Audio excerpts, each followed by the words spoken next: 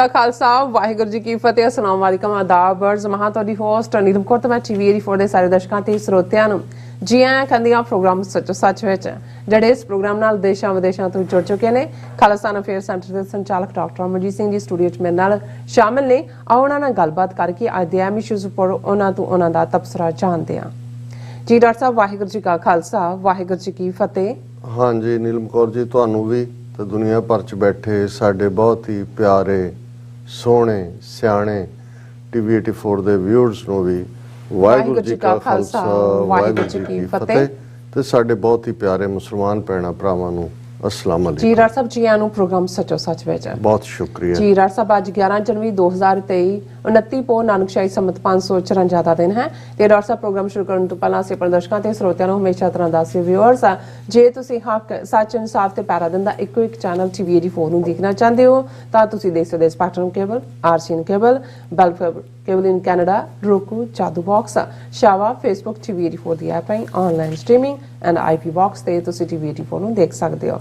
Viewers ਜੇ ਤੁਸੀਂ TV 84 ਨਾਲ ਜਾਂ ਪ੍ਰੋਗਰਾਮ ਸੱਚੋ ਸੱਚ ਨਾਲ ਫੇਸਬੁੱਕ ਰਾਹੀਂ ਜੁੜੇ ਤਾਂ ਵੱਧ ਲਾਈਕ ਕਰੋ ਤੇ ਸ਼ੇਅਰ ਕਰੋ ਅਤੇ ਨਾਲ ਹੀ YouTube ਤੇ ਸਬਸਕ੍ਰਾਈਬ ਵੀ ਕਰੋ। ਇਹ ਵੀ ਦੱਸ ਦਿਓ ਕਿ ਤੁਸੀਂ ਟੀਵੀ 84 ਦੀ ਐਪ ਨੂੰ ਐਂਡਰੋਇਡ ਐਂਡ ਐਪ ਸਟੋਰ ਤੇ ਡਾਊਨਲੋਡ ਕਰਕੇ ਜੋ ਟੀਵੀ 84 ਦੀ ਲਾਈਵ ਸਟ੍ਰੀਮ ਹੈ ਇਸ ਨੂੰ ਤੁਸੀਂ 24 ਆਵਰਸ ਦੇਖ ਸਕਦੇ ਹੋ। ਸੋ ਵਿਊਅਰਸ ਪ੍ਰੋਗਰਾਮ ਦੀ ਸ਼ੁਰੂਆਤ ਕਰਨ ਜਾ ਰਹੇ ਹਾਂ ਔਰ ਕਾਫੀ ਦਿਨਾਂ ਤੋਂ ਬਾਅਦ ਆਪਾਂ ਜਿਹੜਾ ਪ੍ਰੋਗਰਾਮ ਆਪਣਾ ਸ਼ੁਰੂ ਕਰਨ ਜਾ ਰਹੇ ਹਾਂ ਔਰ ਸ਼ੁਰੂਆਤ ਕਰਦੇ ਹਾਂ ਅੱਜ ਦੀ ਸਪਾਂਸਰਸ਼ਿਪ ਦੇ ਹਵਾਲੇ ਨਾਲ ਕਿ ਅੱਜ ਦੇ ਪ੍ਰੋਗਰਾਮ ਸੱਚੋ ਸੱਚ ਨੂੰ ਸਪਾਂਸਰ ਕੀਤਾ ਗਿਆ ਹੈ ਮੈਸਾਚੂਸੇਟਸ ਤੋਂ ਸਰਦਾਰ ਹਰਪ੍ਰੀਤ ਸਿੰਘ ਅਤੇ ਸਰਬਜੋਤ ਕੌਰ ਜੀ ਵੱਲੋਂ। ਸੋ ਇਹਨਾਂ ਨੇ ਪੰਥਕ ਚੜ੍ਹਦੀ ਕਲਾ ਦੀ ਅਰਦਾਸ ਕੀਤੀ ਹੈ ਅਤੇ ਨਾਲ ਇਹੋ ਕਾਮਨਾ ਕੀਤੀ ਹੈ ਕਿ ਡਾਕਟਰ ਅਮਰਜੀਤ ਸਿੰਘ ਅਤੇ ਟੀਵੀ 84 ਜੋ ਸੇਵਾ ਨਿਭਾ ਰਹੇ ਹਨ ਗੁਰੂ ਕਿਰਪਾ ਕਰੇ ਹੋਰ ਬਲ ਬਖਸ਼ੇ ਅਤੇ ਕੌਮੀ ਤੌਰ ਤੇ ਅਸੀਂ ਹੋਰ ਮਜ਼ਬੂਤ ਹੋਈਏ। ਸੋ ਦਰਸ਼ਕਾਂ ਨੂੰ ਇਹੀ ਬੇਨਤੀ ਕੀਤੀ ਹੈ ਕਿ ਆਪੋ ਆਪਣਾ ਫਰਜ਼ ਪਹਿਚਾਨੀਏ ਅਤੇ ਜੋ ਆਪਣੇ ਹੱਥ ਵਿੱਚ ਹੈ ਉਹ ਜ਼ਰੂਰ ਕਰੀਏ ਬਾਕੀ ਗੁਰੂ ਸਹਾਈ ਹੋਣਗੇ। ਸੋ ਦਸਵੰਧ ਜ਼ਰੂਰ ਕੱਢੀਏ। ਸੋ ਅੱਜ ਦੀ ਸਪਾਂਸਰਸ਼ਿਪ ਲਈ ਅਸੀਂ ਸਰਦਾਰ ਹਰਪ੍ਰੀਤ ਸਿੰਘ ਅਤੇ ਸਰਬਜੋਤ ਕੌਰ ਜੀ ਹੋਰਾਂ ਦਾ ਤਹਿ ਦਿਲ ਤੋਂ ਧੰਨਵਾਦ ਕਰਦੇ ਹਾਂ ਔਰ ਤੁਹਾਨੂੰ ਵੀ ਅਪੀਲ ਤੇ ਬੇਨਤੀ ਕਰਦੇ ਹਾਂ ਕਿ ਤੁਸੀਂ ਪ੍ਰੋਗਰਾਮ ਸੱਚੋ ਸੱਚ ਨੂੰ ਵੱਧ ਤੋਂ ਵੱਧ ਸਪਾਂਸਰ ਕਰੋ। ਸਪਾਂਸਰਸ਼ਿਪ ਲਈ ਤੁਸੀਂ ਸਾਨੂੰ ਕਾਲ ਕਰ ਸਕਦੇ ਸਾਡੇ ਫੋਨ ਨੰਬਰ ਤੇ 5166191984 ਸੇਮ ਨੰਬਰ ਤੇ WhatsApp ਕਰ ਸਕਦੇ ਹੋ। ਤੁਸੀਂ ਸਾਨੂੰ ਈਮੇਲ ਵੀ ਕਰ ਸਕਦੇ ਹੋ info@tv84.tv ਤੇ। ਸੋ ਵਿਊਅਰਸ ਪਹਿਲੇ ਸੈਗਮੈਂਟ ਦੇ ਵਿੱਚ ਡਾਕਟਰ ਸਾਹਿਬ ਕੋਲ ਉਹਨਾਂ ਦੇ ਜਿਹੜਾ ਕੈਨੇਡਾ ਦਾ ਜਿਹੜਾ ਟ੍ਰਿਪ ਸੀ ਉਸ ਬਾਰੇ ਆਪਾਂ ਗੱਲਬਾਤ ਕਰਨ ਜਾ ਰਹੇ ਹਾਂ। ਸੋ ਡਾਕਟਰ ਸਾਹਿਬ ਫਿਰ ਦੁਬਾਰਾ ਆਪਾਂ ਤੁਹਾਨੂੰ ਜੀ ਆਇਆਂ ਕਹਿੰਦੇ ਹਾਂ ਔਰ ਤੁਹਾਡੇ ਟ੍ਰਿਪ ਵਾਲੇ ਗੱਲਬਾਤ ਕਰਾਂਗੇ ਕਿ ਜਿਹੜੇ ਜਿਸ ਤਰ੍ਹਾਂ ਕਿ ਤੁਸੀਂ ਪਿਛਲੇ ਦਿਨਾਂ ਤੋਂ ਲਗਭਗ ਕੈਨੇਡਾ ਦੇ ਜਿਹੜੇ ਸੂਬੇ ਬ੍ਰਿਟਿਸ਼ ਕੋਲੰਬੀਆ ਵਿੱਚ ਵਿਜ਼ਿਟ ਕੀਤਾ ਔਰ ਸੰਗਤਾਂ ਦੇ ਜਿਹੜੇ ਤੁਸੀਂ ਰੂਬਰੂ ਹੋਏ ਹੋ ਔਰ ਸਿੱਖ ਗੁਰਦੁਆਰਾ ਕੌਂਸਲ ਵੱਲੋਂ ਜਿਹੜਾ ਆਰਗੇਨਾਈਜ਼ ਜਿਹੜੇ ਕੀਤੇ ਗਏ ਸੈਮੀਨਾਰ ਵਿੱਚ ਜਿਹੜੇ ਮੁੱਖ ਬੁਲਾਰੇ ਦੇ ਤੌਰ ਤੇ ਤੁਸੀਂ ਸ਼ਾਮਲ ਵੀ ਹੋਏ ਹੋ ਔਰ ਜਿਸ ਵਿੱਚ 500 ਤੋਂ ਜ਼ਿਆਦਾ ਸਿੱਖ ਸੰਗਤਾਂ ਨੇ ਸ਼ਮੂਲੀਅਤ ਕੀਤੀ ਔਰ ਅੱਡ-ਅੱਡ ਜਿਹੜੇ ਗੁਰਦੁਆਰਿਆਂ ਦੇ ਪ੍ਰਬੰਧਕਾਂ ਵੱਲੋਂ ਵੀ ਇਸ ਵਿੱਚ ਹਾਜ਼ਰੀ ਲਵਾਈ ਗਈ ਹੈ। ਸੋ ਇਸ ਬਾਰੇ ਆਪਾਂ ਗੱਲਬਾਤ ਕਰਾਂਗੇ ਤੁਹਾਡੇ ਨਾਲ। ਸੋ ਤੁਹਾਡੇ ਕੀ ਵਿਚਾਰ ਹੈ ਔਰ ਤੁਹਾਡਾ ਜਿਹੜਾ ਟ੍ਰਿਪ ਹੈ ਉਹ ਕਿੱਦਾਂ ਰਿਹਾ? ਦੇਖੋ ਸਭ ਤੋਂ ਪਹਿਲਾਂ ਤਾਂ ਅਸੀਂ ਆਪਣੇ ਸਾਰੇ ਹੀ ਦਰਸ਼ਕਾਂ ਤੋਂ ਮਾਫੀ ਚਾਹੁੰਦੇ ਹਾਂ ਕਿ ਨਾ ਚਾਹੁੰਦੇ ਹੋਏ ਵੀ ਸਾਨੂੰ ਕਈ ਵਾਰ ਇੱਥੋਂ ਗੈਰ ਹਾਜ਼ਰ ਰਹਿਣਾ ਪੈਂਦਾ ਜੀ। ਸਾਡੀ ਕੋਸ਼ਿਸ਼ ਹੁੰਦੀ ਹੈ ਕਿ ਜਾਣ ਦੇ ਅਖੀਰਲੇ ਦਿਨ ਵੀ ਅਸੀਂ ਆਪਣਾ ਪ੍ਰੋਗਰਾਮ ਕਰਕੇ ਜਾਈਏ ਔਰ ਜਿਹੜੇ ਮਿਸ ਡੇ ਹੁੰਦੇ ਨੇ ਉਹਦੇ 'ਚ ਜਿੱਥੇ ਵੀ ਅਸੀਂ ਹਾਂ ਉੱਥੋਂ ਦੀ ਸਾਡੀ ਕਾਰਗੁਜ਼ਾਰੀ ਵੀ ਦਰਸ਼ਕਾਂ ਦੇ ਸਾਹਮਣੇ ਰਹੇ। ਇਸ ਲਈ ਬੀਤੇ ਦੋਵੇਂ ਦਿਨ ਮੰਡੇ ਵੀ ਔਰ ਟਿਊਜ਼ਡੇ ਵੀ ਸਾਡੇ ਦਰਸ਼ਕਾਂ ਨੇ ਗੁਰੂ ਨਾਨਕ ਸਿੰਘ ਗੁਰਦੁਆਰਾ ਸਾਹਿਬ ਸਰੀ ਔਰ ਦਸ਼ਮੇਸ਼ ਦਰਬਾਰ ਸਰੀ ਬ੍ਰਿਟਿਸ਼ ਕੋਲੰਬੀਆ 'ਚ ਜਿਹੜੀ ਸਾਡੀ ਪ੍ਰੈਜੈਂਟੇਸ਼ਨ ਸੀ ਦੋਨੋਂ ਗੁਰਦੁਆਰਿਆਂ 'ਚ ਉਹਨਾਂ ਨੇ ਦੇਖਿਆ ਸੁਣਿਆ ਜੀ। ਲੇਕਿਨ ਇਸ ਦੇ ਬਾਵਜੂਦ ਸਾਡੇ ਵਿਊਅਰਸ ਦਾ ਹੁੰਦਾ ਹੈ ਕਿ ਜੀ ਅਸੀਂ ਸੱਚੋ ਸੱਚ ਨੂੰ ਮਿਸ ਕਰਦੇ ਹਾਂ ਔਰ ਵੈਸੇ ਇਮਾਨਦਾਰੀ ਨਾਲ ਮੈਂ ਵੀ ਇਹ ਐਡਮਿਟ ਕਰਨਾ ਚਾਹੁੰਦਾ ਕਿ ਬੇਸ਼ੱਕ ਕਿਤੇ ਵੀ ਜਾਣ ਲੱਗਿਆ ਔਰ ਖਾਸ ਤੌਰ ਤੇ ਇਸ ਟ੍ਰਿਪ ਦੇ ਦੌਰਾਨ ਵੀ ਹਜ਼ਾਰਾਂ ਦੀ ਗਿਣਤੀ 'ਚ ਸਿੱਖ ਸੰਗਤਾਂ ਦੇ ਦੀਦਾਰ ਹੋਏ। ਬਹੁਤ ਸਾਰਿਆਂ ਨਾਲ ਲਗਭਗ 20 ਸਾਲ ਬਾਅਦ ਮਿਲਣ ਦਾ ਇਤਫਾਕ ਹੋਇਆ। ਲੇਕਿਨ ਜਿਵੇਂ ਮੇਰੀ ਵੀ ਜਿਵੇਂ ਰੂਹ ਸੱਚੋ ਸੱਚ ਦੇ ਵਿੱਚ ਆ ਕੇ ਬਾਗੋ ਬਾਗ ਹੁੰਦੀ ਹੈ ਮੈਂ ਵੀ ਮਿਸ ਕਰਦਾ ਕਿਉਂਕਿ ਇਹ ਸਾਰੇ ਦੀ ਇੱਕ ਰੂਟੀਨ ਵੀ ਬਣ ਜਾਂਦੀ ਹੈ। ਪਰ ਮੈਨੂੰ ਹਮੇਸ਼ਾ ਇਹ ਲੱਗਦਾ ਹੁੰਦਾ ਹੈ ਕਿ ਵੀ 24 ਘੰਟੇ ਦੇ ਕਲੌਕ 'ਚ ਮੈਂ ਆਪਣਾ ਬੈਸਟ ਦੇਣਾ ਹੈ ਇਸ 1.5 ਘੰਟੇ 'ਚ। ਸੋ ਮੇਰਾ ਸਭ ਕੁਝ ਹੀ ਇਮਰਸ ਹੁੰਦਾ ਜੋ ਵੀ ਦੁਨੀਆ 'ਚ ਚੱਲ ਰਿਹਾ ਹੁੰਦਾ। ਲੇਕਿਨ ਫਿਰ ਵੀ ਜਿੱਥੇ ਸੰਗਤ ਵੀ ਗੁਰੂ ਕੀ ਹੈ ਜਿੱਥੇ ਜਿੱਥੇ ਬੈਠੀ ਹੈ ਜੇ ਉਹਨਾਂ ਦੀ ਪਿਆਰ ਖਿੱਚ ਜਿਹੜੀ ਹੈ ਉਹਦਾ ਤੁਨਕਾ ਵੱਜਦਾ ਹੈ ਤੇ ਫਿਰ ਅਸੀਂ ਉਸ ਦੇ ਅੱਗੇ ਵੀ ਸਿਰ ਝੁਕਾਉਂਦੇ ਹਾਂ। ਬਿਲਕੁਲ। ਬੇਸ਼ੱਕ ਬ੍ਰਿਟਿਸ਼ ਕੋਲੰਬੀਆ ਪਿਛਲੇ ਹਫ਼ਤਿਆਂ ਦੇ ਵਿੱਚ ਜਦੋਂ ਇੱਕ ਵਾਰ ਉਹਨੂੰ ਮੈਂ ਕ੍ਰਿਸ ਕ੍ਰਾਸ ਵਿਜ਼ਿਟ ਹੀ ਕਵਾਂਗਾ, ਐਡਮਿੰਟਨ ਜਾਣ ਲੱਗੇ ਅਸੀਂ ਰੁਕੇ ਸੀ ਇੱਕ ਅੱਧੇ ਦਿਨ ਲਈ ਪ੍ਰਮੁੱਖ ਜਥੇਬੰਦੀਆਂ ਦੇ ਨੁਮਾਇੰਦਿਆਂ ਨਾਲ ਗੁਰਦੁਆਰਾ ਦਸ਼ਮੇਸ਼ ਦਰਬਾਰ ਜਿਹੜੀ ਹੈ ਉਹ ਗੁਫ਼ਤਗੂ ਵੀ ਹੋਈ ਸੀ, ਪਰ ਸੰਗਤ ਦੇ ਰੂਬਰੂ ਨਹੀਂ ਸੀ ਹੋ ਸਕੇ।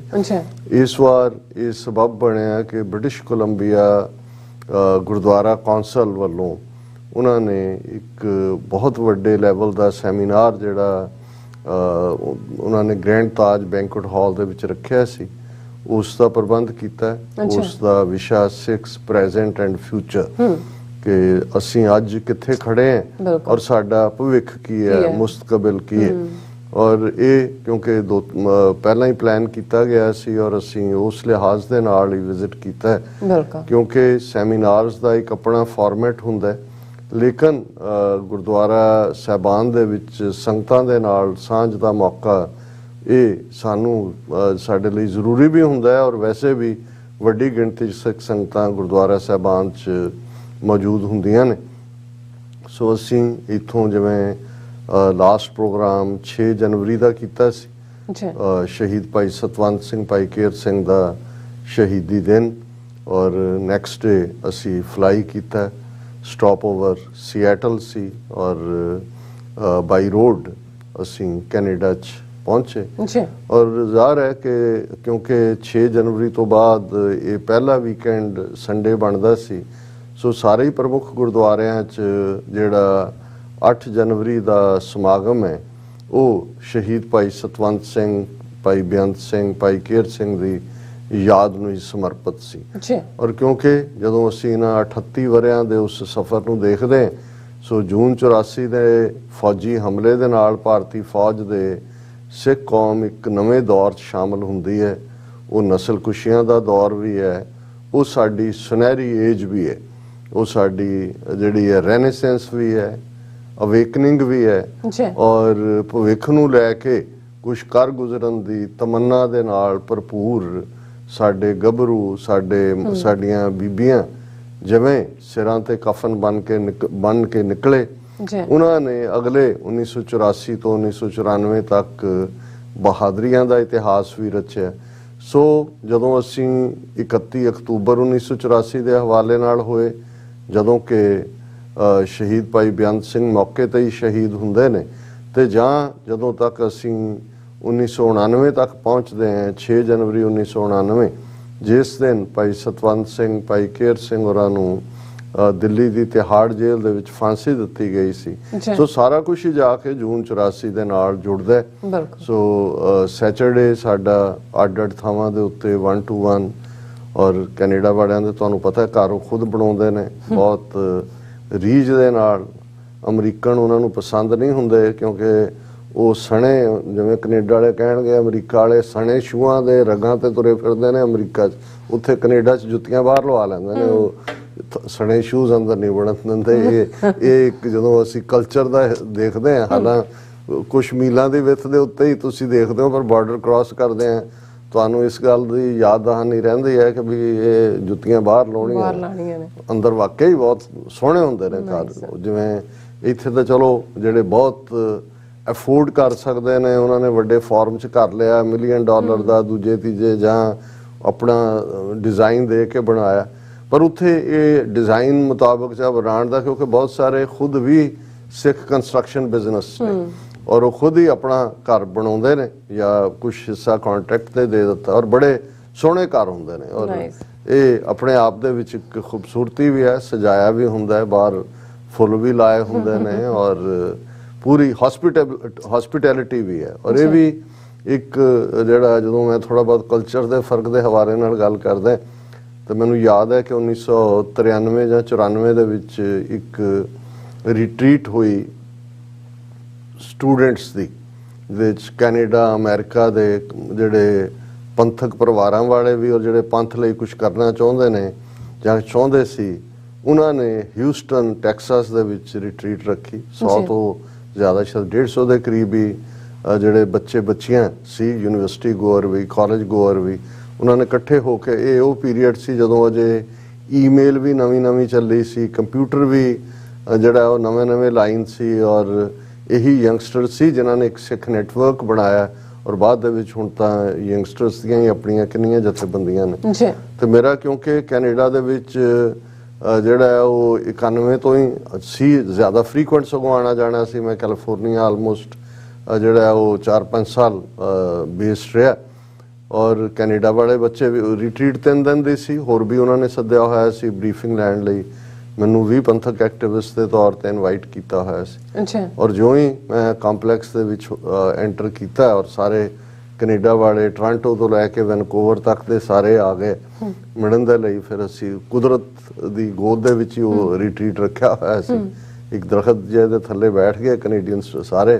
ਤੇ ਮੈਂ ਉਹਨਾਂ ਨੂੰ ਪੁੱਛਿਆ, ਮੈਂ ਕਿਹਾ ਵੀ ਤੁਹਾਡਾ ਕਿਵੇਂ ਹੈ ਇੰਟਰੈਕਸ਼ਨ, ਤੁਹਾਨੂੰ ਅਮਰੀਕਨ ਕਿਵੇਂ ਲੱਗਦੇ ਨੇ, ਕੀ ਹੈ?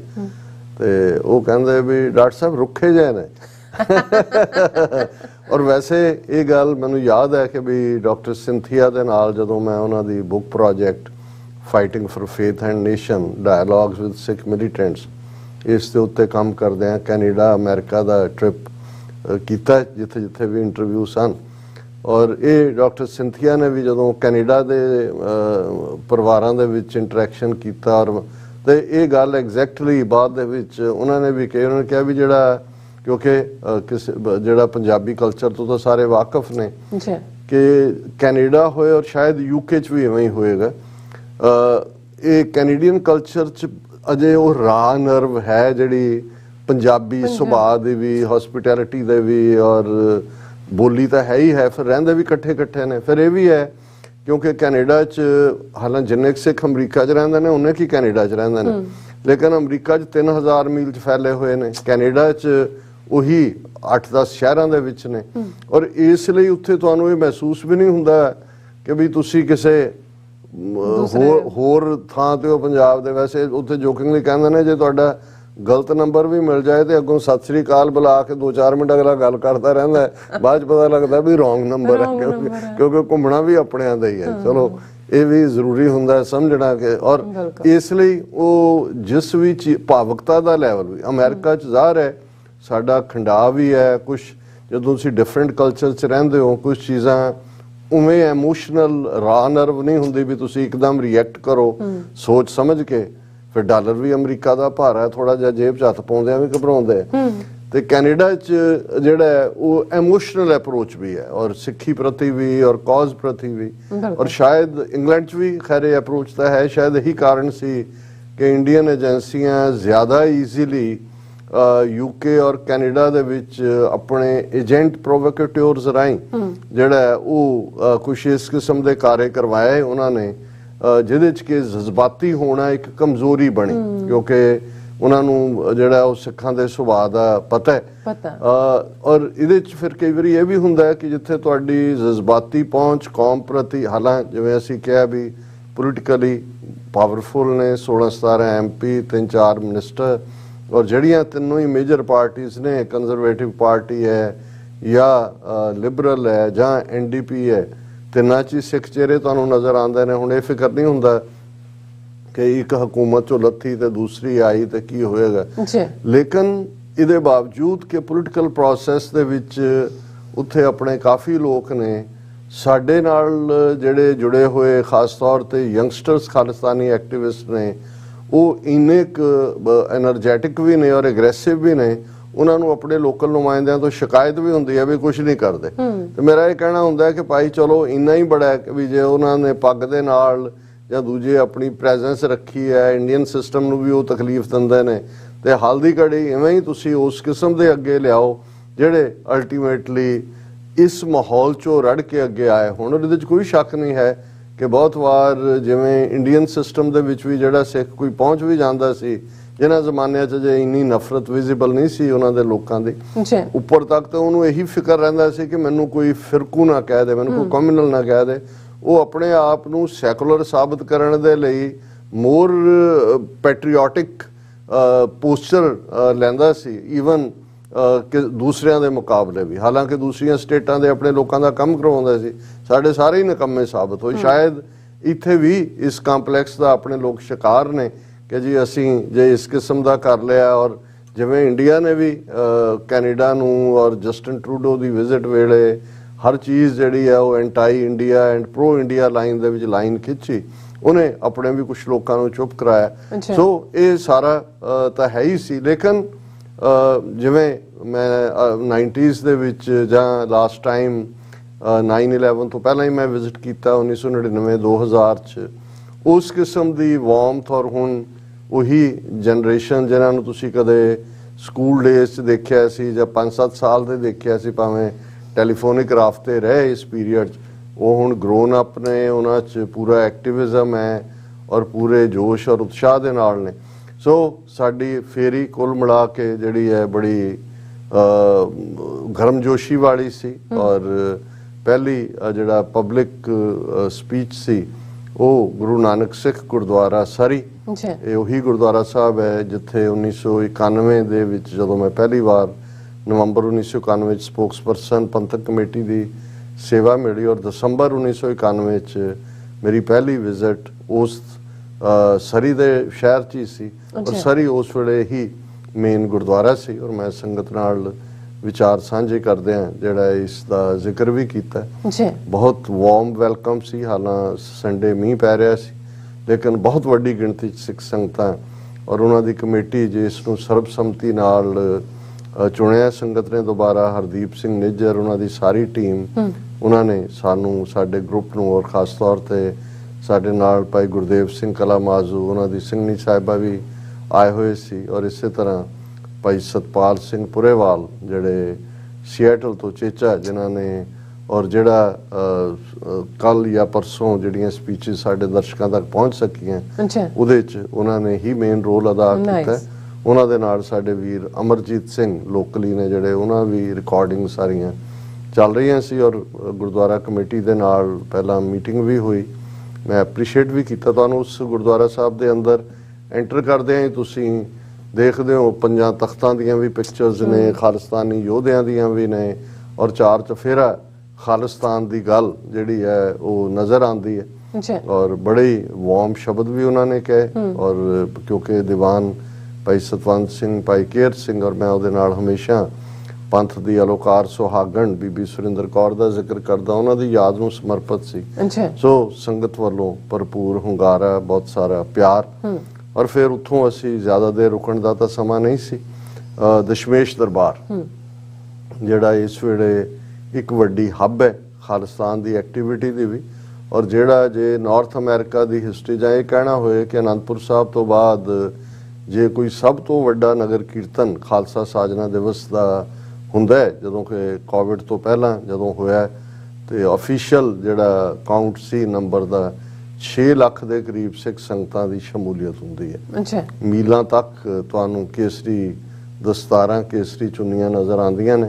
ਹੁਣ ਤਾਂ ਉਹਨਾਂ ਨੇ ਬਹੁਤ ਵੱਡੀ ਅਕੈਡਮੀ ਵੀ ਬੱਚਿਆਂ ਦੇ ਲਈ, ਔਰ ਬਹੁਤ ਸਾਰਾ ਪ੍ਰਬੰਧ। ਤੁਹਾਨੂੰ ਬਹੁਤ ਵਾਰ ਜਿਹੜੇ ਲੋਕ ਕਈ ਵਾਰ ਇਸ ਕਿਸਮ ਦੀਆਂ ਗੱਲਾਂ ਕਰਦੇ ਨੇ ਕਿ ਜੀ ਖਾਲਿਸਤਾਨ ਬਣਿਆ ਤੇ ਇਹ ਕਿਵੇਂ ਚਲਾਣਗੇ, ਕਿਵੇਂ ਕੰਟਰੋਲ ਕਿਵੇਂ ਕਰਨਗੇ, ਔਰ ਤੁਸੀਂ ਜਦੋਂ ਇਸ ਕਿਸਮ ਦੇ ਜਾ ਕੇ ਦੇਖਦੇ ਹੋ ਅਜੂਬੇ ਵਾਂਗ ਹੀ ਹੁੰਦਾ ਹੈ। ਜੇ ਹੁਣ ਅਨੰਦਪੁਰ ਸਾਹਿਬ ਵੀ ਦੇਖੀਏ, ਜਦੋਂ ਸਮਾਗਮ ਹੁੰਦੇ ਨੇ ਜਾਂ ਅੰਮ੍ਰਿਤਸਰ ਚ ਹੁੰਦਾ, ਮਿਲੀਅਨਸ ਲੋਕ ਹੁੰਦੇ ਨੇ, ਕਿੱਥੋਂ ਲੰਗਰ ਆ ਰਿਹਾ ਹੈ, ਕੌਣ ਸੁਚੱਜਾ ਪ੍ਰਬੰਧ ਕਰ ਰਿਹਾ ਹੈ, ਬਿਲਕੁਲ ਇਨਸੀਡੈਂਟ ਫ੍ਰੀ ਹੁੰਦੀ ਹੈ। ਸੋ ਉੱਥੇ ਵੀ ਬਹੁਤ ਵੱਡੀ ਗਿਣਤੀ 'ਚ ਸਿੱਖ ਸੰਗਤਾਂ ਦੀ ਸ਼ਮੂਲੀਅਤ ਸੀ, ਔਰ ਉਹਨਾਂ ਦੇ ਨਾਲ ਸੰਗਤ ਨਾਲ ਵੀ ਪੰਥਕ ਵਿਚਾਰਾਂ ਔਰ ਅੱਗੋਂ ਕੌਮ ਦੇ ਸਾਹਮਣੇ ਕੌਮੀ ਘਰ ਖਾਲਿਸਤਾਨ ਦਾ ਮੁੱਦਾ, ਔਰ ਉਸ ਦੇ ਲਈ ਆਪਸ 'ਚ ਸਿਰ ਜੋੜ ਕੇ ਬਹਿਣ ਦੀ ਗੱਲ।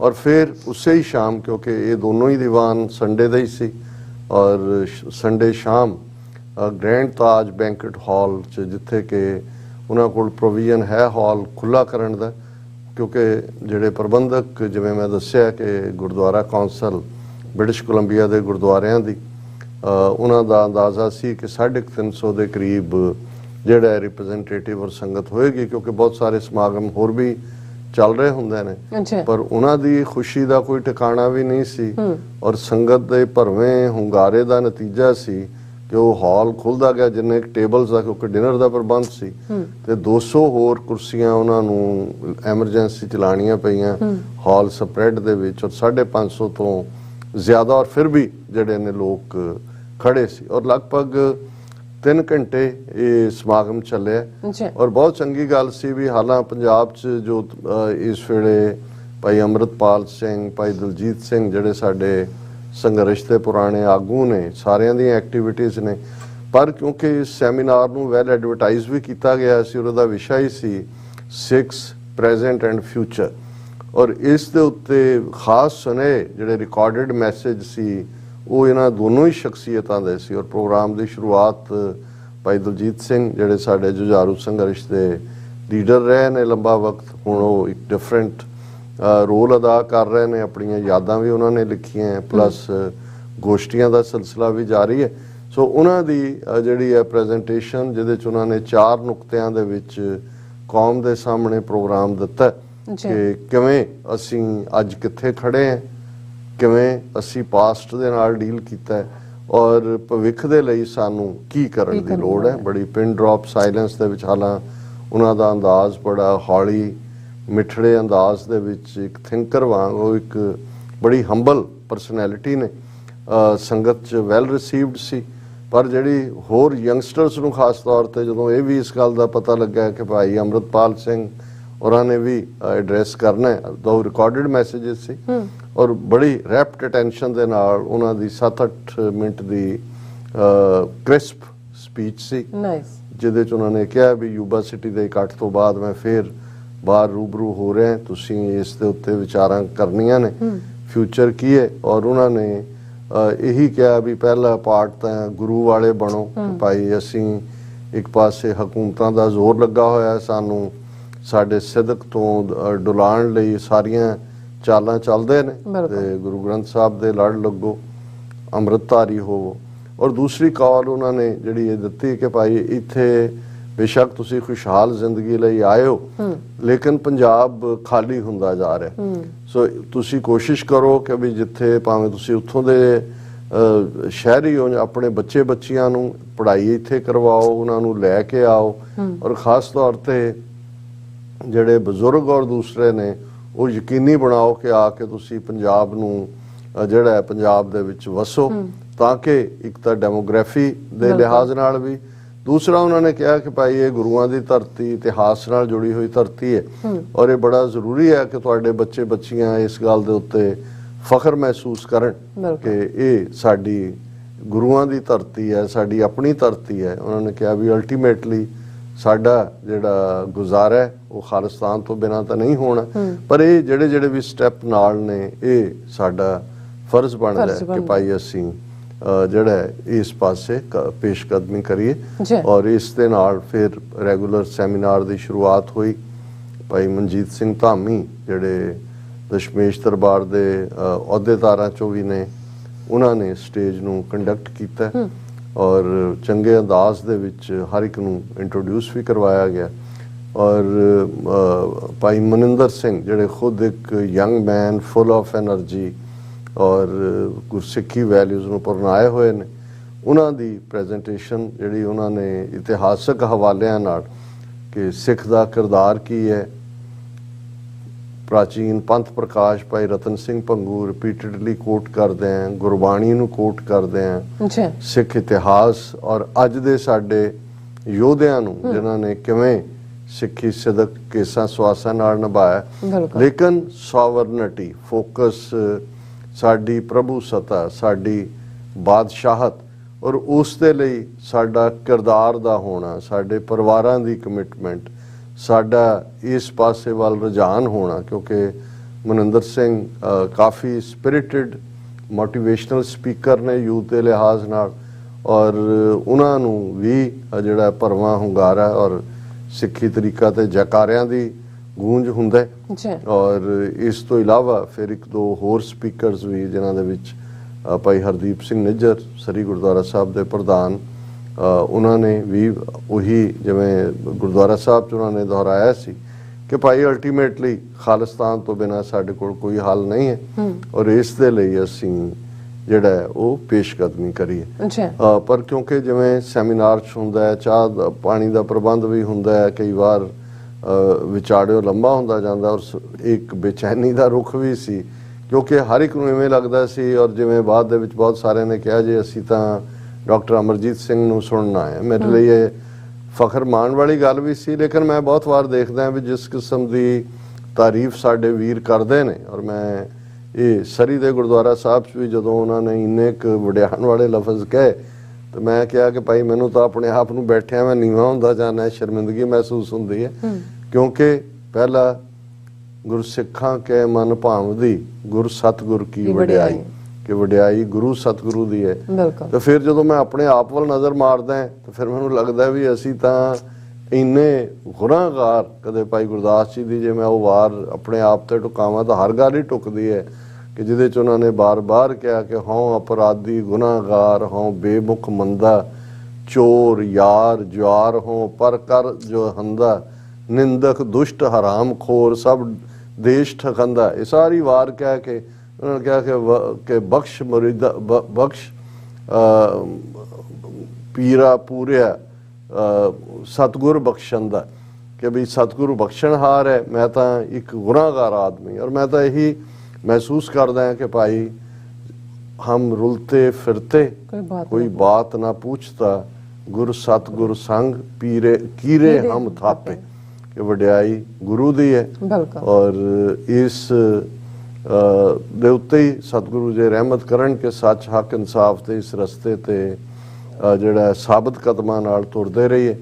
ਸੋ ਪ੍ਰੈਜੈਂਟੇਸ਼ਨ, ਕਿਉਂਕਿ ਇਹ ਸਾਰਾ ਪ੍ਰੋਗਰਾਮ ਬਾਕੀ ਤਾਂ ਅਸੀਂ ਆਪਣੇ ਵਿਊਅਰਸ ਨੂੰ ਦਿਖਾ ਦਿੱਤਾ ਹੈ, ਹੁਣ ਮੈਂ ਸਾਰੀਆਂ ਝਲਕੀਆਂ ਨਹੀਂ ਦਿਖਾਵਾਂਗਾ। ਇਹ 2.5-3 ਘੰਟੇ ਦਾ ਪ੍ਰੋਗਰਾਮ ਜਿਹੜਾ ਵੈਲ ਰਿਕਾਰਡਡ ਹੈ, ਹਾਲਾਂ ਉਸ ਦੇ ਥੋੜੇ ਕਲਿੱਪਸ ਪਿਕਚਰਸ ਚਾਰ ਚਫੇਰੇ ਗਈਆਂ ਨੇ, ਉਹ ਅਸੀਂ ਆਉਣ ਵਾਲੇ ਦਿਨਾਂ ਦੇ ਵਿੱਚ ਸੰਗਤ ਦੇ ਨਾਲ ਉਹ ਸਾਰਾ ਸ਼ੇਅਰ ਵੀ ਕਰਾਂਗੇ। ਲੇਕਿਨ ਇਸ ਨੂੰ ਬੜਾ ਜਿਹੜਾ ਪਿਨ ਡ੍ਰੌਪ ਸਾਇਲੈਂਸ ਦੇ ਵਿੱਚ ਵੀ, ਔਰ ਉਸ ਤੋਂ ਬਾਅਦ ਜਿਵੇਂ ਸਾਰਿਆਂ ਦਾ ਇੰਟਰੈਕਸ਼ਨ ਵੀ ਸੀ ਲਗਭਗ 11 ਵਜੇ ਤੱਕ, ਔਰ ਇੰਨੀ ਹੋਣ ਦੇ ਬਾਵਜੂਦ ਕਿ ਲੰਬਾ 6 ਵਜੇ ਸਾਰਾ ਪ੍ਰੋਗਰਾਮ ਸ਼ੁਰੂ ਹੋ ਗਿਆ, 6:30 ਪਰਿਵਾਰਾਂ ਦੇ ਸਮੇਤ ਜਿਹੜੇ ਸਾਰੇ ਆਏ ਹੋਏ ਸੀ, ਉਹ ਹਰ ਕੋਈ ਗੱਲ ਕਰਨੀ ਚਾਹੁੰਦਾ ਸੀ, ਭਾਵੇਂ 1 ਮਿੰਟ ਦੀ 2 ਮਿੰਟ ਦੀ ਫੋਟੋ ਸੈਸ਼ਨ ਇੱਧਰ ਉੱਧਰ। ਮੈਨੂੰ ਬਹੁਤ ਵਾਰ ਲੱਗੇ ਕਿ ਭਾਈ ਇਹ ਤਾਂ ਇਹ ਜ਼ਿਆਦਤੀ ਕਰ ਰਹੇ ਨੇ, ਇਹ ਤਾਂ ਲੋੜ ਤੋਂ ਵੱਧ ਸਿਰ ਤੇ ਚੁੱਕ ਰਹੇ ਨੇ। ਔਰ ਬਹੁਤ ਵਾਰੀ ਫਿਰ ਜਿੰਨਾ ਸਿਰ ਤੇ ਚੁੱਕਿਆ ਹੁੰਦਾ ਪਤਾ ਨਹੀਂ ਹੁੰਦਾ ਵੀ ਕਦੋਂ ਜਿਹੜਾ ਉਹ ਦੂਸਰਾ ਪਾਸਾ ਸ਼ੁਰੂ ਹੋ ਜਾਂਦਾ ਹੈ। ਲੇਕਿਨ ਮੈਨੂੰ ਇਸ ਗੱਲ ਦੀ ਖੁਸ਼ੀ ਹੈ ਕਿ ਭਾਈ ਜੇ ਕੋਈ ਇਹ ਮਾਣ ਜਾਂ ਤਾਣ ਦਾ ਹੱਕਦਾਰ ਹੈ ਤੇ ਇਹ ਸਤਿਗੁਰੂ ਦੀ ਵਡਿਆਈ ਹੈ ਤਾਂ ਇਸੇ ਲਈ ਕਿ ਭਾਈ ਗੁਰੂ ਦਾ ਜਸ ਕਰਨਾ, ਗੁਰੂ ਦੇ ਪੰਥ ਦੇ ਨਿਸ਼ਾਨੇ ਦੀ ਗੱਲ ਕਰਨੀ। ਔਰ ਇਸ ਸਾਰੇ 'ਚ ਮੈਂ ਜਿਵੇਂ ਕਿਹਾ ਕਿ ਵੀ ਮੈਂ ਹੁਣ ਬਾਕੀ ਤਾਂ ਨਹੀਂ ਜਿਹੜਾ ਉਸ ਬਾਰੇ ਕੋਈ ਹੋਰ ਬਹੁਤੀ ਡੀਟੇਲ ਪ੍ਰੋਗਰਾਮ ਦੀ ਤੁਹਾਡੇ ਸਾਹਮਣੇ ਜਦੋਂ ਇਹ ਪੂਰਾ ਲਾਈਵ ਆਏਗੀ।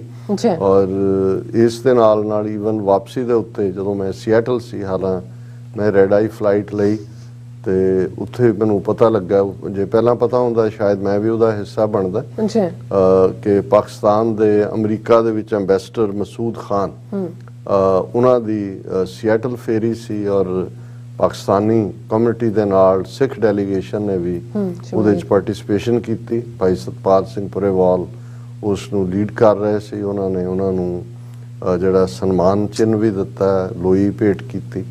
ਔਰ ਉਹਨਾਂ ਨੇ ਵੀ ਕਿ ਭਾਈ ਕਰਤਾਰਪੁਰ ਸਾਹਿਬ ਲਾਂਘੇ ਦਾ ਖੁੱਲ੍ਹਣਾ ਜਾਂ ਸਾਡੀ ਸਟਰਗਲ, ਇਹ ਜਿਹੜੇ ਮਸੂਦ ਖਾਨ ਨੇ ਇਹ ਆਜ਼ਾਦ ਕਸ਼ਮੀਰ ਦੇ ਆਗੂ ਵੀ ਰਹੇ ਨੇ ਪ੍ਰਮੁੱਖ ਤੌਰ ਤੇ, ਔਰ ਕੋਵਿਡ ਤੋਂ ਪਹਿਲਾਂ ਇੱਕ ਵਾਰ ਇੱਕ ਵੱਡੇ ਇਕੱਠ ਦੇ ਵਿੱਚ ਮੇਰੇ ਨਾਲ ਮੈਂ ਕੋ ਪੈਨਲਿਸਟ ਵੀ ਸੀ ਉਹਨਾਂ ਦੇ ਨਾਲ, ਔਰ ਇਹ ਸਿਵਲ ਸਰਵਿਸ ਵੀ ਰਹੇ ਪਾਕਿਸਤਾਨ ਦੀ, ਔਰ ਹੁਣ ਪ੍ਰੋਮੀਨੈਂਟਲੀ ਇਹਨਾਂ ਦਾ ਰੁਤਬਾ ਹੈ, ਔਰ ਇਹ ਪਾਕਿਸਤਾਨ ਦੇ ਐਂਬੈਸਡਰ ਨੇ ਅਮਰੀਕਾ ਦੇ ਵਿੱਚ। ਸੋ ਮੈਨੂੰ ਇਹ ਚੰਗਾ ਲੱਗਦਾ ਜਦੋਂ ਕਿ ਸਾਡੇ ਵੀਰ ਭੈਣਾਂ ਜਿੱਥੇ ਵੀ ਨੇ ਉਹ ਆਊਟਰੀਚ ਖੁਦ ਹੀ ਕਰਦੇ ਨੇ, ਉਹਨਾਂ ਨੂੰ ਲੱਗਦਾ ਵੀ ਸਾਡੇ ਇੰਟਰਸਟ ਕਿੱਥੇ ਜੁੜੇ ਹੋਏ ਨੇ, ਕਿਵੇਂ ਅਸੀਂ ਜਿਹੜਾ ਹੈ ਕਸ਼ਮੀਰੀ ਸਟਰਗਲ ਹੋਏ, ਨਾਗਿਆਂ ਦੀ ਸਟਰਗਲ ਹੋਏ, ਜਾਂ ਸਾਡਾ ਦਲਿਤ ਭਾਈਚਾਰਾ ਹੋਏ, ਕਿਉਂਕਿ ਬਹੁਤ ਸਾਰੇ ਗਰੁੱਪਸ ਰਲ ਕੇ ਕੰਮ ਕਰਦੇ ਨੇ। ਸੋ ਇਹ ਵੀ ਆਪਣੇ ਆਪ ਦੇ ਵਿੱਚ ਇੱਕ ਪੋਜ਼ਿਟਿਵ ਗੱਲ ਸੀ। ਜੇ ਮੇਰੇ ਕੋਲ ਵਕਤ ਹੁੰਦਾ, ਹਾਲਾਂ ਮੇਰੀ ਲੇਟ ਆਵਰਸ ਫਲਾਈਟ ਸੀ ਨਾਈਟ ਦੇ, ਲੇਕਿਨ ਟਾਈਮ ਦਾ ਇੱਕ ਰੈਸਟ੍ਰੇਨ ਸੀ ਜਿਹਦੇ ਕਰਕੇ ਮੈਂ ਪਾਰਟਿਸਿਪੇਸ਼ਨ ਨਹੀਂ ਕਰ ਸਕਿਆ, ਪਰ ਮੈਂ ਸਿਆਟਲ ਦੀਆਂ ਸਿੱਖ ਸੰਗਤਾਂ ਭਾਈ ਸਤਪਾਲ ਸਿੰਘ ਪੁਰੇਵਾਲ ਔਰ ਭਾਈ ਹੀਰਾ ਸਿੰਘ ਔਰ ਦੂਸਰੇ ਜਿਨ੍ਹਾਂ ਸਾਰਿਆਂ ਨੇ ਪਾਰਟਿਸਿਪੇਸ਼ਨ ਕੀਤੀ ਹੈ ਉਹਨਾਂ ਨੂੰ ਮੁਬਾਰਕਬਾਦ ਦਿੰਦੇ ਜੀ। ਵੈਸੇ ਅਸੀਂ ਸਪਾਂਸਰਸ਼ਿਪ ਦਾ ਜ਼ਿਕਰ ਪ੍ਰੋਗਰਾਮ ਦੀ ਬਿਗਨਿੰਗ ਚ ਕਰਦੇ ਹਾਂ, ਪਰ ਅੱਜ ਤੁਸੀਂ ਇਵੇਂ ਚੱਕਵੇਂ ਜਿਹੇ ਅੰਦਾਜ਼ ਚ ਵਿਜ਼ਿਟ ਦਾ ਪੁੱਛਿਆ ਕਿ ਮੈਂ ਵੀ ਸਪਾਂਸਰਸ਼ਿਪ ਨੂੰ ਜਿਹੜਾ ਕੋਈ ਗੱਲ ਨਹੀਂ, ਫੋਨ ਕਰ ਲਓ, ਲਾਸ ਦੇ ਵਿੱਚ ਲੈ ਗਿਆ। ਡਾਕਟਰ ਹਰਪ੍ਰੀਤ ਸਿੰਘ ਔਰ ਬੀਬੀ Sarabjot Kaur. Doctor Harpreet Singh Harvard university ਤੋਂ ਉਹਨਾਂ ਨੇ PhD ਕੀਤੀ ਹੈ, ਹੁਣ ਉੱਥੇ ਉਹ ਪੜ੍ਹਾਉਂਦੇ ਵੀ ਨੇ, ਕੁਝ ਕੋਰਸਿਸ ਵੀ ਲੈਂਦੇ ਨੇ ਔਰ ਅਮਰੀਕਨ ਐਂਡੋਮੈਂਟ ਫਾਊਂਡੇਸ਼ਨ ਦੇ ਥੱਲੇ ਜਿਹੜਾ ਹੈ ਉਹ ਹੋਰ ਵੀ ਕਾਰਜਾਂ ਦੇ ਵਿੱਚ ਜੁੜੇ ਹੋਏ ਨੇ। ਸਾਡੇ ਨਾਲ ਤਾਂ ਉਹਨਾਂ ਦਾ ਰਾਬਤਾ ਜਦੋਂ ਉਹ ਸਟੂਡੈਂਟ ਡੇਜ਼ ਦੇ ਵਿੱਚ ਸੀ, ਫਿਰ ਕੰਪਿਊਟਰ ਇੰਜੀਨੀਅਰ ਬਣੇ, ਫਿਰ ਉਹ ਕੰਪਿਊਟਰ ਲਾਈਨ ਨੂੰ ਛੱਡ ਕੇ ਉਹਨਾਂ ਨੇ ਐਕੈਡੈਮਿਕ ਨੂੰ ਚੁਣਿਆ, ਫਿਰ ਹਾਰਵਰਡ 'ਚ ਪੜ੍ਹਨ ਲਈ ਗਏ, ਉੱਥੇ ਹੀ PhD ਉੱਥੇ ਹੀ ਰਹਿੰਦੇ ਨੇ।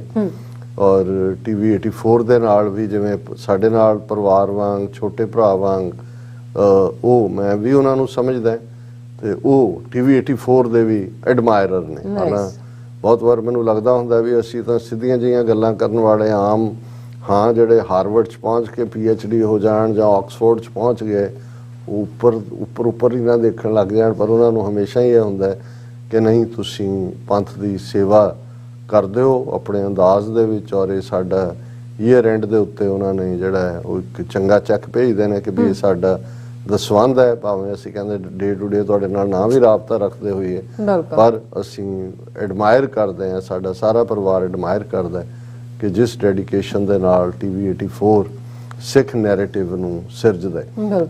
ਆਪ ਵੀ ਬੜੇ ਖੋਜੀ ਰਾਈਟਰ ਔਰ ਪ੍ਰੈਜ਼ੈਂਟਰ ਨੇ ਡਾਕਟਰ ਹਰਪ੍ਰੀਤ ਸਿੰਘ, ਔਰ ਬੀਬੀ ਸਰਬਜੋਤ ਕੌਰ ਵੀ ਬੜੇ ਹਸਪੀਟੇਬਲ, ਜਦੋਂ ਵੀ ਬੋਸਟਨ ਜਾਣਾ ਹੁੰਦਾ ਹੈ ਇਹਨਾਂ ਦਾ ਘਰ ਹੀ ਸਾਡਾ ਨਿਵਾਸ ਹੁੰਦਾ, ਸੋ ਅਸੀਂ ਜਿਹੜਾ ਇਹਨਾਂ ਦਾ ਮੈਸਾਚੂਸਟਸ ਜ਼ਾਹਰ ਹੈ, ਬੋਸਟਨ ਮੈਸਾਚੂਸਟਸ 'ਚ ਹੈ, ਪਰ ਸਾਡੇ ਲਈ ਹਰਪ੍ਰੀਤ ਸਿੰਘ ਨੇ ਔਰ ਸਰਬਜੋਤ ਕੌਰ ਨੇ, ਸੋ ਅਸੀਂ ਸ਼ੁਕਰੀਆ ਅਦਾ ਕਰਦੇ ਹਾਂ ਨਾ ਜੀ। ਡਾਕਟਰ ਸਾਹਿਬ ਤੁਹਾਡਾ ਬਹੁਤ ਬਹੁਤ ਸ਼ੁਕਰੀਆ। ਸੌਖੇ ਲੈਣੇ ਬ੍ਰੇਕ, ਔਰ ਬ੍ਰੇਕ ਤੇ ਜਾਣ ਤੋਂ ਪਹਿਲਾਂ ਅਸੀਂ ਆਪਣੇ ਦਰਸ਼ਕਾਂ ਤੇ ਸਰੋਤਿਆਂ ਨੂੰ ਅਪੀਲ ਤੇ ਬੇਨਤੀ ਕਰਦੀ ਹੈ ਵਿਊਅਰਸ, ਜਿਸ ਤਰ੍ਹਾਂ ਕਿ ਤੁਸੀਂ ਜਾਣਦੇ ਹੋ ਕਿ TV 84 ਇੱਕ ਪੰਥਕ ਚੈਨਲ ਹੈ। TV 84 ਦੀ ਚੜ੍ਹਦੀ ਕਲਾ ਲਈ ਵੱਧ ਤੋਂ ਵੱਧ ਡੋਨੇਟ ਕਰੋ। ਡੋਨੇਟ ਕਰਨ ਲਈ ਸਾਡੀ ਵੈਬਸਾਈਟ tv84.tv ਤੇ ਜਾ ਕੇ ਪੇਪਲ ਦੀ ਵਰਤੋਂ ਕਰਕੇ ਵਨ ਟਾਈਮ ਡੋਨੇਟ ਕਰ ਸਕਦੇ ਹੋ, ਮੰਥਲੀ ਡੋਨੇਟ ਵੀ ਕਰ ਸਕਦੇ ਹੋ। ਤੁਸੀਂ TV 84 ਦੇ ਨਾਮ ਤੇ ਚੈੱਕ ਬਣਾ ਕੇ ਸਾਨੂੰ ਮੇਲ ਵੀ ਕਰ ਸਕਦੇ ਹੋ ਸਾਡੇ ਇਸ ਪਤੇ ਤੇ 36-01 37th Avenue, Long Island City, New York 11101 USA, ਜਾਂ ਫਿਰ ਤੁਸੀਂ ਸਾਨੂੰ ਫੋਨ ਰਾਹੀਂ ਵੀ ਸੰਪਰਕ ਕਰ ਸਕਦੇ ਹੋ ਸਾਡੇ ਫੋਨ ਨੰਬਰ ਤੇ 5166191984। ਤੁਸੀਂ ਸਾਨੂੰ ਈਮੇਲ ਵੀ ਕਰ ਸਕਦੇ ਹੋ info@tv84.tv ਤੇ। ਅਸੀਂ ਤੁਹਾਡੇ ਤਹਿ ਦਿਲ ਤੋਂ ਸ਼ੁਕਰਗੁਜ਼ਾਰ ਹੋਵਾਂਗੇ। ਸੋ ਲੈਣੇ ਬ੍ਰੇਕ ਵਿਊਅਰਸ, ਤੁਸੀਂ ਸਾਨੂੰ ਇਸੇ ਤਰ੍ਹਾਂ ਬਣੇ ਰਹਿਣਾ। ਮਿਲਦੇ ਹਾਂ ਛੋਟੇ ਜਿਹੇ ਬ੍ਰੇਕ ਤੋਂ ਬਾਅਦ। ਸ਼ਹੀਦ ਮੇਵਾ ਸਿੰਘ ਲੋਪੋਕੇ ਦੀਆਂ ਪਿਕਚਰਸ ਕੱਢ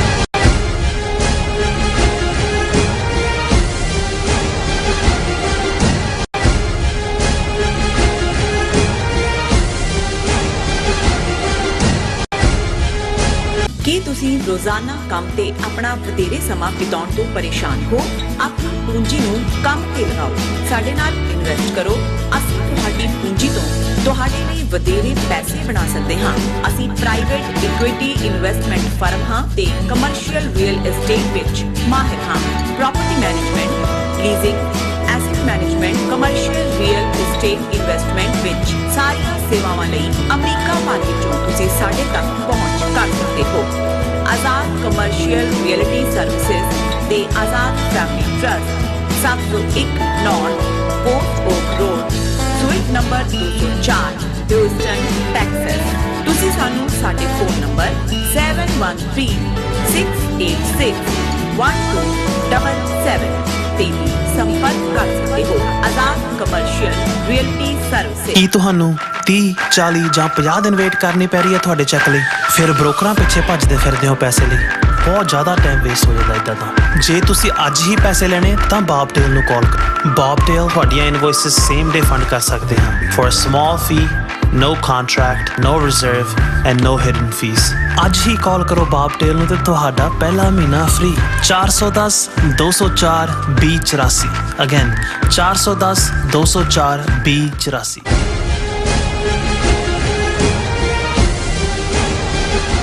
ਦਰਸ਼ਕੋ ਬ੍ਰੇਕ ਤੋਂ ਬਾਅਦ ਤੁਹਾਡਾ ਸਭ ਦਾ ਭਰਪੂਰ ਸਵਾਗਤ ਹੈ। ਸੋ ਵਿਊਅਰਸ, ਗੱਲਬਾਤ ਕਰਨ ਜਾ ਰਹੇ ਹਾਂ ਕਿ ਅੱਜ ਕੈਨੇਡਾ ਦੇ ਪਹਿਲੇ ਸਿੱਖ ਸ਼ਹੀਦ ਮੇਵਾ ਸਿੰਘ ਦਾ ਜਿਹੜਾ ਸ਼ਹੀਦੀ ਦਿਨ ਹੈ। ਸੋ 11 ਜਨਵਰੀ 1915 ਨੂੰ ਉਹਨਾਂ ਨੂੰ ਵੈਨਕੂਵਰ ਵਿੱਚ ਫਾਂਸੀ ਦਿੱਤੀ ਗਈ ਸੀ। ਉਹਨਾਂ ਦੀ ਸ਼ਹਾਦਤ ਨਸਲੀ ਵਿਤਕਰੇ ਦੇ ਖਿਲਾਫ ਲੜਾਈ ਕਰਕੇ ਹੋਈ ਸੀ। ਸੋ ਉਹਨਾਂ ਦੀ ਸ਼ਹਾਦਤ ਬਾਰੇ ਆਪਾਂ ਗੱਲਬਾਤ ਕਰਨ ਜਾ ਰਹੇ ਹਾਂ। ਸੋ ਅਸੀਂ ਚਾਹਾਂਗੇ ਕਿ ਤੁਸੀਂ ਇਸੇ ਤਰ੍ਹਾਂ ਬਣੇ ਰਹਿਣਾ, ਦੇਖਣ ਸੁਣ ਲਈ ਐਂਡ ਲਿਖਣ ਲਈ ਤੁਹਾਡਾ ਸਭ ਦਾ ਬਹੁਤ ਬਹੁਤ ਸ਼ੁਕਰੀਆ ਜੀ। ਡਾਕਟਰ ਸਾਹਿਬ, ਕੀ ਕਹਿਣਾ ਚਾਹੋਗੇ?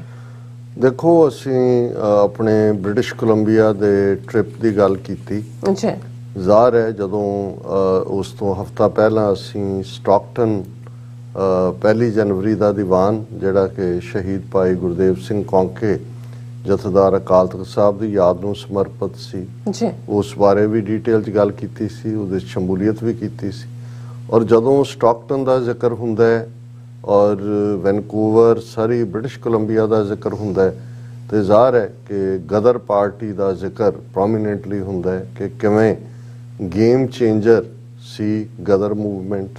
ਬਿਲਕੁਲ। ਕਿਵੇਂ ਗਦਰੀ ਬਾਬਿਆਂ ਨੇ ਬਾਬਾ ਸੋਹਣ ਸਿੰਘ ਪਕਨਾ, ਬਾਬਾ ਜਵਾਲਾ ਸਿੰਘ, ਬਾਬਾ ਵਿਸਾਖਾ ਸਿੰਘ, ਔਰ ਕਿਵੇਂ ਨੌਜਵਾਨ ਗੱਭਰੂ ਕਰਤਾਰ ਸਿੰਘ ਸਰਾਭਾ ਔਰ 7000 ਤੋਂ ਜ਼ਿਆਦਾ ਸਿੱਖ ਜਿਹੜੇ ਇੱਥੋਂ ਜਾ ਕੇ ਉੱਥੇ ਆਪਣਾ ਆਪਾ ਆਜ਼ਾਦੀ ਲੈਣ ਦੇ ਲਈ ਕੁਰਬਾਨ ਕਰਨ, ਜੇਲ੍ਹਾਂ ਕੱਟਣ ਔਰ ਐਕਟਿਵਿਜ਼ਮ ਦੇ ਵਿੱਚ ਗੁਜ਼ਾਰਦੇ ਨੇ ਆਪਣੀ ਬਾਕੀ ਦੀ ਜ਼ਿੰਦਗੀ, ਉਹਨਾਂ ਦਾ ਜ਼ਿਕਰ ਕਰਦੇ हैं। ਔਰ ਬਹੁਤ ਸਾਰਿਆਂ ਨੂੰ ਲੱਗਦਾ ਹੈ ਵੀ ਸ਼ਾਇਦ ਜਿਹੜਾ ਕੈਨੇਡਾ ਜਾਂ ਅਮਰੀਕਾ ਦੇ ਵਿੱਚ ਪੋਲੀਟੀਕਲ ਐਕਟਿਵਿਜ਼ਮ ਦੀ ਸ਼ੁਰੂਆਤ ਜਾਂ ਸ਼ਹਾਦਤਾਂ ਦੀ ਸ਼ੁਰੂਆਤ, ਕਿਉਂਕਿ ਫਿਰ ਗਦਰੀ ਬਾਬਿਆਂ ਨੂੰ ਜਿਨ੍ਹਾਂ ਨੂੰ ਫਾਂਸੀ ਦੇ ਤਖਤੇ ਤੇ ਜਿਹੜਾ ਉਹ ਚੜਾਇਆ ਗਿਆ, ਜਿਨ੍ਹਾਂ 'ਚ ਯੰਗ ਜਿਹੜਾ ਉਮਰ ਦਾ ਕਰਤਾਰ ਸਿੰਘ ਸਰਾਭਾ ਵੀ ਸੀ, ਦੂਸਰੇ ਗਦਰੀ ਬਾਬੇ ਵੀ ਸੀ, ਕਿ ਸ਼ਾਇਦ ਪੋਲੀਟੀਕਲ ਲੈਵਲ ਦੇ ਉੱਤੇ ਜਿਹੜਾ ਅਵੇਅਰਨੈਸ ਇੱਥੇ ਜਾਂ ਉੱਥੇ ਪੈਦਾ ਹੋਈ ਉਹ ਗਦਰ ਮੂਵਮੈਂਟ ਦੇ ਨਾਲ ਹੋਈ। ਹਾਲਾਂਕਿ ਇਹ ਫੈਕਚੁਅਲੀ ਟਰੂ ਨਹੀਂ ਹੈ, ਕਿਉਂਕਿ ਸਿੱਖਾਂ ਦੀ ਆਮਦ ਕੈਨੇਡਾ ਦੇ ਵਿੱਚ ਤਾਂ 19th ਸੈਂਚੁਰੀ ਐਂਡ ਦੇ ਵਿੱਚ ਸ਼ੁਰੂ ਹੁੰਦੀ ਹੈ। ਔਰ ਇਸ ਦਾ ਇੱਕ ਵੱਖਰਾ ਜਿਹੜਾ ਇਸ ਦੇ ਉੱਤੇ ਤਾਂ ਦਰਜਨਾਂ PhDs ਹੋਈਆਂ ਕਿ ਕਿਵੇਂ ਪਹਿਲਾਂ ਸਿੱਖ ਬੈਂਡ ਔਰ ਸਿੱਖ ਕੁਝ ਫੌਜੀ ਜਿਹੜੇ ਉਹਨਾਂ ਜ਼ਮਾਨੇ 'ਚ ਇਸ ਗੱਲ ਦਾ ਧਿਆਨ ਰਹੇ ਕਿ 19ਵੀਂ ਸਦੀ ਐਂਡ ਜਾਂ 20ਵੀਂ ਸਦੀ ਬਿਗਨਿੰਗ 'ਚ ਕੋਈ ਹਵਾਈ ਜਹਾਜ਼ ਨਹੀਂ ਸੀ ਸਫ਼ਰ ਦੇ ਲਈ, ਸਮੁੰਦਰੀ ਜਹਾਜ਼ ਹੀ ਸੀ। ਅੱਛਾ। ਭਾਰਤ ਤੋਂ UK ਵੀ ਸਮੁੰਦਰ, ਔਰ ਕੈਨੇਡਾ ਕਿਉਂਕਿ ਡੋਮੀਨੀਅਨ ਸਟੇਟ ਸੀ ਬ੍ਰਿਟਨ ਦੀ। ਸੋ ਫਿਰ ਜਦੋਂ ਤੁਸੀਂ ਇੱਕ ਵਾਰ ਬ੍ਰਿਟਿਸ਼ ਸਬਜੈਕਟ ਬਣ ਗਏ ਤੇ ਤੁਸੀਂ ਹਰ ਉਸ ਟੈਰੀਟਰੀ 'ਚ ਜਾ ਸਕਦੇ ਸੀ ਜਿੱਥੇ ਬ੍ਰਿਟਿਸ਼ ਦਾ ਕੰਟਰੋਲ ਹੈ। ਸੋ ਕੁਈਨ ਦੀ ਸੈਰੇਮਨੀ ਕੋਰੋਨੇਸ਼ਨ ਜਾਂ ਕੀ ਸੀ 20ਵੀਂ ਸਦੀ ਐਂਡ 'ਚ UK ਸ਼ਾਇਦ ਵਿਕਟੋਰੀਆ ਦੀ ਜਾਂ ਉਹਦੀ ਕੋਈ ਹੋਰ ਸੀ, ਉਹਦੇ 'ਚ ਸ਼ਮੂਲੀਅਤ ਦੇ ਲਈ ਸਿੱਖ ਰੈਜੀਮੈਂਟ ਦਾ ਬੈਂਡ ਔਰ ਕੁਝ ਹੋਰ ਜਿਹੜੇ ਨੇ ਉਹ UK ਗਏ ਔਰ ਵਾਪਸੀ ਤੇ ਉਹ ਇੱਧਰ ਮੌਂਟਰੀਆਲ ਆਏ ਔਰ ਉੱਥੋਂ ਘੋੜਿਆਂ ਦੇ ਉੱਤੇ ਉਹ ਨਿਕਲੇ ਦੇਖਣ ਲਈ ਵੀ ਕੈਨੇਡਾ। ਅੱਜ ਵੀ ਕੈਨੇਡਾ ਦੀ ਆਬਾਦੀ ਸਾਰੇ ਮੁਲਕ ਦੀ ਕੈਲੀਫੋਰਨੀਆ ਦੇ ਬਰਾਬਰ ਹੈ, ਉਦੋਂ ਤਾਂ ਬਿਲਕੁਲ ਹੀ ਸੀ, ਮੁਲਕ ਬਹੁਤ ਵੱਡਾ ਸੀ। ਔਰ ਜਦੋਂ ਇਸ ਖਿੱਤੇ 'ਚ ਬ੍ਰਿਟਿਸ਼ ਕੋਲੰਬੀਆ ਜਿੱਥੇ ਹੈ ਇੱਥੇ ਆਏ ਤੇ ਉਹਨਾਂ ਨੂੰ ਲੱਗਾ ਵੀ ਇਹ ਜ਼ਮੀਨ ਵੀ ਆਪਣੇ ਵਰਗੀ ਹੈ ਬਹੁਤ ਸੋਹਣਾ ਹੈ। ਜ਼ਮੀਨ ਨਾਲ ਤਾਂ ਫਿਰ ਪੰਜਾਬੀ ਜੁੜਿਆ ਹੁੰਦਾ ਆਪਣੀ ਮਿੱਟੀ ਨਾਲ। ਸੋ ਉਸ ਤੋਂ ਬਾਅਦ ਹੀ ਜਿਹੜੀ ਆ ਆਮਦ ਸ਼ੁਰੂ ਹੁੰਦੀ, ਉਹ ਤਾਂ ਵਾਪਸ ਚਲੇ ਗਏ ਉਹਨਾਂ 'ਚੋਂ ਕੁਝ। ਫਿਰ ਕੋਈ ਸਿੰਗਾਪੁਰ ਰਾਹੀਂ ਆ ਮਲਾਇਆ ਸੀ, ਉਦੋਂ ਸਿੰਗਾਪੁਰ ਤੋਂ 1961 'ਚ ਬਣਦਾ ਹੈ, ਮਲਾਇਆ ਤੋਂ ਟੁੱਟ ਕੇ ਮਲੇਸ਼ੀਆ ਔਰ ਸਿੰਗਾਪੁਰ ਮੁਲਕ ਬਣਦੇ ਨੇ। ਲੇਕਿਨ 20ਵੀਂ ਸਦੀ ਦੀ ਬਿਗਨਿੰਗ 'ਚ 1904, 5, 6 ਤੱਕ ਜਿਹੜਾ ਹੈ ਉਹ ਇੱਥੇ ਬਹੁਤ ਵੱਡੀ ਜਿਹੜੀ ਇੰਡਸਟਰੀ ਸੀ ਬ੍ਰਿਟਿਸ਼ ਕੋਲੰਬੀਆ 'ਚ, ਔਰ ਈਵਨ ਨਾਲ ਲੱਗਦੀ ਵਾਸ਼ਿੰਗਟਨ ਸਟੇਟ ਜਿਹਦੇ ਸਿਐਟਲ, ਪੋਰਟਲੈਂਡ ਲੰਬਰ ਇੰਡਸਟਰੀ ਸੀ। ਔਰ ਅਜੇ ਵੀ ਮੈਂ ਕਈ ਵਾਰੀ ਜਦੋਂ ਲੋਕ ਕਹਿਣਗੇ ਜੀ ਜਾਂ ਪੁੱਛਿਆ ਜਾਂਦਾ ਵੀ ਕਿਵੇਂ ਹੈ, ਵੀ ਕਹਿੰਦੇ ਵੀ ਬਸ ਫੱਟੇ ਚੱਕ ਦਿਆਂਗੇ, ਫੱਟੇ ਚੱਕ ਦਿੱਤੇ। ਤਾਂ ਮੈਂ ਕਈ ਵਾਰੀ ਪੁੱਛਦਾ ਹੁੰਦਾ ਤੁਹਾਨੂੰ ਪਤਾ ਹੈ ਵੀ ਫੱਟੇ ਚੱਕ ਦਿਆਂਗੇ ਤਾਂ ਫੱਟੇ ਚੱਕ ਤੇ ਕਿੱਥੋਂ ਆਉਂਦੇ?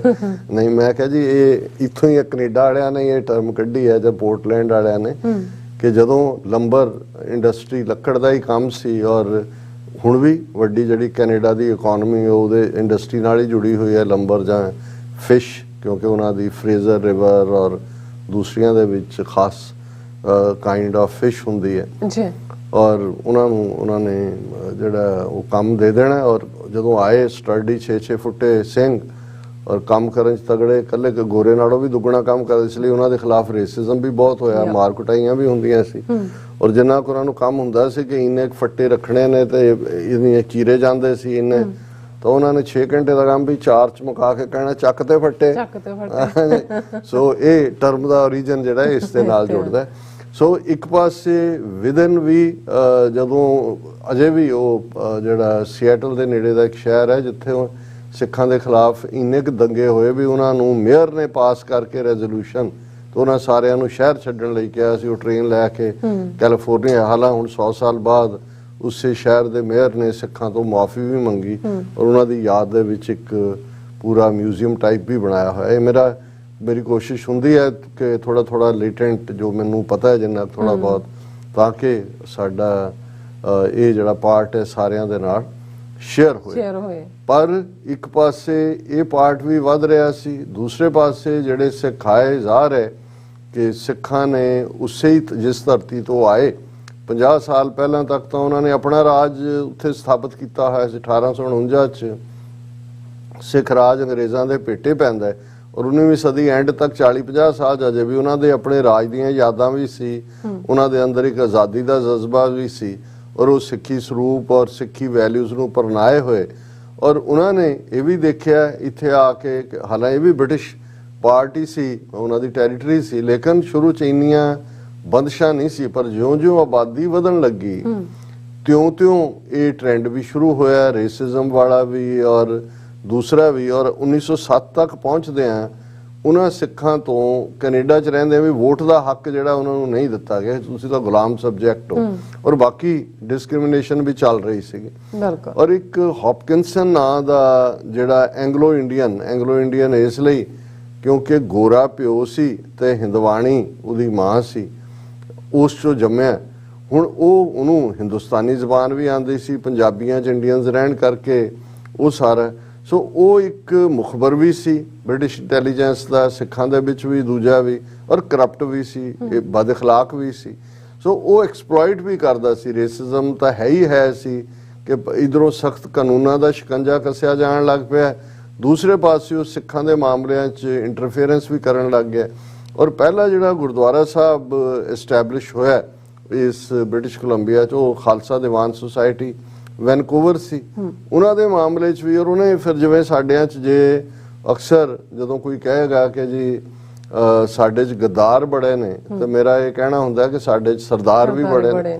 ਗਦਾਰ ਤਾਂ ਇਸ ਲਈ ਦੁਸ਼ਮਣ ਨੂੰ ਖੜੇ ਕਰਨ ਦੀ ਜਾਂ ਖਰੀਦਣ ਦੀ ਲੋੜ ਹੁੰਦੀ ਹੈ ਕਿਉਂਕਿ ਸਰਦਾਰਾਂ ਦਾ ਜਿਹੜਾ ਉਹ ਉਸ ਤੋਂ ਘਬਰਾਏ ਹੁੰਦੇ ਨੇ। ਸੋ ਇਸੇ ਤਰ੍ਹਾਂ ਦਾ ਇੱਕ ਬੇਲਾ ਸਿੰਘ ਦਾ ਨਾਂ ਸੀ, ਬੇਲਾ ਜਿਆਣੀ ਜਾਂ ਇਹ ਉਹਦਾ ਪਿੰਡ ਹੋਏਗਾ ਬੇਲਾ ਜਿਆਣ ਕਰਕੇ, ਬਾਅਦ 'ਚ ਉਹਨੂੰ ਸੋਧ ਦਿੱਤਾ ਸੀ ਸਿੰਘਾਂ ਨੇ ਕਈ ਸਾਲ ਬਾਅਦ।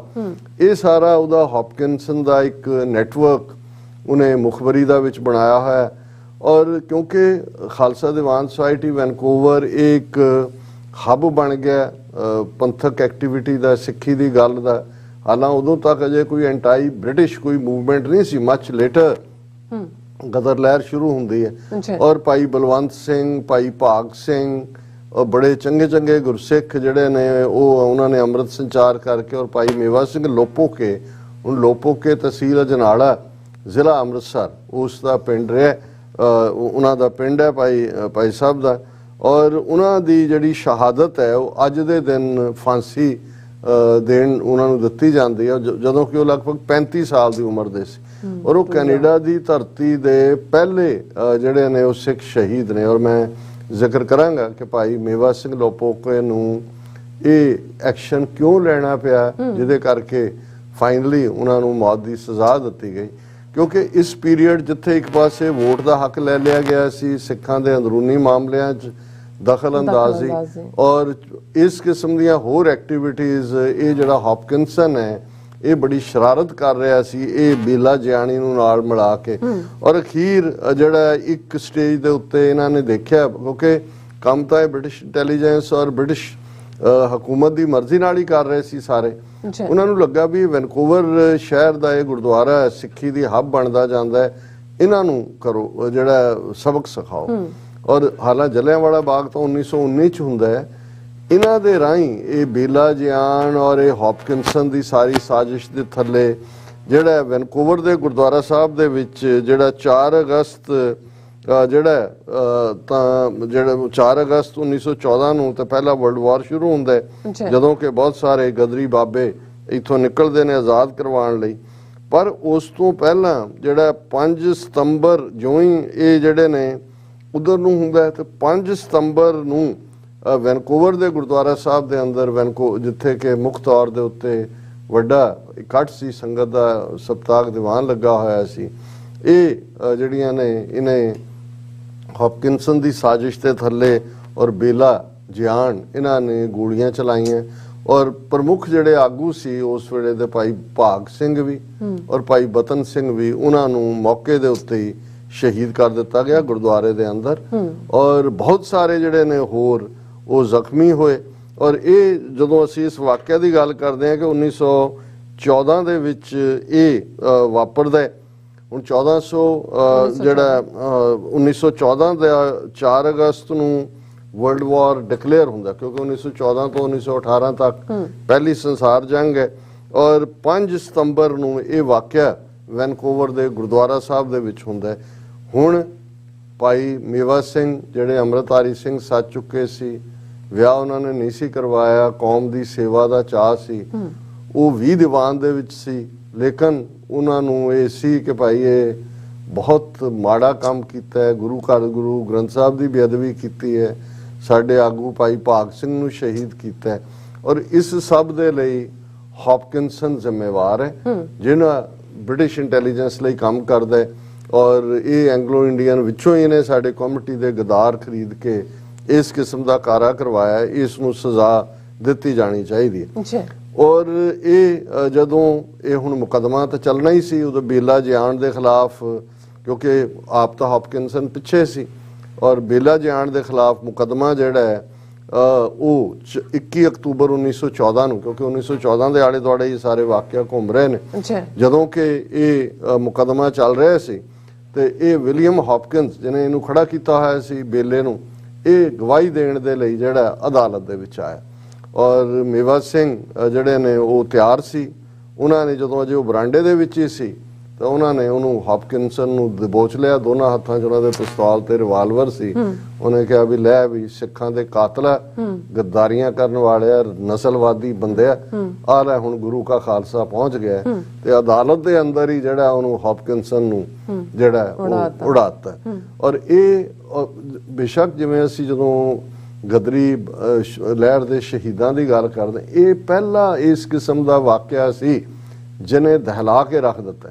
ਹੁਣ ਅਸੀਂ ਦੇਖਦੇ ਹਾਂ ਕਿ ਮਾਈਕਲ ਔਡਵਾਇਰ ਨੂੰ 21 ਸਾਲ ਬਾਅਦ ਸ਼ਹੀਦ ਊਧਮ ਸਿੰਘ ਜਾ ਕੇ ਲੰਡਨ 'ਚ ਮਾਰਦੇ ਨੇ, ਪਰ ਕੈਨੇਡਾ ਦੇ ਵੈਨਕੂਵਰ ਸ਼ਹਿਰ ਦੀ ਅਦਾਲਤ ਦੇ ਵਿੱਚ ਮੇਵਾ ਸਿੰਘ ਲੋਪੋਕੇ ਨੇ ਦੱਸ ਦਿੱਤਾ ਕਿ ਇਹ ਗੁਰੂ ਗ੍ਰੰਥ ਸਾਹਿਬ ਦੀ ਬੇਅਦਬੀ ਕਰਨ ਵਾਲੇ ਲੈਂਡ ਕੋਈ ਵੀ ਹੋਏ, ਫਿਰ ਜਿੱਥੇ ਗੁਰੂ ਗ੍ਰੰਥ ਸਾਹਿਬ ਦੀ ਬੇਅਦਬੀ ਹੈ ਤੇ ਜੇ ਗੁਰਦੁਆਰੇ ਦੇ ਅੰਦਰ ਸਿੱਖਾਂ ਦਾ ਖੂਨ ਡੋਲਣਾ ਤੇ ਇਹ ਨਾ ਕਾਬਲੇ ਮੁਆਫੀ ਹੈ। ਔਰ ਮੈਂ ਉਹਨਾਂ ਦੀ ਜਿਹੜੀ ਸਟੇਟਮੈਂਟ ਜਦੋਂ ਉਹਨਾਂ ਦੇ ਉੱਤੇ ਮੁਕੱਦਮਾ ਚੱਲਿਆ ਭਾਈ ਮੇਵਾ ਸਿੰਘ ਲੋਪੋਕੇ ਤੇ, ਬੇਖੌਫ ਹੋ ਕੇ ਜੋ ਉਹਨਾਂ ਨੇ ਬਿਆਨ ਦਿੱਤਾ, ਅੱਜ ਵੀ ਜਿਹੜੇ ਉਹਨਾਂ ਦੇ ਉੱਤੇ ਰਿਸਰਚ ਕਰਦੇ ਨੇ, ਇਹ ਅਦਾਲਤ ਦੇ ਰਿਕਾਰਡ 'ਚ ਹੈ। ਉਹਨਾਂ ਨੇ ਪੰਜਾਬੀ 'ਚ ਜੋ ਸਟੇਟਮੈਂਟ ਦਿੱਤੀ ਉਹਨੂੰ ਟਰਾਂਸਲੇਟ ਕਰਕੇ ਅੰਗਰੇਜ਼ੀ ਦੇ ਵਿੱਚ ਆਇਆ, ਔਰ ਉਹਨਾਂ ਨੇ ਕਿਹਾ ਜਿਹੜਾ ਮੈਂ ਉਹਨਾਂ ਦੇ ਜਿਹੜੇ 2 ਪੈਰਾਗ੍ਰਾਫ ਉਹਨਾਂ ਦੇ ਬਿਆਨ ਦੇ ਖਾਸ ਤੌਰ ਤੇ ਦੁਹਰਾਉਣਾ ਚਾਹੁੰਦਾ। ਉਹਨਾਂ ਨੇ ਕਿਹਾ ਮੇਰਾ ਨਾਂ ਮੇਵਾ ਸਿੰਘ ਹੈ ਤੇ ਮੈਂ ਰੱਬ ਤੋਂ ਡਰਨ ਵਾਲਾ ਬੰਦਾ ਹਾਂ ਜੋ ਹਰ ਰੋਜ਼ ਅਰਦਾਸ ਕਰਦਾ। ਮੇਰੀ ਜ਼ਬਾਨ ਵਿੱਚ ਐਸੇ ਸ਼ਬਦ ਨਹੀਂ ਜੋ ਬਿਆਨ ਕਰ ਸਕਣ ਕਿ ਵੈਨਕੂਵਰ ਵਿੱਚ ਮੈਨੂੰ ਕਿਹੜੇ-ਕਿਹੜੇ ਦੁੱਖ ਮੁਸੀਬਤਾਂ ਤੇ ਪਰੇਸ਼ਾਨੀਆਂ ਝੱਲਣੀਆਂ ਪਈਆਂ। ਅਸੀਂ ਸਿੱਖ ਗੁਰਦੁਆਰੇ 'ਚ ਅਰਦਾਸ ਕਰਨ ਜਾਂਦੇ ਹਾਂ, ਪਰ ਇਹਨਾਂ ਪਾਪੀਆਂ ਨੇ ਗੁਰਦੁਆਰੇ 'ਚ ਗੋਲੀ ਚਲਾ ਕੇ ਅਤੇ ਭਾਈ ਭਾਗ ਸਿੰਘ ਦਾ ਕਤਲ ਕਰਕੇ ਗੁਰਦੁਆਰੇ ਦੀ ਪਵਿੱਤਰਤਾ ਭੰਗ ਕੀਤੀ ਹੈ। ਇਹਨਾਂ ਪਾਪੀਆਂ ਨੇ 2 ਮਾਸੂਮ ਬੱਚਿਆਂ ਨੂੰ ਯਤੀਮ ਬਣਾਇਆ, ਉਹਨਾਂ ਦੇ 2 ਬੱਚੇ ਸੀ। ਦੁਸ਼ਟਾਂ ਵੱਲੋਂ ਗੁਰਦੁਆਰੇ 'ਚ ਕੀਤੇ ਇਹਨਾਂ ਕਾਰਿਆਂ ਨੇ ਮੇਰੇ ਸੀਨੇ 'ਚ ਅੱਗ ਲਾ ਦਿੱਤੀ ਹੈ। ਇਹ ਸਭ ਕਾਸੇ ਲਈ ਮਿਸਟਰ ਰੀਡ ਅਤੇ ਮਿਸਟਰ ਹੌਪਕਿੰਸਨ ਜ਼ਿੰਮੇਵਾਰ ਹਨ। ਮੈਂ ਆਪਣੇ ਭਾਈਚਾਰੇ ਆਪਣੇ ਧਰਮ ਦੀ ਅਣਖ ਅਤੇ ਇੱਜ਼ਤ ਲਈ ਹੌਪਕਿੰਸਨ ਦਾ ਕਤਲ ਕੀਤਾ ਹੈ। ਮੈਂ ਇਹ ਸਭ ਕੁਝ ਬਰਦਾਸ਼ਤ ਨਹੀਂ ਸੀ ਕਰ ਸਕਦਾ। ਜੱਜ ਸਾਹਿਬ, ਜੇ ਇਹ ਸਭ ਕੁਝ ਤੁਹਾਡੇ ਚਰਚ ਵਿੱਚ ਹੋਇਆ ਹੁੰਦਾ ਤਾਂ ਤੁਸੀਂ ਈਸਾਈਆਂ ਨੇ ਵੀ ਬਰਦਾਸ਼ਤ ਨਹੀਂ ਸੀ ਕਰਨਾ, ਕਿਉਂਕਿ ਅਜਿਹਾ ਕਰਨ ਨਾਲ ਤੁਸੀਂ ਆਪਣੇ ਆਪ ਨੂੰ ਮੁਰਦਾ ਕੌਮ ਸਮਝਣਾ ਸੀ। ਕਿਸੇ ਸਿੱਖ ਲਈ ਵੀ ਗੁਰਦੁਆਰੇ 'ਚ ਸਭ ਕੁਝ ਹੁੰਦਾ ਵੇਖਣ ਨਾਲੋਂ ਮਰ ਜਾਣਾ ਚੰਗਾ ਹੈ। ਮੈਨੂੰ ਕਿਸੇ ਇਨਸਾਫ ਦੀ ਆਸ ਨਹੀਂ।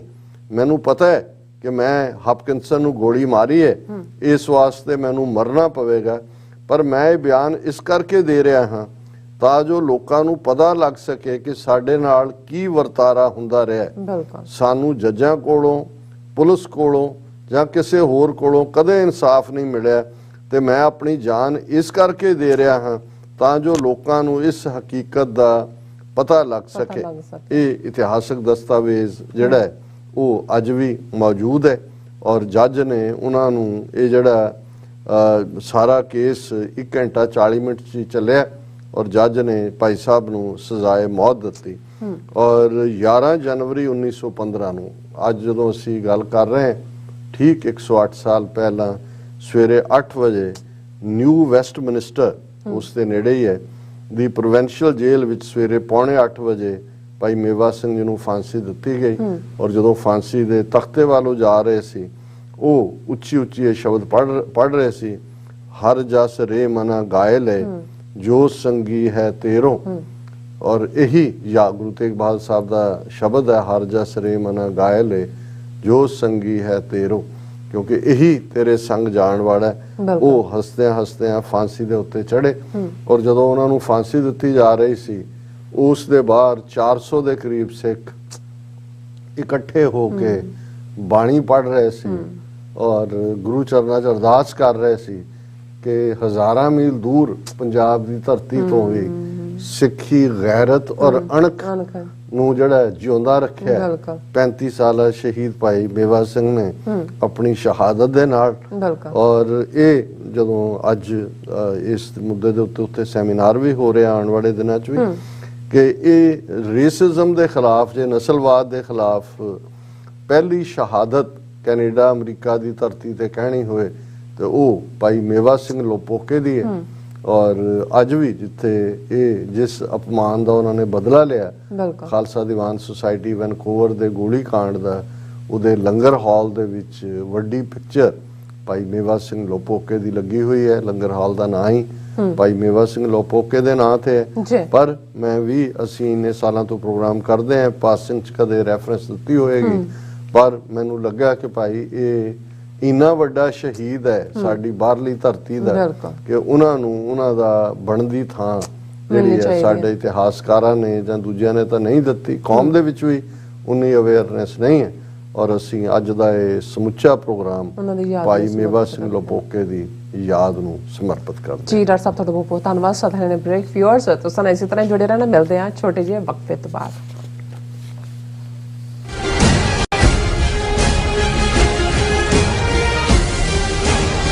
ਤੁਸੀਂ ਆਪਣੇ ਟੈਕਸਸ ਨੂੰ ਲੈ ਕੇ ਚਿੰਤਤ ਹੋ, ਤੁਸੀਂ ਆਪਣੀ ਕਮਾਈ ਲਈ ਮਿਹਨਤ ਕਰਦੇ ਹੋ, ਭਾਵੇਂ ਤੁਸੀਂ ਨੌਕਰੀ ਵਿੱਚ ਹੋਵੋ ਜਾਂ ਆਪਣਾ ਬਿਜ਼ਨਸ ਚਲਾਉਂਦੇ ਹੋ। ਜਦੋਂ ਟੈਕਸ ਭਰਨ ਦਾ ਸਮਾਂ ਆਉਂਦਾ ਤਾਂ ਤੁਹਾਨੂੰ ਇੱਕ ਭਰੋਸੇਯੋਗ ਟੈਕਸ ਅਕਾਊਂਟੈਂਟ ਦੀ ਲੋੜ ਹੈ, ਜੋ ਟੈਕਸ ਬੈਲੈਂਸ ਦਾ ਤੁਹਾਡੇ ਪੱਖ ਵਿੱਚ ਜਾਣਾ ਯਕੀਨੀ ਬਣਾਵੇ। ਸਿਆਟਲ ਦੀ ਜਾਣੀ ਪਛਾਣੀ company accurate accountants and taxes ਤੁਹਾਡੀ ਸੇਵਾ ਵਿੱਚ ਹਾਜ਼ਰ ਹੈ। ਅਸੀਂ ਹਰ ਤਰ੍ਹਾਂ ਦੇ ਟੈਕਸ ਭਰਨ ਵਿੱਚ ਤੁਹਾਡੀ ਮਦਦ ਕਰਾਂਗੇ।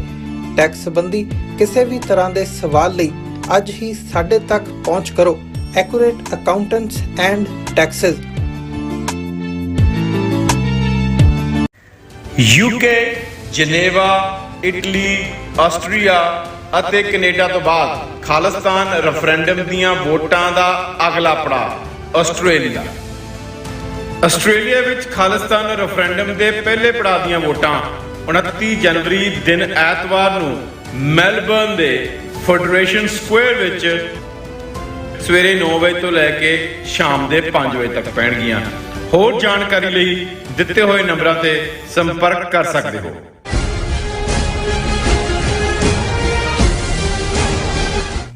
Viewers welcome back on programme. Viewers ਗੱਲਬਾਤ ਕਰਨ ਜਾ ਰਹੇ ਹਾਂ ਕਿ ਭਾਰਤ ਜੋੜੋ ਯਾਤਰਾ ਹੇਠ ਆਪਣੇ ਆਪ ਨੂੰ ਲੋਕਾਂ ਵਿੱਚ ਸਥਾਪਿਤ ਕਰਨ ਲਈ ਬਾਹਰ ਨਿਕਲੇ ਰਾਹੁਲ ਗਾਂਧੀ ਨੇ ਪੰਜਾਬ ਦੀ ਯਾਤਰਾ ਦੌਰਾਨ ਕੇਸਰੀ ਪੱਗ ਬੰਨ੍ਹ ਕੇ ਸ਼੍ਰੀ ਹਰਿਮੰਦਰ ਸਾਹਿਬ ਅਤੇ ਗੁਰਦੁਆਰਾ ਫਤਿਹਗੜ੍ਹ ਸਾਹਿਬ ਵਿੱਚ ਹਾਜ਼ਰੀ ਲਵਾਈ। ਸੋ ਕੁਝ ਸਿੱਖ ਹਲਕੇ ਇਸ ਤੋਂ ਬਹੁਤ ਪ੍ਰਭਾਵਿਤ ਹੋਏ ਨੇ। ਸੋ ਕੀ ਅਸੀਂ ਹਰ ਫਰੋਡੀਏ ਦੇ ਚੁੰਗਲ ਵਿੱਚ ਫਸਣ ਦਾ ਠੇਕਾ ਲਿਆ ਹੋਇਆ ਹੈ? ਸੋ ਇਸ ਬਾਰੇ ਆਪਾਂ ਗੱਲਬਾਤ ਕਰਨ ਜਾ ਰਹੇ ਹਾਂ। ਸੋ ਅਸੀਂ ਚਾਹਾਂਗੇ ਕਿ ਤੁਸੀਂ ਇਸੇ ਤਰ੍ਹਾਂ ਬਣੇ ਰਹਿਣਾ, ਦੇਖਣ ਸੁਣਨੇ ਆ ਲਿਖਣ ਲਈ ਤੁਹਾਡਾ ਸਭ ਦਾ ਬਹੁਤ ਬਹੁਤ ਸ਼ੁਕਰੀਆ ਜੀ। ਰਾਜ ਸਾਹਿਬ ਕੀ ਵਿਚਾਰਾਂ ਨੇ? ਦੇਖੋ, ਅਸੀਂ ਆਪਣੇ ਉਹਨਾਂ ਸਾਰੇ ਹੀ ਵੀਰਾਂ ਭੈਣਾਂ ਦਾ ਸ਼ੁਕਰੀਆ ਅਦਾ ਕਰਦੇ ਹਾਂ ਜਿਹੜੇ YouTube ਔਰ Facebook ਲਾਈਵ ਚੈਟ ਦੇ ਵਿੱਚ ਨੇ ਜੀ, ਔਰ ਸਾਡੇ ਵੀਰ ਜ਼ੁਬੇਰ ਯਾਕੂਬ ਸਾਹਿਬ ਜਿਹੜੇ ਰੈਗੂਲਰ ਜਿਹੜੇ ਨੇ ਲਾਈਵ ਚੈਟ ਸ਼ਾਮਲ ਹੁੰਦੇ ਨੇ। ਉਹਨਾਂ ਨੇ ਕਿਹਾ ਕਿ ਵੀ ਮੈਂ ਤਾਂ 1981 ਚ ਜਿਹੜਾ ਪਹਿਲਾ ਪ੍ਰੋਟੈਸਟ ਹੋਇਆ ਸੀ ਇੰਡੀਅਨ ਸਟੇਟ ਦੇ ਖਿਲਾਫ, ਉਹਦੇ ਚ ਸ਼ਮੂਲੀਅਤ ਕੀਤੀ ਸੀ। ਮੇਰਾ ਖਾਲਸਾ ਫਰੈਂਡ ਜਿਨ੍ਹਾਂ ਨਾਲ ਮੈਂ ਫਲਸ਼ਿੰਗ ਗੁਰਦੁਆਰਾ ਜਾਂਦਾ ਰਿਹਾ, ਫਲਸ਼ਿੰਗ ਗੁਰਦੁਆਰਾ ਪੁਰਾਣੇ ਗੁਰਦੁਆਰਿਆਂ ਚੋਂ ਹੈ, ਬਿਲਕੁਲ। ਔਰ ਉਹਨਾਂ ਨੇ ਜਿਹੜਾ ਇਸੇ ਤਰ੍ਹਾਂ ਸਿਟੀ ਹਾਲ 3113 ID ਤੋਂ ਉਹਨਾਂ ਨੇ ਕਿਹਾ ਕਿ ਭਾਈ ਇਹ ਜਿਹੜਾ ਅੱਜ ਦਾ ਪੀਰੀਅਡ ਹੈ, ਕੋਈ ਲੜਾਈ ਗਨਸ ਔਰ ਟੈਂਕਸ ਦੇ ਨਾਲ ਨਹੀਂ ਹੈ ਲੋਕਾਂ ਨੂੰ ਮਾਰਨ ਦੇ ਲਈ, ਡਰੱਗਸ ਦੀ ਔਰ ਡਿਸੈਪਸ਼ਨ ਔਰ ਪੰਜਾਬ ਚੋਂ ਜਿਹੜੀ ਮਾਸ ਮਾਈਗ੍ਰੇਸ਼ਨ ਸਿੱਖਾਂ ਦੀ ਕਰਵਾਈ ਜਾ ਰਹੀ ਹੈ ਜੀ, ਔਰ ਲਿਆ ਕੇ ਡੈਮੋਗ੍ਰਾਫੀ ਬਦਲਣ ਲਈ ਬਈਆਂ ਨੂੰ ਵਸਾਇਆ ਜਾ ਰਿਹਾ ਹੈ, ਬਿਲਕੁਲ। ਇਹ ਸਾਰਾ ਜਿਹੜਾ ਪਾਰਟ। ਔਰ ਇਸੇ ਤਰ੍ਹਾਂ ਇੱਕ ਸ਼ੱਕੀ ਜਿਹਾ ਕਿਰਦਾਰ ਵਿੱਕੀ ਥਾਮਸ ਦੇ ਨਾਂ ਥੱਲੇ ਪਹਿਲਾਂ ਜਿਹਨੂੰ ਸਿੱਖਾਂ ਨੇ ਵੀ ਬੜਾ ਚੁੱਕਿਆ ਸੋਸ਼ਲ ਮੀਡੀਆ ਤੇ, ਜੇ ਇਹਨੇ ਅੰਮ੍ਰਿਤ ਛਕ ਲਿਆ ਇਹ ਕ੍ਰਿਸਚੀਅਨਿਟੀ ਚੋਂ ਆ ਗਿਆ, ਹੁਣ ਅੱਜ ਕੱਲ੍ਹ ਉਹ ਬੜਾ ਨੌਨਸੈਂਸ ਦੀਆਂ ਵੀਡੀਓਜ਼ ਪਾ ਰਿਹਾ ਜਾਂ ਕੀ ਕਰ ਰਿਹਾ। ਮੈਂ ਤਾਂ ਉਹਨੂੰ ਫੋਲੋ ਨਹੀਂ ਕੀਤਾ, ਪਰ ਉਹਨਾਂ ਨੇ ਇਸ ਦਾ ਮੈਂਸ਼ਨ ਵੀ ਕੀਤਾ ਹੈ। ਇਸੇ ਤਰ੍ਹਾਂ ਸਾਡੇ ਤਨਵੀਰ ਇਸਲਾਮ ਜੀ, ਸੁਰਿੰਦਰ ਸਿੱਧੂ, ਰਵਿੰਦਰ ਗਿੱਲ, ਇਹਨਾਂ ਸਾਰਿਆਂ ਨੇ ਕਿੰਗ ਐਲਏ ਦੀ ID ਤੋਂ ਤੁਹਾਨੂੰ ਵੀ ਉਹਨਾਂ ਨੇ ਫਤਿਹ ਬੁਲਾਈ ਹੈ। ਅਸੀਂ ਸਾਰਿਆਂ ਦਾ ਸ਼ੁਕਰੀਆ ਅਦਾ ਕਰਦੇ ਹਾਂ। ਦੇਖੋ, ਵੈਸੇ ਜਦ ਆਮ ਨੂੰ ਕੋਈ ਪੁੱਛੋ,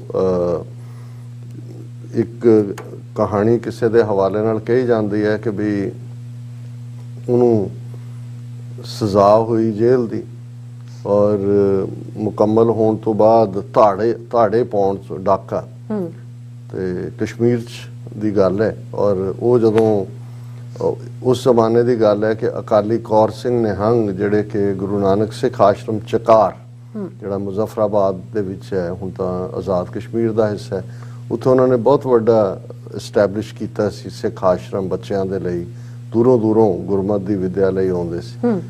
ਤੇ ਉਹਨਾਂ ਨੂੰ ਜਿਹੜਾ ਇੱਕ ਦਿਨ ਉਹ ਅਕਾਲੀ ਕੌਰ ਸਿੰਘ ਜਦੋਂ ਸਵੇਰੇ ਆਏ ਤਾਂ ਉਹਨਾਂ ਨੇ ਦੇਖਿਆ ਕਿ ਗੁਰਦੁਆਰੇ ਦੇ ਬਾਹਰ ਇੱਕ ਬੁੱਕੜ ਮਾਰ ਕੇ ਜਿਹੜਾ ਉਹ ਖੜਾ ਸਿੰਘ, ਔਰ ਉਹਨੇ ਜਿਹੜਾ ਗੁਰਦੁਆਰੇ ਦਾ ਸੇਵਾਦਾਰ ਸੀ ਉਹਨੇ ਕਿਹਾ ਜੀ ਇਹ ਫਲਾਂ ਸਿੰਘ ਨੇ ਔਰ ਇਹ ਪੰਜਾਬ ਦੇ ਅੰਮ੍ਰਿਤਸਰ ਜ਼ਿਲ੍ਹੇ ਦੀ ਫਲਾਂ ਥਾਂ ਤੋਂ ਨੇ, ਔਰ ਇਹਨਾਂ ਨੂੰ ਜਿਹੜਾ ਜੇਲ੍ਹ ਹੋਈ ਸੀ ਚੋਰੀ ਦੇ ਲਈ, ਔਰ ਇਹ ਹੁਣ ਇਹਨਾਂ ਦੀ ਜੇਲ੍ਹ ਟਰਮ ਖਤਮ ਹੋਈ ਹੈ ਤੇ ਇਹ ਇੱਥੇ ਆਏ ਨੇ। ਤੇ ਉਹਨਾਂ ਨੇ ਇੱਕਦਮ ਜਿਉਂ ਹੀ ਇਹ ਕਿਹਾ ਤੇ ਜਿਹੜੇ ਉਹ ਸੱਜਣ ਸੀ ਉਹਨਾਂ ਨੇ ਅਕਾਲੀ ਜੀ ਨੂੰ ਕਿਹਾ, ਕਹਿੰਦੇ ਨਹੀਂ ਇਹਨੂੰ ਪਤਾ ਨਹੀਂ ਹੈ, ਮੈਂ ਚੋਰ ਨਹੀਂ ਹਾਂ, ਮੈਂ ਡਾਕੂ ਹਾਂ ਔਰ ਮੈਂ ਇਹ ਮੇਰਾ ਅਪਮਾਨ ਕਰ ਰਿਹਾ। ਉਹਨਾਂ ਨੇ ਅਕਾਲੀ ਜੀ ਨੇ ਪੁੱਛਿਆ ਵੀ ਕੀ ਫਰਕ ਹੁੰਦਾ ਚੋਰ ਤੇ? ਕਹਿੰਦਾ ਚੋਰ ਤਾਂ ਬੇਈਮਾਨ ਹੁੰਦਾ, ਉਹ ਪਹਿਲਾਂ ਜਿਹੜਾ ਉਹ ਸੰਨ ਲਾਉਂਦਾ ਹੈ, ਉਹਦਾ ਰੈਕੀ ਕਰਦਾ ਹੈ, ਫਿਰ ਇੱਟਾਂ ਪੱਟਦਾ ਹੈ, ਫਿਰ ਚੋਰੀ ਵੰਡ ਕੇ ਪੰਡ ਲਿਜਾਂਦਾ ਹੈ। ਤੇ ਉਹ ਕਹਿੰਦਾ ਵੀ ਡਾਕੂ ਕੀ ਹੁੰਦਾ? ਕਹਿੰਦਾ ਜੀ ਅਸੀਂ ਤਾਂ ਜੇ ਜਾਣਾ ਤੇ ਦਰਵਾਜ਼ਾ ਖੜਕਾਂਗੇ, ਉਹ ਪੁੱਛੇਗਾ ਅੰਦਰੋਂ ਤੂੰ ਕੌਣ ਹੈ? ਕਹਿੰਦਾ ਤੇਰਾ ਪਿਓ। ਖੋਲ ਕੇ ਲੈ ਜਾਂਦਾ, ਕਹਿੰਦਾ ਮੈਂ ਇਹ ਚੋਰੀ ਚਾਰੀ ਇਦਾਂ ਦੇ ਘਟੀਆ ਕੰਮ ਨਹੀਂ ਕਰਦਾ। ਤੇ ਅਕਾਲੀ ਜੀ ਨੇ ਉਹਨਾਂ ਨੂੰ ਕਿਹਾ ਕਿ ਭਾਈ ਤੂੰ ਹੁਣ ਪਿੰਡ ਜਾ ਕੇ ਕੀ ਕਰੇਗਾ? ਕਹਿੰਦਾ ਜੀ ਜ਼ਮੀਨ ਜਮੂਨ ਭਰਾਵਾਂ ਨੇ ਦੱਬ ਲਈ ਹੋਣੀ ਆ, ਦੇਖਦੇ ਹੁਣ ਕੀ ਕਰਦਾ। ਉਹਨੇ ਕਿਹਾ ਵੀ ਇੱਥੇ ਤੂੰ ਸੇਵਾਦਾਰ ਜੇ ਤੈਨੂੰ ਸਿਕਿਉਰਿਟੀ ਗਾਰਡ ਰੱਖ ਲਈ, ਹੁਣ ਬਾਕੀ ਸਾਰੇ ਦੇਖਣ ਕਿ ਵੀ ਜੇ ਸਜ਼ਾ ਕੱਟ ਕੇ ਆਇਆ ਜਾਂ ਦੂਜੇ। ਤੇ ਉਹਨੇ ਕਿਹਾ ਜੀ ਮੇਰਾ ਤਾਂ ਹੁਣ ਕੋਈ ਨਹੀਂ, ਨਾਲੇ ਜੇ ਮਿਲ ਜਾਏ ਤੇ ਨਾਲੇ ਮੈਂ ਆਪਣੇ ਗੁਨਾਹ ਬਖਸ਼ਾਵਾਂਗਾ ਵੀ ਗੁਰੂ ਦੇ ਹਜ਼ੂਰ ਸਿੱਖਾਂ ਦੀ ਸੰਗਤ ਦੇ ਵਿੱਚ ਰਹਿੰਦੇ। ਔਰ ਉਹਨਾਂ ਨੇ ਲੰਬਾ ਵਕਤ ਸੇਵਾ ਕੀਤੀ। ਹੁਣ ਮੈਂ ਕਈ ਵਾਰੀ ਇਹ ਦੇਖਦਾ ਹੁੰਦਾ ਕਿ ਵੀ ਚਲੋ ਚੋਰ ਕੌਣ ਹੈ, ਧਾੜਵੀ ਕੌਣ ਹੈ, ਡਾਕੂ ਕੌਣ ਹੈ, ਇਹਦੇ 'ਚ ਤਾਂ ਤੁਸੀਂ ਕਰ ਲੈਂਦੇ ਹੋ ਵਿੱਤ। ਇਹ ਜਿਹੜੇ ਡਿਸੈਪਸ਼ਨ ਮਾਸਟਰ ਨੇ ਸਿਆਸੀ ਲੋਕ, ਜਿਹੜੇ ਪਹਿਰਾਵਾ ਵੀ ਬਦਲਦੇ ਨੇ, ਬਿਆਨ ਵੀ ਬਦਲਦੇ ਨੇ, ਕਲਾਬਾਜ਼ੀਆਂ ਵੀ ਮਾਰਦੇ ਨੇ, ਤੇ ਆਪਣੇ ਲੋਕ ਜਿਹੜੇ ਨੇ ਅਜੇ ਵੀ ਇਹਦੇ ਬਾਵਜੂਦ ਕਿ 75 ਸਾਲਾਂ 'ਚ ਜੇ ਪਿਛਲੇ ਨੂੰ ਛੱਡ ਵੀ ਦਈਏ, ਇੱਕ ਤੋਂ ਬਾਅਦ ਇੱਕ ਰੰਗ ਦੇਖਿਆ ਵੀ ਉਹੀ ਚੋਰ ਕਦੋਂ ਜਿਹੜਾ ਹੈ ਉਹ ਕਿਸ ਪੱਧਰ ਦੇ ਉੱਤੇ ਡਿੱਗਦਾ ਹੈ, ਧੋਖੇਬਾਜ਼ ਕਿਸ ਕਿਸਮ ਦੇ ਨੇ, ਫਰਾਡੀਏ ਕਿਸ ਕਿਸਮ ਦੇ ਨੇ, ਔਰ ਉਸ ਸਾਰੇ ਦੇ ਬਾਵਜੂਦ ਜਦੋਂ ਕੋਈ ਨਵਾਂ ਰੰਗ ਲੈ ਕੇ ਆਉਂਦਾ ਫਿਰ ਉਹ ਲੱਗਣ ਲੱਗ ਜਾਂਦਾ ਦੇਖੋ ਜੀ ਚਲੋ ਭਾਵੇਂ ਇਹਨੇ ਨਹੀਂ ਸੀ ਕੀਤਾ, ਇਹਦੇ ਪਿਓ ਨੇ ਕੀਤਾ ਸੀ, ਇਹਦੀ ਦਾਦੀ ਨੇ ਕੀਤਾ ਸੀ, ਇਹਦੇ ਦਾਦੀ ਦੇ ਪਿਓ ਨੇ ਕੀਤਾ ਸੀ, ਉਹਦੀ ਸਜ਼ਾ ਇਹਨੂੰ ਕਿਉਂ ਦਿੱਤੀ ਜਾਏ। ਇਹ ਦੇਖੋ ਇਹ ਤਾਂ ਕਿਸ ਸ਼ਰਧਾ ਦੇ ਨਾਲ, ਔਰ ਮੇਰੀ ਮੁਰਾਦ ਹੈ ਕਿਉਂਕਿ ਅਸੀਂ ਜਿਨ੍ਹਾਂ ਦਿਨਾਂ 'ਚ ਇੱਥੇ ਨਹੀਂ ਸੀ ਇਹ ਰੰਗ ਸਾਰਿਆਂ ਨੇ ਦੇਖੇ, ਰਾਹੁਲ ਗਾਂਧੀ ਭਾਰਤ ਜੋੜੋ, ਪਤਾ ਨਹੀਂ ਭਾਰਤ ਉਹ ਕਿਸੇ ਨੇ ਕਿਹਾ ਸੀ ਕਿ ਭਾਰਤ ਜੋੜੋ, ਬਾਅਦ 'ਚ ਪਹਿਲਾਂ ਕਾਂਗਰਸ ਜੋੜ ਲਿਆ, ਕੋਈ ਮੂੰਹ ਕਿਸੇ ਦਾ ਇੱਧਰ ਹੈ ਕੋਈ ਉੱਧਰ ਹੈ, ਹਰ ਸਟੇਟ 'ਚ ਰੁਲੇ ਹੋਏ ਨੇ ਕਿੰਨੇ ਬਗਾਵਤ। ਪਰ ਚਲੋ ਉਹਦਾ ਬੜਾ ਹੋਇਆ, ਦੇਖੋ ਜੀ ਕੱਲੀ ਟੀ-ਸ਼ਰਟ ਪਾ ਕੇ ਉਹ ਘੁੰਮ ਰਿਹਾ, ਉਹ ਕਹਿੰਦੇ ਇਹ ਤਾਂ ਬੜਾ ਕੋਈ ਸੁਪਰ ਹਿਊਮਨ ਬੀਇੰਗ ਹੈ ਵੀ ਇੰਨੀ ਠੰਡ, ਫਰੀਜ਼ਿੰਗ ਟੈਂਪਰੇਚਰ। ਦੂਜਾ ਉਹਨੇ ਕਿਹਾ ਵੀ ਇਹ ਟੀ-ਸ਼ਰਟ ਵਾਲਾ ਫਰਾਡ ਤਾਂ ਚੱਲ ਗਿਆ ਬਾਕੀ ਪਾਸੇ, ਪੰਜਾਬ 'ਚ ਹੁਣ ਹੋਰ ਵੀ ਕਰੋ, ਪੰਜਾਬ 'ਚ ਉਹਨੇ ਜੁੱਤੀ ਵੀ ਲਾਤੀ ਪੈਰੋਂ, ਬੇਅਰਫੁੱਟ ਤੁਰ ਰਿਹਾ, ਪਰ ਨਾਲ ਦਰਬਾਰ ਸਾਹਿਬ ਤੋਂ ਯਾਤਰਾ ਸ਼ੁਰੂ ਕਰਨੀ, ਔਰ ਯਾਤਰਾ ਸ਼ੁਰੂ ਫਤਿਹਗੜ੍ਹ ਸਾਹਿਬ ਤੋਂ, ਦਰਬਾਰ ਸਾਹਿਬ ਮੱਥਾ ਟੇਕਣ, ਪੱਗ ਵੀ ਕੇਸਰੀ, ਦਾੜੀ ਉਹਨੇ ਵੈਸੇ ਹੀ ਜਿਹੜੀ ਹੈ ਉਹ ਰੱਖੀ ਹੋਈ ਹੈ ਫਰੋਡੀਆਂ ਵਰਗੀ, ਔਰ ਪੱਗ ਬੰਨ ਕੇ ਅੱਧਿਆਂ ਨੂੰ ਲੱਗਾ ਲੈ ਰਿਹਾ ਦੇਗ। ਫਿਰ ਕਈਆਂ ਨੇ ਥੱਲੇ ਸ਼ਲੋਕ ਲਿਖ ਦਿੱਤਾ ਵੀ ਇਹ ਖਾਲਸੇ ਲਈ ਜਿਹੜਾ ਸ਼ਰਧਾਲੂ ਬਣ ਕੇ ਆਏ ਉਹਦੇ ਲਈ ਦੇਗ, ਜਿਹੜਾ ਚੜ੍ਹ ਕੇ ਆਇਆ ਉਹਦੇ ਲਈ ਤੇਗ, ਕਿ ਵੀ ਇਹਦੀ ਦਾਦੀ ਚੜ੍ਹ ਕੇ ਆਈ ਸੀ, ਉਹਨੂੰ ਖਾਲਸੇ ਨੇ ਤੇਗ ਛਕਾਈ, ਇਹਨੂੰ ਦੇਗ ਛਕਾ ਰਹੇ ਨੇ। ਔਰ ਫਿਰ ਇਵੇਂ ਫਤਿਹਗੜ੍ਹ ਸਾਹਿਬ ਫਿਰ ਲਾਲ ਪੱਗ ਬੰਨ ਕੇ ਉੱਥੇ ਵੀ ਸੋ ਮਤਲਬ ਹੁਣ ਇਹ ਹੈ ਕਿ ਵੀ ਇਹਦੇ ਚੋਂ ਵੀ ਹੋਪ ਦੇਖਣ ਲੱਗ ਪਏ ਕਿ ਜੀ ਦੇਖੋ, ਔਰ ਪਤਾ ਨਹੀਂ ਇਹ ਇੱਕ ਗੁਲਾਮੀ ਦਾ ਲੰਬਾ ਵਕਤ ਸਿੰਪਟਮ ਬਣ ਜਾਂਦਾ ਹੈ, ਜਾਂ ਜਦੋਂ ਤੁਸੀਂ ਬਿਲਕੁਲ ਤੁਹਾਨੂੰ ਲੱਗਦਾ ਵੀ ਤੁਹਾਡੇ ਹੱਥ ਪੱਲੇ ਕੁਛ ਨਹੀਂ, ਕੋਈ ਦੋ ਹਮਦਰਦੀ ਦੇ ਲਫ਼ਜ਼ ਕਹਿਣ ਲੱਗ ਜਾਏ, ਤੁਹਾਡੇ ਵਰਗਾ ਕੋਈ ਰੂਪ ਧਾਰ ਲੈ, ਜਾਂ ਕੋਈ ਜਕਾਰਾ ਆ ਕੇ ਛੱਡ ਦੇ ਜੋ ਮੋਦੀ ਕਰਦਾ। ਸਾਡੇ ਤਾਂ ਇੱਕ ਪਰਮ ਮਿੱਤਰ ਜਿਨ੍ਹਾਂ ਨਾਲ ਸਾਡਾ 30 ਸਾਲਾਂ ਦਾ ਰਿਸ਼ਤਾ ਸੀ, ਉਹ ਤਾਂ ਨਾਰਾਜ਼ ਹੋ ਕੇ ਹੁਣ ਸਾਡੇ ਨਾਲ ਦੁਸ਼ਮਣੀ ਵਾਂਗ ਬਿਹੇਵ ਕਰਦੇ ਨੇ। ਕਾਰਨ ਉਹ ਸੀ ਕਿ ਜੀ ਦੇਖੋ ਮੋਦੀ ਨੇ ਇਹ ਵੀਰ ਬਾਲ ਦਿਵਸ ਡਿਕਲੇਅਰ ਕਰਕੇ ਦੱਸਦਾ ਕਿ ਉਹ ਤਾਂ ਸਿੱਖ ਹੈ, ਉਹ ਤਾਂ ਲਿਖਦੇ ਉਹਨੂੰ ਨਰਿੰਦਰ ਸਿੰਘ ਮੋਦੀ ਨੇ ਹੁਣ, ਔਰ ਸਾਨੂੰ ਉਹ ਚਾਹੁੰਦੇ ਨੇ ਕਿ ਭਾਈ ਅਸੀਂ ਜਿਹੜਾ ਉਹ ਸੌਫਟ ਲਾਈਨ ਲਈਏ ਔਰ ਇਧਰ ਗੱਲਬਾਤ ਹੋ ਸਕਦੀ ਹੈ, ਦੂਜੇ ਪਾਸੇ ਤਾਂ ਸਾਰੇ ਜਿਹਾਦੀ ਬੈਠੇ ਹੋਏ ਨੇ। ਹੁਣ ਮੈਂ ਬਹੁਤ ਵਾਰ ਹੈਰਾਨ ਹੁੰਦਾ ਹੈ ਕਿ ਅਸੀਂ ਇੰਨੇ ਸਿਆਣੇ ਲੋਕ ਵੀ ਕਿਵੇਂ ਇਸ ਕਿਸਮ ਦੀਆਂ ਕਲਾਬਾਜ਼ੀਆਂ ਦੇ ਵਿੱਚ ਫਸ ਕੇ ਇੱਕਦਮ ਜਿਹੜਾ ਉਹ ਖੁਆਰੀ ਵਾਲਾ ਰਸਤਾ ਅਖਤਿਆਰ ਕਰ ਲੈਂਦੇ। ਇਹੀ ਅਰਵਿੰਦ ਕੇਜਰੀਵਾਲ ਨੇ ਕੀਤਾ। ਹੁਣ ਅਰਵਿੰਦ ਕੇਜਰੀਵਾਲ ਜਿਹਦੇ ਹਵਾਲੇ ਨਾਲ ਕੁਦਰਤੀ ਜਿਹੜੇ ਜਦੋਂ ਅਸੀਂ ਪੰਜਾਬ ਗਾਰਡੀਅਨ ਦੇ ਆਫਿਸ 'ਚ ਸੀ ਸਰੀ 'ਚ, ਤੇ ਉੱਥੇ ਭਾਈ ਬਲਦੀਪ ਸਿੰਘ ਜਿਹੜੇ ਕਲਾਸੀਕਲ ਕੀਰਤਨੀਏ ਵੀ ਨੇ ਔਰ ਉਹ ਕੀਰਤਨ ਕਰਦੇ ਨੇ, ਔਰ ਕਿਸੇ ਪੀਰੀਅਡ 'ਚ ਉਹਨਾਂ ਨੇ ਆਮ ਆਦਮੀ ਪਾਰਟੀ ਦੇ ਟਿਕਟ ਦੇ ਉੱਤੇ ਜਿਹੜੀ ਪਾਰਲੀਮੈਂਟ ਦੀ ਚੋਣ ਵੀ ਲੜੀ ਸੀ, ਔਰ ਹੁਣ ਤੱਕ ਉਹਨਾਂ ਰੱਖਿਆ ਹੁੰਦਾ ਵੀ ਮੈਂ ਤਾਂ ਸਸਪੈਂਡਡ ਹਾਂ, 2-2.5 ਲੱਖ ਵੋਟਾਂ ਲੈ ਗਏ ਸੀ, ਤੇ ਉਹ ਵੀ ਉੱਥੇ ਕੁਦਰਤੀ ਮਿਲੇ। ਤੇ ਮੈਂ ਤਾਂ ਸਗੋਂ ਜੋਕਿੰਗਲੀ ਇਹੀ ਕਿਹਾ, ਮੈਂ ਕਿਹਾ ਜੀ ਤੁਹਾਡਾ ਤਾਂ ਬੜਾ ਮਿੱਤਰ ਸੀ ਅਰਵਿੰਦ। ਕਹਿੰਦਾ ਨਹੀਂ ਮੈਂ ਅਰਵਿੰਦ ਨੂੰ ਫਿਰ ਇਹ ਕਿਹਾ, ਮੈਂ ਅਰਵਿੰਦ ਨੂੰ ਉਹ ਕਿਹਾ। ਪਰ ਮੈਂ ਹੈਰਾਨ ਹੈ ਵੀ ਕਿਸ ਲੈਵਲ ਦੇ ਬੰਦੇ। ਹੁਣ ਅਰਵਿੰਦ ਕੇਜਰੀਵਾਲ ਦਾ ਅਸਲੀ ਰੰਗ ਰੂਪ ਜਾਂ ਉਹਦੀਆਂ ਨੀਤੀਆਂ ਕੀ ਨਿਕਲਦੀਆਂ ਨੇ ਪਹਿਲਾਂ ਵੀ ਨਜ਼ਰ ਆ ਰਿਹਾ ਸੀ। ਹੁਣ ਹਰਵਿੰਦਰ ਸਿੰਘ ਫੂਲਕਾ ਦਿੱਲੀ ਦੇ ਵਿੱਚ ਉਹਦੀ ਵੱਡੀ ਹੱਬ, ਇਹ ਬਲਦੀਪ ਸਿੰਘ ਇਹ ਦਿੱਲੀ 'ਚ ਰਹਿੰਦਾ ਸੀ, ਇਹਨਾਂ ਦੇ ਘਰ ਹੀ ਮੀਟਿੰਗ ਵਗੈਰਾ ਦਾ। ਈਵਨ ਸਾਡੇ ਇੱਕ ਦੋ ਸਕਾਲਰ ਜਿਨ੍ਹਾਂ ਦਾ ਮੈਂ ਨਾਂ ਨਹੀਂ ਲਵਾਂਗਾ, ਜਿਹੜੇ ਇਹ ਸਮਝਦੇ ਸੀ ਜੀ ਆਮ ਆਦਮੀ ਪਾਰਟੀ ਹੀ ਇਸ ਵੇਲੇ ਚਲੋ ਇੱਕ ਐਕਸਟ੍ਰੀਮ ਹਿੰਦੂਤਵਾਦ ਹੈ, ਇੱਕ ਕਾਂਗਰਸ ਦਾ, ਇਹਦੇ 'ਚ ਕਿਸ ਕਿਸਮ ਦੇ ਲੋਕ ਜਿਹੜੇ ਨੇ ਇਸ ਪਾਰਟੀ ਦੇ ਵਿੱਚ ਗਏ। ਡਾਕਟਰ ਦਲਜੀਤ ਸਿੰਘ ਜਿਨ੍ਹਾਂ ਨੇ ਅੰਮ੍ਰਿਤਸਰ ਤੋਂ MP ਦੀ ਚੋਣ ਲੜੀ, ਪ੍ਰਿੰਸੀਪਲ ਸਾਹਿਬ ਸਿੰਘ ਜਿਨ੍ਹਾਂ ਨੇ ਗੁਰੂ ਗ੍ਰੰਥ ਸਾਹਿਬ ਦਾ ਟੀਕਾ ਕੀਤਾ, ਉਹਨਾਂ ਦੇ ਬੇਟਾ, ਔਰ ਕਿੰਨੇ ਹੋਰ ਲੋਕ ਚੰਗੇ ਭਲੇ ਜੋ ਉਹਨਾਂ ਦੀ ਲਿਸਟ ਗਿਣੀ ਹੈ ਤੇ ਲੱਗਦਾ ਵੀ ਇਹ ਚੰਗੇ ਭਲੇ ਪੰਥਕ। ਪਰ ਪਤਾ ਨਹੀਂ ਕਿਉਂ ਉਹਨਾਂ ਨੂੰ ਹਾਲਾਂ ਉਹਨੇ ਕੋਈ ਕੇਜਰੀਵਾਲ ਨੇ ਉਹਨੇ ਡਰਾਮਾ ਕੀਤਾ। ਉਹ ਸਵੇਰੇ ਬੰਗਲਾ ਸਾਹਿਬ ਦੇ ਸ਼ਰਧਾਲੂਆਂ ਦੀ ਰੋਜ਼ ਖੜਾ ਹੋ ਜਾਂਦਾ ਸੀ। ਨਵੰਬਰ 84 ਵਾਲੇ ਜਿਹੜੇ ਵਿਕਟਮ ਨੇ ਜੈਨੋਸਾਈਡ ਦੇ ਸਿੱਖ, ਉਹਨਾਂ ਦੇ ਨਾਲ ਜੰਤਰ ਮੰਤਰ ਜਾ ਕੇ ਬਹਿ ਜਾਂਦਾ। ਹਾਂ, ਜਰਨੈਲ ਸਿੰਘ ਪੱਤਰਕਾਰ, ਜਿਹੜੇ ਬਾਅਦ ਚ ਜਰਨੈਲ ਸਿੰਘ ਨੂੰ ਇਹਨਾਂ ਨੇ ਰੋਲਿਆ ਕੋਵਿਡ ਦੇ ਦੌਰਾਨ, ਆਕਸੀਜਨ ਦਾ ਹੀ ਪ੍ਰਬੰਧ ਨਹੀਂ, ਉਹ ਵਿਚਾਰਾ ਉਵੇਂ ਸਿਟਿੰਗ MLA ਉਹਨੂੰ ਰਿਜ਼ਾਈਨ ਕਰਾ ਕੇ ਬਾਦਲ ਦੇ ਖਿਲਾਫ ਜਿਹੜੀ ਹੈ ਚੋਣ ਲੜਾਈ। ਹੁਣ ਇੰਨੇ ਸਿਆਣੇ ਬੰਦੇ, ਹਾਲਾਂਕਿ ਇੱਥੇ ਵੀ ਅਮਰੀਕਾ ਕੈਨੇਡਾ 'ਚ ਮੈਂ ਜਿਵੇਂ ਨਾਂ ਲਵਾਂ ਕਿ ਕਿਸ ਲੈਵਲ ਦੇ ਬੰਦਿਆਂ ਨੇ ਸਾਡੀ ਵੀ ਮਿੱਟੀ ਪਲੀਤ ਕਰਨੀ ਚਾਹੀ, ਕਿਉਂਕਿ ਵੀ ਟੁਕ ਏ ਸਟੈਂਡ। ਕਿਉਂਕਿ ਸਟੈਂਡ ਤਾਂ ਲੈਣ 'ਚ ਕੋਈ ਦਿੱਕਤ ਹੋਣੀ ਚਾਹੀਦੀ ਜੇ ਤੁਹਾਨੂੰ ਕੋਈ ਨਜ਼ਰ ਆ ਰਿਹਾ ਹੈ ਉਹਦੇ ਸਿਰ ਤੇ ਗਾਂਧੀ ਟੋਪੀ ਹੈ, ਨਜ਼ਰ ਆ ਰਿਹਾ ਉਹ ਗਾਂਧੀ ਨੂੰ ਆਪਣਾ ਰੋਲ ਮਾਡਲ ਮੰਨਦਾ ਹੈ, ਉਹ ਹਰਿਆਣਵੀ ਜਿਹੜਾ ਆਪਣੇ ਹਿੱਤਾਂ ਦੀ ਗੱਲ ਕਰਦਾ ਹੈ, ਪਾਣੀਆਂ ਦੇ ਮੁੱਦੇ ਤੇ ਉਹਦੀ ਕੀ ਲਾਈਨ ਹੈ, ਉਹ ਜਿਹੜਾ ਉਹ ਨੈਸ਼ਨਲਿਜ਼ਮ ਉਸ ਨੈਸ਼ਨਲ ਤੋਂ ਨਿਕਲਿਆ ਅੰਨਾ ਹਜ਼ਾਰੇ ਦੀ ਮੂਵਮੈਂਟ ਚੋਂ ਹੈ। ਉਹਦਾ ਇਹ ਕਹਿਣਾ ਵੀ ਕਿ ਜੀ ਮੈਂ ਤਾਂ ਜਦੀ ਅਸੀਂ ਸੰਗੀ ਹਾਂ, ਮੇਰਾ ਤਾਂ ਪਿਓ ਵੀ ਜਨ ਸੰਗੀ ਸੀ, ਫਿਰ ਵੀ ਤੁਹਾਨੂੰ ਲੱਗਿਆ ਕਿ ਜੀ ਪੰਜਾਬ ਦੇ, ਔਰ ਇਹੀ ਨਹੀਂ ਹੁਣ ਤਾਂ ਚਲੋ ਸੁਖਪਾਲ ਸਿੰਘ ਖਹਿਰਾ ਕਾਂਗਰਸ 'ਚ ਨੇ ਜਿਹੜੇ, ਲੇਕਿਨ ਸੁਖਪਾਲ ਸਿੰਘ ਖਹਿਰਾ ਜਿਹੜਾ ਕਿ ਔਰ ਜਿਹੜਾ ਖੁਦ ਇਹ TV 84 ਦੇ ਇੰਟਰਵਿਊ 'ਚ ਮੰਨਦੇ ਸੀ ਕਿ ਜੀ ਪੰਜਾਬ ਦਾ ਜੇ ਕੋਈ ਹੈ ਤਾਂ ਸਾਡੀ ਪੰਜਾਬੀ ਕੌਮੀਅਤ ਵਾਲੀ ਪਾਰਟੀ ਹੋਣੀ ਚਾਹੀਦੀ ਹੈ, ਜਾ ਕੇ ਉਸ ਨੈਸ਼ਨਲਿਸਟ ਪਾਰਟੀ ਦੇ ਪੈਰਾਂ 'ਚ ਡਿੱਗੇ।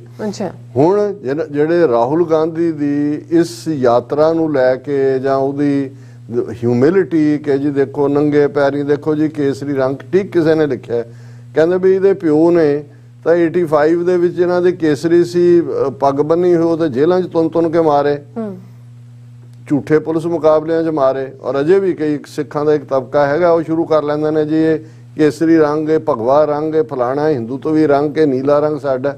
ਮੈਂ ਕਿਹਾ ਗੱਲ ਇਹ ਨਹੀਂ ਹੈ ਵੀ ਕਿਹੜਾ ਰੰਗ ਤੁਹਾਡਾ ਤੇ ਕਿਹੜਾ ਸਾਡਾ ਨਹੀਂ ਹੈ। ਤੁਸੀਂ ਹਰ ਚੀਜ਼ ਰਿਬੈਲੀਅਨ ਪੈਦਾ ਹੁੰਦਾ ਹੈ ਜਦੋਂ ਇੱਕ ਪੀਰੀਅਡ ਸੀ ਕੇਸਰੀ ਪੱਗ ਜਿਹਦੇ ਘਰੋਂ ਜਾਂ ਪਰਨਾ ਮਿਲਦਾ ਸੀ ਉਹਨੂੰ ਚੁੱਕ ਕੇ ਲੈ ਜਾਂਦੇ ਸੀ ਪੁਲਿਸ।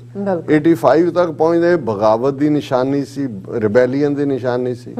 ਸੰਤ ਭਿੰਡਰਾਂ ਵਾਲਿਆਂ ਨੇ ਜਦੋਂ 20 ਸਤੰਬਰ 1981 ਨੂੰ ਗ੍ਰਿਫਤਾਰੀ ਦਿੱਤੀ ਜਿਹੜੀ ਹੈ ਚੌਂਕ ਮਹਿਤੇ, ਕੇਸਰੀ ਹਾਲਾਂ ਉਹਨਾਂ ਦੇ ਬਲੂ ਬੰਨਦੇ ਸੀ ਨੀਲੀ, ਕਿਉਂਕਿ ਇਹ ਤੁਹਾਡੀ ਫਾਈਨਲ ਜਿਹੜੀ ਹੈ ਡੂ ਔਰ ਡਾਈ ਬੈਟਲ ਹੈ, ਮੌਤ ਨਾਲ ਲੜਨ ਦੀ ਨਿਸ਼ਾਨੀ ਹੈ, ਸ਼ਹੀਦੀ ਲੈਣ ਦੀ ਨਿਸ਼ਾਨੀ ਵੀ ਹੈ। ਸੋ ਉਸ ਸਾਰੇ ਨੂੰ ਹੁਣ ਉਹੀ ਕੇਸਰੀ ਜਿਹਦੇ ਥੱਲੇ ਜਿਹੜਾ ਉਹ ਕੇਸਰੀ ਰੰਗ ਦਾ ਮਤਲਬ ਹੀ ਜਿਹੜਾ ਬਗਾਵਤ ਸੀ ਔਰ ਜੇਲ੍ਹ ਸੀ, ਹੁਣ ਉਹ ਕੇਸਰੀ ਬਣ ਕੇ ਗਿਆ ਤੇ ਆਪਣਿਆਂ ਨੂੰ ਜਿਹੜਾ ਲੱਗਣ ਲੱਗ ਗਿਆ ਜੀ ਦੇਖੋ ਇਹ ਹੈ ਵੀ ਚਲੋ ਇਹ ਵੀ ਮਾੜੇ ਨੇ ਉਹ ਵੀ ਨੇ, ਚਲੋ ਇਹਦੀ ਦਾਦੀ ਦੀ ਸਜ਼ਾ ਕਿਉਂ ਦਿੱਤੀ ਜਾਏ। ਔਰ ਦਰਸ਼ਕਾਂ ਨੇ ਇਸੇ ਦੌਰਾਨ ਮੇਰਾ ਖਿਆਲ ਹੈ ਪਿਕਚਰਸ ਦੇਖ ਲਈਆਂ ਹੋਣਗੀਆਂ। ਔਰ ਮੈਂ ਇਹਦੇ ਤੇ ਜਿਹੜਾ ਸੁਖਵਿੰਦਰ ਸਿੰਘ ਰਟੌਲ, ਇਹ ਚੰਗਾ ਇਹਨਾਂ ਦੇ ਕਮੈਂਟ ਹੁੰਦੇ ਨੇ ਕਈ ਵਾਰ ਪੋਇਟਰੀ ਦੇ ਵਿੱਚ ਵੀ ਇਹ ਬੜੀ ਖੂਬਸੂਰਤ ਗੱਲ ਕਹਿੰਦੇ ਨੇ। ਸੋ ਮੈਂ ਤਾਂ ਇਹਦੇ ਤੇ ਇਹੀ ਉਹਨਾਂ ਦੀ ਇੱਕ ਛੋਟੀ ਜਿਹੀ ਪੋਮ ਹੈ ਸੁਖਵਿੰਦਰ ਸਿੰਘ ਰਟੌਲ ਦੀ। ਧੰਨ ਗੁਰੂ ਰਾਮਦਾਸ ਦੇ ਦਰ ਤੇ ਉਹ ਵੀ ਮੰਗਣ ਆਉਂਦੇ ਨੇ ਜਿਹੜੇ ਆਪਣੇ ਰਾਜ ਦੇ ਵੇੜੇ ਇਸ ਤੇ ਫੌਜ ਚੜਾਉਂਦੇ ਨੇ, ਪੀਲਾ ਪਰਨਾ ਬੰਨਣ ਉੱਤੇ ਗੋਲੀ ਮਾਰ ਮੁਕਾਉਂਦੇ ਸੀ, ਅੱਜ ਕੱਲ ਉਸੇ ਪੀਲੇ ਰੰਗ ਨੂੰ ਸਿਰ ਤੇ ਆਪ ਸਜਾਉਂਦੇ ਨੇ।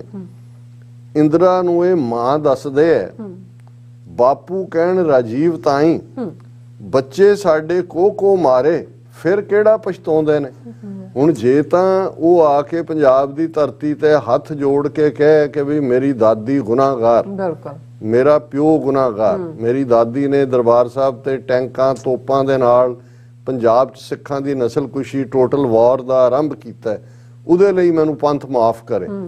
ਮੇਰੇ ਪਿਓ ਨੇ ਦਾਦੀ ਦੇ ਮਾਰੇ ਜਾਣ ਤੋਂ ਬਾਅਦ ਹਜ਼ਾਰਾਂ ਸਿੱਖਾਂ ਦਾ ਖੂਨ ਦਾ ਡੋਲ ਕੇ ਉਹਦਾ ਤਿਲਕ ਲਾ ਕੇ ਉਹ ਤਖਤ ਤੇ ਬੈਠਾ ਤੇ ਉਹਨੇ ਕਿਹਾ ਕਿ ਜਬ ਕੋਈ ਬੜਾ ਵ੍ਰਿਕਸ਼ ਗਿਰਤਾ ਹੈ ਤਾਂ ਧਰਤੀ ਕਾਂਪਤੀ ਹੈ। ਮੈਨੂੰ ਉਹਦੇ ਗੁਨਾਹ ਦੇ ਵੀ ਮਾਫੀ। ਮੇਰੇ ਦਾਦੀ ਦੇ ਪਿਓ ਨੇ ਨਹਿਰੂ ਨੇ ਜਿਹਨੇ ਸਿੱਖਾਂ ਨੂੰ ਕ੍ਰਿਮੀਨਲ ਟ੍ਰਾਈਬ ਐਲਾਨਿਆ ਸੀ, ਉਹਦੇ ਵੀ ਮਾਫੀ। ਔਰ ਇਹਨਾਂ ਸਾਰਿਆਂ ਦੀ ਮਾਫੀ ਮੈਂ ਇਹ ਕਰਦਾ ਕਿ ਮੈਂ ਪੰਜਾਬ ਦੀ ਧਰਤੀ ਤੇ ਖਲੋ ਕੇ ਸਿੱਖਾਂ ਦੇ ਆਜ਼ਾਦ ਮੁਲਕ ਖਾਲਿਸਤਾਨ ਦੀ ਮੰਗ ਕਰਦਾ। ਫਿਰ ਤਾਂ ਉਹਨੂੰ ਬਣਾ ਦਿਓ, ਉਹਨੂੰ ਭਾਵੇਂ ਪ੍ਰਾਈਮ ਮਿਨਿਸਟਰ ਬਣਾ ਦਿਓ ਕਿ ਜੀ ਇਹ ਹੋ ਗਿਆ ਜੀ ਕਰਤਾ, ਜੇ ਤੁਸੀਂ ਇੰਨਾ ਹੀ ਕਰਨਾ। ਔਰ ਠੀਕ ਕਿਹਾ ਉਹਨਾਂ ਨੇ ਕਿ ਇੰਦਰਾ ਹਾਲਾਂ ਇਹ ਹੁਣ ਵੀ ਕਹਿੰਦਾ ਹੈ ਕਿ ਵੀ ਮੇਰੀ ਦਾਦੀ ਦੀ ਛਾਤੀ 'ਚ 36 ਗੋਲੀਆਂ ਵੱਜੀਆਂ ਸੀ ਪਰ ਮੈਂ ਘਬਰਾਉਂਦਾ ਨਹੀਂ ਹੈ। ਔਰ ਦੂਜਾ ਵੀ ਹੁਣ ਪਤਾ ਨਹੀਂ ਕਿੰਨੀਆਂ, ਹੁਣ ਮੈਂ ਕਿੰਨੇ ਕਹਿਣਾ ਕੁਛ। ਇੰਦਰਾ ਨੂੰ ਇਹ ਮਾਂ ਦੱਸਦੇ ਹੈ ਬਾਪੂ ਕਹਿਣ ਰਾਜੀਵ ਤਾਈ, ਬੱਚੇ ਸਾਡੇ ਕੋ ਮਾਰੇ ਫੇਰ ਕਿਹੜਾ ਪਛਤਾਉਂਦੇ ਨੇ। ਇੱਕ ਪਾਰਟੀ ਦੀ ਗੱਲ ਨਹੀਂ ਇੱਥੇ, ਸਾਰੇ ਦਿਲੋਂ ਹਰਾਮੀ ਨੇ, ਭਾਵੇਂ ਚਿੱਟੇ ਭਾਵੇਂ ਭਗਵੇ, ਅੰਦਰੋਂ ਵੈਰ ਕਮਾਉਂਦੇ ਨੇ। ਕਿ ਵੀ ਇਹ ਕਲੀਅਰ ਹੋਣਾ ਚਾਹੀਦਾ, ਤੁਸੀਂ ਹਰ ਇੱਕ ਦੇ ਚੁੰਗਲ 'ਚ ਹੀ ਫਸਣਾ ਬਾਰ-ਬਾਰ। ਇਹਨਾਂ ਦੀ ਕੀ ਤਾਕਤ ਸਾਡੇ ਸਿਰ ਤੇ ਚੜ ਕੇ ਬਹਿ ਜਾਂਦੇ, ਸਦ ਅਫਸੋਸ ਕਿ ਸਾਡੇ ਆਪਣੇ ਲਿਆ ਕੇ ਸਿਰੀਂ ਚੜਾਉਂਦੇ ਨੇ, ਬਿਲਕੁਲ ਅੱਧ ਮੋਇਆਂ ਦਾ ਮਾਸ ਨੋਚਦੇ, ਵੈਸ਼ੀ ਤੇ ਹੈਵਾਨ ਹੀ ਨੇ। ਉਦਾਂ ਭਾਵੇਂ ਭੌਂਕਣ ਵੇਲੇ ਜਨ ਸੇਵਕ ਅਖਵਾਉਂਦੇ ਨੇ, ਕੋਈ ਨਾ ਇੱਥੇ ਹੀ ਕਰਨੀ ਭਰਨੀ, ਪਾਪ ਗੁਨਾਹਾਂ ਲੁਕਣਾ ਨਹੀਂ, ਵੇਖੋ ਮੇਰੇ ਚੋਜੀ ਸਤਗੁਰ ਕਿਹੜਾ ਚੋਜ ਵਿਖਾਉਂਦੇ ਨੇ। ਸੋ ਇਹਦੀ ਦਾਦੀ ਨੇ ਕੀਤਾ, 38 ਸਾਲਾਂ ਬਾਅਦ ਇਹ ਡਰਾਮੇ ਕਰ ਰਿਹਾ, ਇਹਦੇ ਪਿਓ ਨੇ ਕੀਤਾ, 38 ਸਾਲਾਂ ਬਾਅਦ ਇਹ ਕਰ ਰਿਹਾ। ਉਸ ਤੋਂ ਪਹਿਲਾਂ ਸੋਨੀਆ ਗਾਂਧੀ ਵੀ ਇਸ ਕਿਸਮ ਦਾ ਡਰਾਮਾ ਕਰਕੇ ਗਈ। ਸੋ ਇੱਕ ਗੱਲ ਇਸ ਸਾਰੇ ਚੋਂ ਮੈਂ ਸਮਝਦਾ ਵੀ ਅਸੀਂ ਆਪਣੀ ਜੇ ਸਟਰੈਂਥ ਦੇ ਉੱਤੇ ਖਲੋ ਕੇ ਇਹ ਤਾਂ ਹੈ ਹੀ ਨੇ ਕਿ ਭਾਈ ਇਹਨਾਂ ਨੇ ਚੋਰੀ ਵੀ, ਧਾੜੇ ਵੀ, ਉਹ ਸਾਰਿਆਂ ਦੇ ਗੁਰ ਜਿਹੜੇ ਨੇ ਉਹ ਇੱਕ ਸਿਆਸਤਦਾਨ ਦੇ ਵਿੱਚ ਉੱਥੋਂ ਦੇ ਖਿੱਤੇ ਦੇ ਭਰੇ ਹੋਏ ਨੇ। ਲੇਕਿਨ ਇਹ ਕੌਮ ਦੀ ਰੈਜ਼ਿਲੀਅੰਸ ਵੀ ਦੱਸਦੀ ਹੈ ਕਿ ਤੁਸੀਂ ਤਾਂ ਅਕਾਲ ਤਖਤ ਢਾਹ ਕੇ ਸਮਝਿਆ ਸੀ, ਔਰ ਤੁਸੀਂ ਤਾਂ ਇਹ ਕਲੇਮ ਕਰਦੇ ਸੀ ਕਿ ਸਿੱਖ ਪੜ੍ਹਦੇ ਸੀ ਰਾਜ ਕਰੇਗਾ ਖਾਲਸਾ, ਪਰ ਐਸੀ ਇਹਨਾਂ ਨੂੰ ਮਾਰ ਮਾਰੀ ਹੈ ਕਿ ਯਾਦ ਕਰੇਗਾ ਖਾਲਸਾ। ਪਰ ਇਹ ਤਾਂ 38 ਸਾਲਾਂ ਹੀ ਤੁਸੀਂ ਗੋਡਿਆਂ ਪਰਨੇ ਆ ਕੇ ਉਸ ਕਿਸਮ ਦਾ ਭੇਖ ਧਾਰ ਕੇ ਜਿਹੜਾ ਉਹ ਦੱਸਣਾ ਚਾਹੁੰਦੇ ਹੋ ਕਿ ਜੀ ਤੁਸੀਂ ਸਾਡਾ ਹਿੱਸਾ ਹੋ। ਇਹਦਾ ਮਤਲਬ ਇਹ ਹੈ ਕਿ ਜਿੱਤੇ ਫਿਰ ਵੀ ਅਸੀਂ ਹਾਂ। ਔਰ ਇਹੀ ਗੱਲ 10ਵੇਂ ਪਾਤਸ਼ਾਹ ਨੇ ਜਦੋਂ ਜ਼ਫਰਨਾਮੇ 'ਚ ਕਹੀ ਸੀ ਕਿ ਭਾਈ ਤੂੰ ਹਾਰਿਆ, ਮੈਂ ਜਿੱਤਿਆ, ਬੇਸ਼ੱਕ 4 ਅੰਗਿਆਰੇ ਤੂੰ ਬੁਝਾਏ ਨੇ, ਪਰ ਅਜੇ ਜਿਹੜਾ ਭੁਜੰਗੀ ਹੈ, ਜਿਹੜਾ ਖੜਪਾ ਸੱਪ ਖਾਲਸਾ ਹੈ, ਉਹ ਜਿਹੜਾ ਫਨੀਅਰ ਸੱਪ ਉਹ ਜਿਉਂਦਾ ਹੈ ਔਰ ਤੇਰੇ ਨਾਲ ਹਿਸਾਬ ਬਰਾਬਰ ਕਰੇਗਾ। ਸੋ ਇਹਨਾਂ ਦੇ ਪਾਪ ਕੰਬਦੇ ਨੇ, ਇਹਨਾਂ ਨੂੰ ਨਜ਼ਰ ਆਉਂਦਾ ਹੈ ਕਿ ਭਾਈ ਸਾਡੇ ਪੁਰਖਿਆਂ ਨੇ ਜੋ ਕੀਤਾ, ਪੰਥ ਨੇ ਸਜ਼ਾ ਦਿੱਤੀ, ਤੇ ਜੇ ਤੁਸੀਂ ਆਪਣੇ ਆਪ ਨੂੰ, ਅਸੀਂ ਕਿਸੇ ਨਾਲ ਤਾਂ ਵੈਰ ਕਮਾਉਂਦਾ ਹੀ ਨਹੀਂ ਹੈ, ਜੇ ਤੁਹਾਨੂੰ ਲੱਗਦਾ ਹੈ ਕਿ ਭਾਈ ਵਾਕਈ ਇਹ ਕੇਸਰੀ ਰੰਗ ਜਾਂ ਇਹ ਸਿੱਖੀ ਸਰੂਪ ਜਾਂ ਦੂਜਾ ਇਹ ਜਿਹੜੇ ਨੇ ਇਹ ਵਡਿਆਈ ਦੇ ਹੱਕਦਾਰ ਸੀ ਜਿਨ੍ਹਾਂ ਨੂੰ ਤੁਸੀਂ ਰੋਲਣ ਦੀ ਕੋਸ਼ਿਸ਼ ਕੀਤੀ, ਤਾਂ ਫਿਰ ਓਨੈਸਟੀ ਦੇ ਨਾਲ ਆ ਕੇ, ਔਰ ਹੁਣ ਕੋਈ ਇਹ ਕਹੇ ਜੀ ਮਾਫੀ ਮੰਗ ਲਈ, ਇਹ ਵੀ ਨਹੀਂ ਹੋਣਾ। ਇਹੀ ਗੱਲ ਮੈਂ ਕੁਲਦੀਪ ਨਈਅਰ ਨੂੰ ਕਹੀ ਸੀ ਕਿ ਹੁਣ ਇਹੀ ਹੈ ਵੀ ਖਾਲਿਸਤਾਨ ਦੇ ਹੱਕ 'ਚ ਮਤਾ ਪਾਸ ਕਰੋ ਤਾਂ ਕਿ ਫਿਊਚਰ ਦੀ ਹੌਸਟੈਲਿਟੀ ਘਟੇ। ਅਦਰਵਾਈਜ਼ ਹੁਣ ਕੋਈ ਇਹ ਕਹੇ ਜੀ ਮਾਫੀ ਮੰਗ ਲੈਣ ਨਾਲ, ਜੇ ਭਾਵੇਂ ਉਹ ਜੈਨੂਇਨਲੀ ਵੀ ਹੋਏ ਜੀ ਕਿ ਅਸੀਂ ਜੈਨੂਇਨਲੀ, ਇਹਦੇ ਨਾਲ ਕੋਈ ਫਰਕ ਨਹੀਂ ਪੈਂਦਾ। ਬਿਲਕੁਲ ਸਾਹਿਬ, ਤੁਹਾਡਾ ਬਹੁਤ ਬਹੁਤ ਸ਼ੁਕਰੀਆ। ਸੋਥ ਲੈਣ ਬ੍ਰੇਕ ਵਿਊਅਰਸ ਦੋਸਤਾਂ ਨੇ ਇਸੇ ਤਰ੍ਹਾਂ ਹੀ ਬਣੇ ਰਹਿਣਾ। ਮਿਲਦੇ ਹਾਂ after this short break.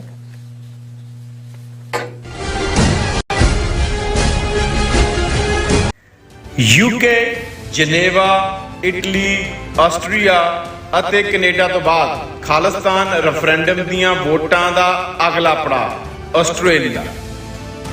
Australia ਵਿੱਚ ਖਾਲਿਸਤਾਨ ਰੈਫਰੈਂਡਮ ਦੇ ਪਹਿਲੇ ਪੜਾਅ ਦੀਆਂ ਵੋਟਾਂ 29 ਜਨਵਰੀ ਦਿਨ ਐਤਵਾਰ ਨੂੰ ਮੈਲਬਰਨ ਦੇ ਫੈਡਰੇਸ਼ਨ ਸਕੁਅਰ ਵਿੱਚ ਸਵੇਰੇ 9 ਵਜੇ ਤੋਂ ਲੈ ਕੇ ਸ਼ਾਮ ਦੇ 5 ਵਜੇ ਤੱਕ ਪੈਣਗੀਆਂ।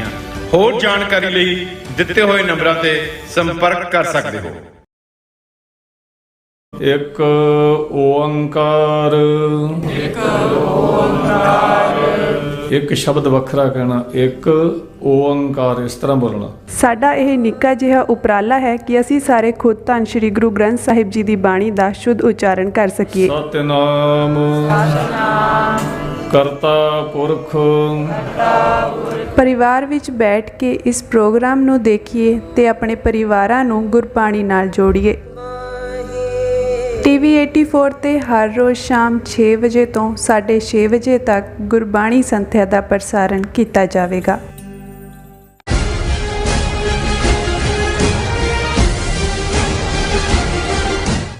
ਦਰਸ਼ਕੋ, ਬ੍ਰੇਕ ਤੋਂ ਬਾਅਦ ਆਪਾਂ ਤੁਹਾਨੂੰ ਸਭ ਨੂੰ ਜੀ ਆਇਆਂ ਕਹਿੰਦੇ ਆ। ਸੋ ਗੱਲਬਾਤ ਕਰਨ ਜਾ ਰਹੇ ਹਾਂ ਕਿ RSS ਦੇ ਮੁਖੀ ਮੋਹਨ ਭਾਗਵਤ ਨੇ ਆਪਣੀ ਤਿੱਖੀ ਨਫ਼ਰਤ ਭਰੀ ਸੁਰ ਨੂੰ ਹੁਣ ਘੱਟ ਗਿਣਤੀਆਂ ਲਈ ਪਿਆਰ ਤਰਾਨਿਆਂ ਵਿੱਚ ਬਦਲਣ ਦੀ ਕੋਸ਼ਿਸ਼ ਕੀਤੀ ਹੈ। ਉਸਨੇ ਹਿੰਦੂਆਂ ਨੂੰ ਕਿਹਾ ਹੈ ਕਿ ਉਹ ਹੁਣ ਗੈਰ ਹਿੰਦੂਆਂ ਪ੍ਰਤੀ ਆਪਣਾ ਵਤੀਰਾ ਨਰਮ ਕਰਨ। ਸੋ ਇਸ ਬਾਰੇ ਆਪਾਂ ਗੱਲਬਾਤ ਕਰਨ ਜਾ ਰਹੇ ਹਾਂ। ਸੋ ਅਸੀਂ ਚਾਹਾਂਗੇ ਕਿ ਤੁਸੀਂ ਇਸੇ ਤਰ੍ਹਾਂ ਬਣੇ ਰਹਿਣਾ। ਦੇਖਣ ਸੁਣ ਲਈ ਐਂਡ ਲਿਖਣ ਲਈ ਤੁਹਾਡਾ ਸਭ ਦਾ ਬਹੁਤ ਬਹੁਤ ਧੰਨਵਾਦ ਜੀ। ਡਾਕਟਰ ਸਾਹਿਬ ਕੀ ਕਹਿਣਾ ਚਾਹੋਗੇ?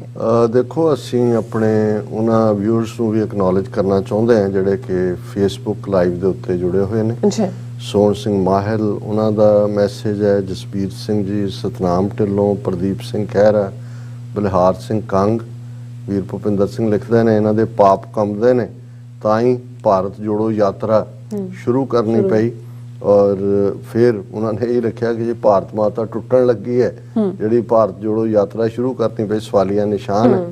ਔਰ ਮੁਹੰਮਦ ਜਾਵੇਦ ਜੀ ਨੇ ਕਿਹਾ ਨੋ ਹਿੰਦੀ ਨੋ ਹਿੰਦੁਸਤਾਨ, ਓਨਲੀ ਖਾਲਿਸਤਾਨ।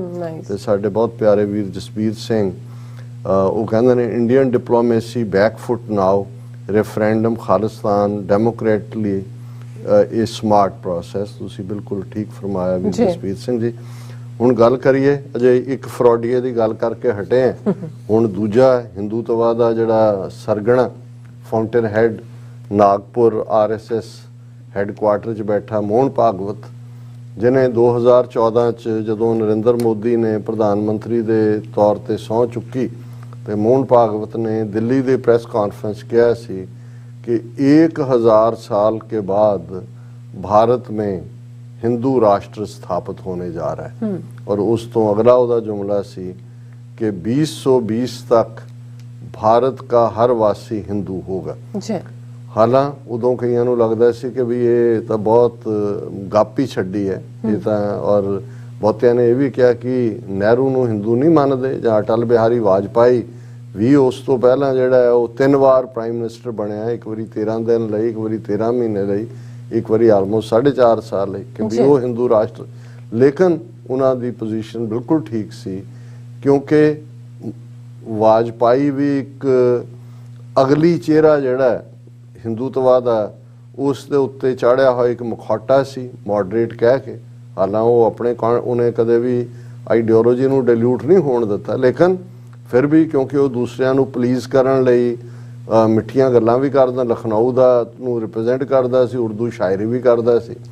ਲੇਕਿਨ ਉਹਨਾਂ ਨੇ ਉਸ ਨੂੰ ਤਾਂ ਸਟਾਪ ਗੈਪ ਅਰੇਂਜਮੈਂਟ ਇਸਤੇਮਾਲ ਕੀਤਾ, ਕਿਉਂਕਿ ਉਹਨੂੰ ਚਿਹਰੇ ਨੂੰ ਵਰਤ ਕੇ ਬਾਕੀ ਧਿਰਾਂ ਦੇ ਨਾਲ ਜਿਹਨਾਂ ਸਭ ਤੋਂ ਪੇਸ਼ ਅਕਾਲੀ ਸੀ ਔਰ ਦੂਸਰੀਆਂ DMK ਵੀ ਤਮਿਲਨਾਡੂ ਦੀ ਔਰ ਰੀਜਨਲ ਪਾਰਟੀਜ਼ ਬੀਜੂ ਪਟਨਾਇਕ, ਫਾਰੂਕ ਅਬਦੁੱਲਾ, ਇਹ ਸਾਰੇ ਕੋਲੀਸ਼ਨ ਗਵਰਨਮੈਂਟ ਉਹਨਾਂ ਕੋਲ ਆਪਣੀ मेजोरिटी भी नहीं सी। पर 2014 च अगली फेस बिल्कुल नंगा करके उन्होंने सामने लिया, जिन्हें 2002 च हज़ारां मुसलमानों की नस्लकुशी की सी गुजरात च, और 50,000 तो ज़्यादा सिख किसानों के उजाड़े दे लई नीतियां ही नहीं सी लागू कीतियां। मोदी अमित शाह ने गुंडियां राही उन्हां दा जीना हराम कीता सी, और जे उन्होंने Gujarat high court they which case जित भी लिया तो उसकी अपील सुप्रीम कोर्ट च कीती, जिहड़ी अजे तक भी है, किसी वेले भी वो फैसला ये लिया सकते हैं, सिर्फ वक्त इंतजार कर रहे हैं। और ये वो कातल जोड़ी है। और मोहन भागवत का 2020 तक जो कहना सी भी हर कोई हिंदू होएगा, बहुतियां नूं ये नहीं सी कि जी चलो एंटाई कन्वर्शन लॉ लै आणगे, पर जिवें उन्होंने 2014 च पावर मिलण तो बाद घर वापसी के नां थले मुसलमानां, ईसाइयां, ट्राइबल्स दे उत्ते जुल्म शुरू किए, लव जिहाद दे नां थले जिवें उन्होंने टारगेट करना शुरू किया, जिवें आदित्यनाथ योगी नूं पावर दे के यूपी दे विच जिहड़ी उन्हां दी माड़ी मोटी विचारा गरीब गुरबा मुसलमान मीट इंडस्ट्री दे विच सी उन्होंने जिहड़ा खत्म किया, और ऐसा एक डर खौफ पैदा कर दिता है कि जिहड़े 18-20% मुसलमान यूपी चो इररेलेवेंट कर दिते। आजम खान वर्गा बंदा जिहड़ा थोड़ा बहुत सोशलिस्ट पार्टी च रहिंदे आ मुसलमानां लई करदा सी, हुण पिछलियां मिड टर्म च यकीनी बनाया कि उहदी सीट ते भी उहनूं हरा दिता है। इस किस्म दा खौफ। और हुण ये सारा पार्ट इन्हां 2014 तो लैके 2023 तक दूसरी टर्म तो बाद बिल्कुल ही खुल के फिर तो उन्होंने जिवें सुप्रीम कोर्ट तो फैसला लिया, पहली टर्म के एंड तक पहुँचते हैं बाबरी जिहड़ा मसीत नूं वाली थां मंदिर के हवाले करन दी 2019 ਦੇ ਵਿੱਚ 5 ਅਗਸਤ 2019 ਨੂੰ ਕਸ਼ਮੀਰ ਦਾ ਭੋਗ ਪਾਤਾ, ਕਿਉਂਕਿ ਇਹ ਵੀ RSS ਦਾ ਹਮੇਸ਼ਾ ਏਜੰਡਾ ਸੀ ਕਿ ਬਈ ਇਹ ਹੋਏ। ਹੁਣ यूनीफॉर्म सिविल कोड के नां थले मुस्लिम पर्सनल लॉ ईसाइयां और दूसरिया के कानून को खत्म करने का राह पद्धरा कर दिता है, क्योंकि 2 स्टेटा उत्तराखंड और गुजरात उन्होंने स्टेट ने अपने कमीशन बनाए।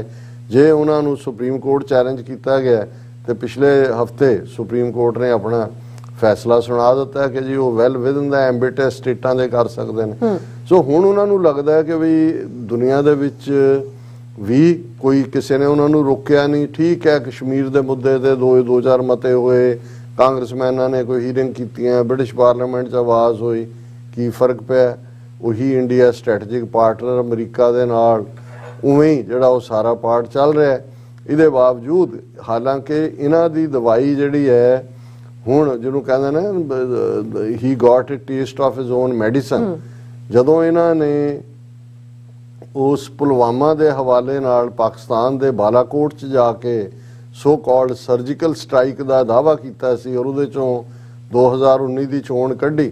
ਹੁਣ ਅੱਜ ਦੀਆਂ ਖਬਰਾਂ ਸੀ ਪਿਛਲੇ ਕੱਲ ਜਿਹੜੇ ਇਹਨਾਂ ਦੇ ਬਰਮਾ ਦੇ ਨਾਲ ਮਿਆਂਮਾਰ ਨਾਲ ਲੱਗਦਾ ਬਾਰਡਰ ਹੈ, ਕਿਉਂਕਿ ਅਰੁਣਾਚਲ ਹੋਏ, ਮੇਘਾਲਿਆ ਹੋਏ, ਤ੍ਰਿਪੁਰਾ ਹੋਏ, ਅਸਾਮ ਹੋਏ, ਇਹਨਾਂ ਸਾਰੀਆਂ ਸਟੇਟਾਂ ਦੇ ਬਾਰਡਰ ਦੋ ਮੁਲਕਾਂ ਨਾਲ ਲੱਗਦੇ ਨੇ। ਇੱਕ ਪਾਸੇ ਮਿਆਂਮਾਰ ਜਿਹਨੂੰ ਬਰਮਾ ਕਹਿੰਦੇ ਸੀ, ਦੂਸਰੇ ਪਾਸੇ ਬੰਗਲਾਦੇਸ਼। ਔਰ ਐਨ ਮਿਆਂਮਾਰ ਨਾਲ ਲੱਗਦੀ ਸਰਹੱਦ ਦੇ ਉੱਤੇ ਇਹਨਾਂ ਨੇ ਟ੍ਰੇਨਿੰਗ ਕੈਂਪ ਬਣਾਏ ਹੋਏ ਨੇ, ਕਿੱਥੇ ਕਿਹੜੇ ਦੇ ਗੁਰਿਲੇ ਯੂਜ਼ ਕਰਦੇ ਨੇ। ਲੇਕਿਨ ਮਿਆਂਮਾਰ ਨੇ ਵਿਦਨ ਇੰਡੀਅਨ ਟੈਰੀਟਰੀ ਆ ਕੇ ਬੰਬਾਰਡ ਕਰਕੇ ਇਹਨਾਂ ਦੇ ਕੈਂਪ ਤਬਾਹ ਕੀਤੇ। ਔਰ ਇਹ ਜਿਵੇਂ ਚੀਨ ਦੇ ਕੋਲ 2000 ਸਕੁਅਰ ਮਾਈਲ ਟੈਰੀਟਰੀ ਗਵਾਉਣ ਦੇ ਬਾਵਜੂਦ ਇਹ ਕਹਿਣ ਨੂੰ ਤਿਆਰ ਨਹੀਂ ਕਿ ਜੀ ਅਸੀਂ ਜਿਹੜਾ ਉਹ ਗਵਾਈ ਹੈ।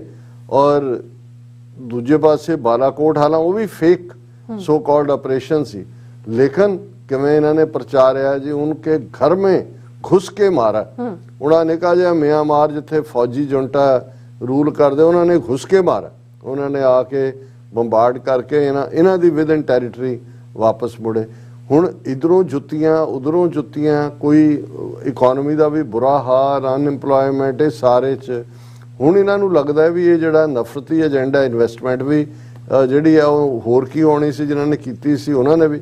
ਹੁਣ ਇਹਨਾਂ ਨੇ ਜਿਵੇਂ ਰਾਹੁਲ ਗਾਂਧੀ ਇੱਕ ਆਪਣਾ ਫਰਾਡ ਕਰ ਰਿਹਾ, ਜਿੱਥੇ ਗਿਆ ਹੁਣ ਗੁਜਰਾਤ ਜਦੋਂ ਰਾਹੁਲ ਗਾਂਧੀ ਦੌਰਾ ਕਰਦਾ ਸੀ ਉਦੋਂ ਤਾਂ ਕਿਸੇ ਮਸਜਿਦ ਤੇ ਗੁਰਦੁਆਰੇ 'ਚ ਗਿਆ ਨਹੀਂ। ਪੰਜਾਬ 'ਚੋਂ ਹਰਮੰਦਰ ਸਾਹਿਬ ਔਰ ਫਤਿਹਗੜ੍ਹ ਸਾਹਿਬ ਔਰ ਫਿਰ ਸਰਹੰਦ ਰੋਜ਼ਾ ਸ਼ਰੀਫ ਵੀ ਪਹੁੰਚ ਜਾਂਦਾ ਹੈ ਕਿ ਜੀ ਮੁਸਲਮਾਨਾਂ ਨੂੰ ਵੀ ਖੁਸ਼ ਕਰਨਾ, ਕਿਉਂਕਿ ਉਹਨਾਂ ਨੂੰ ਲੱਗਦਾ ਹੈ ਕਿ ਜੀ ਹੁਣ ਆਪਣਾ ਤੁਸੀਂ ਵੋਟ ਬੈਂਕ ਥੋੜੀ ਵਧਾਉਣ ਦੀ ਕੋਸ਼ਿਸ਼ ਕਰੋ। ਸੋ ਇਧਰ RSS ਨੇ ਜਾਂ ਮੋਦੀ ਨੇ ਤਾਂ ਕਦੇ ਸਿਰ ਤੇ ਇਸਲਾਮਿਕ ਟੋਪੀ ਵੀ ਨਹੀਂ ਰੱਖੀ, ਗਿਆ ਵੀ ਨਹੀਂ ਕਿਤੇ, ਔਰ ਉਹਨਾਂ ਨੂੰ ਕਦੇ ਟਿਕਟ ਵੀ ਨਹੀਂ ਦਿੰਦਾ ਮੁਸਲਮਾਨ। ਉਹਨਾਂ ਦੀ ਜਿਹੜੀ 18-20% 15-16% ਪਾਪੂਲੇਸ਼ਨ ਹੈ ਉਹਨੂੰ ਡੀਫਰੈਂਚਾਈਜ਼ ਕਰਤਾ। ਲੇਕਿਨ ਹੁਣ ਇਹ ਜਿਹੜਾ ਸੱਪ ਦੇ ਮੂੰਹ ਚੋਂ ਅੰਮ੍ਰਿਤ ਕਿਵੇਂ ਨਿਕਲਣ ਲੱਗ ਪਿਆ, ਮੋਹਨ ਭਾਗਵਤ ਦੀ ਸਟੇਟਮੈਂਟ ਜਿਹੜੀ ਅੱਜ ਸਾਰੇ ਮੀਡੀਆ 'ਚ ਲੱਗੀ ਹੈ ਔਰ ਉਹਨੇ ਇਹ ਇੰਟਰਵਿਊ ਵੀ ਦਿੱਤਾ। ਇਹਨਾਂ ਦੇ ਦੋ ਮਾਊਥਪੀਸ ਨੇ RSS ਦੇ, ਇੱਕ ਅੰਗਰੇਜ਼ੀ 'ਚ ਹੈ, ਇੱਕ ਹਿੰਦੀ 'ਚ ਹੈ। ਹਿੰਦੀ 'ਚ ਪੰਚ ਜਨ ਹੈ ਔਰ ਅੰਗਰੇਜ਼ੀ 'ਚ ਆਬਜ਼ਰਵਰ। ਉਹਨਾਂ ਨੂੰ ਇੰਟਰਵਿਊ ਦਿੰਦੇ ਇਹਨਾਂ ਨੇ ਕਿਹਾ ਹੁਣ, ਔਰ ਇਹਦੀ ਹੈਡਲਾਈਨ ਸਾਰੇ ਮੀਡੀਆ ਨੇ ਦਿੱਤੀ ਹੈ, staying perpetually in fighting mode will do us no good. RSS chief Mohan Bhagwat advocates balance in polarizing times. ਉਹ ਕਹਿੰਦਾ ਜੀ ਇਹ ਸਾਨੂੰ ਹੁਣ ਇਹ ਧਰੂਵੀਕਰਨ ਨਹੀਂ ਹੋਣਾ ਚਾਹੀਦਾ, ਸਾਨੂੰ ਬੈਲੈਂਸ ਕਰਨਾ ਚਾਹੀਦਾ। ਲੜਾਈ ਝਗੜੇ 'ਚ ਕੀ ਪਿਆ? ਫਿਰ ਉਹਨੇ ਸ਼ਿਵਾਜੀ ਨੂੰ ਕੋਟ ਕੀਤਾ, ਸਾਈਟਿੰਗ ਸ਼ਿਵਾਜੀ's example of pragmatism whereby the Maratha king extended a hand of friendship to Muslim dynasties for larger good.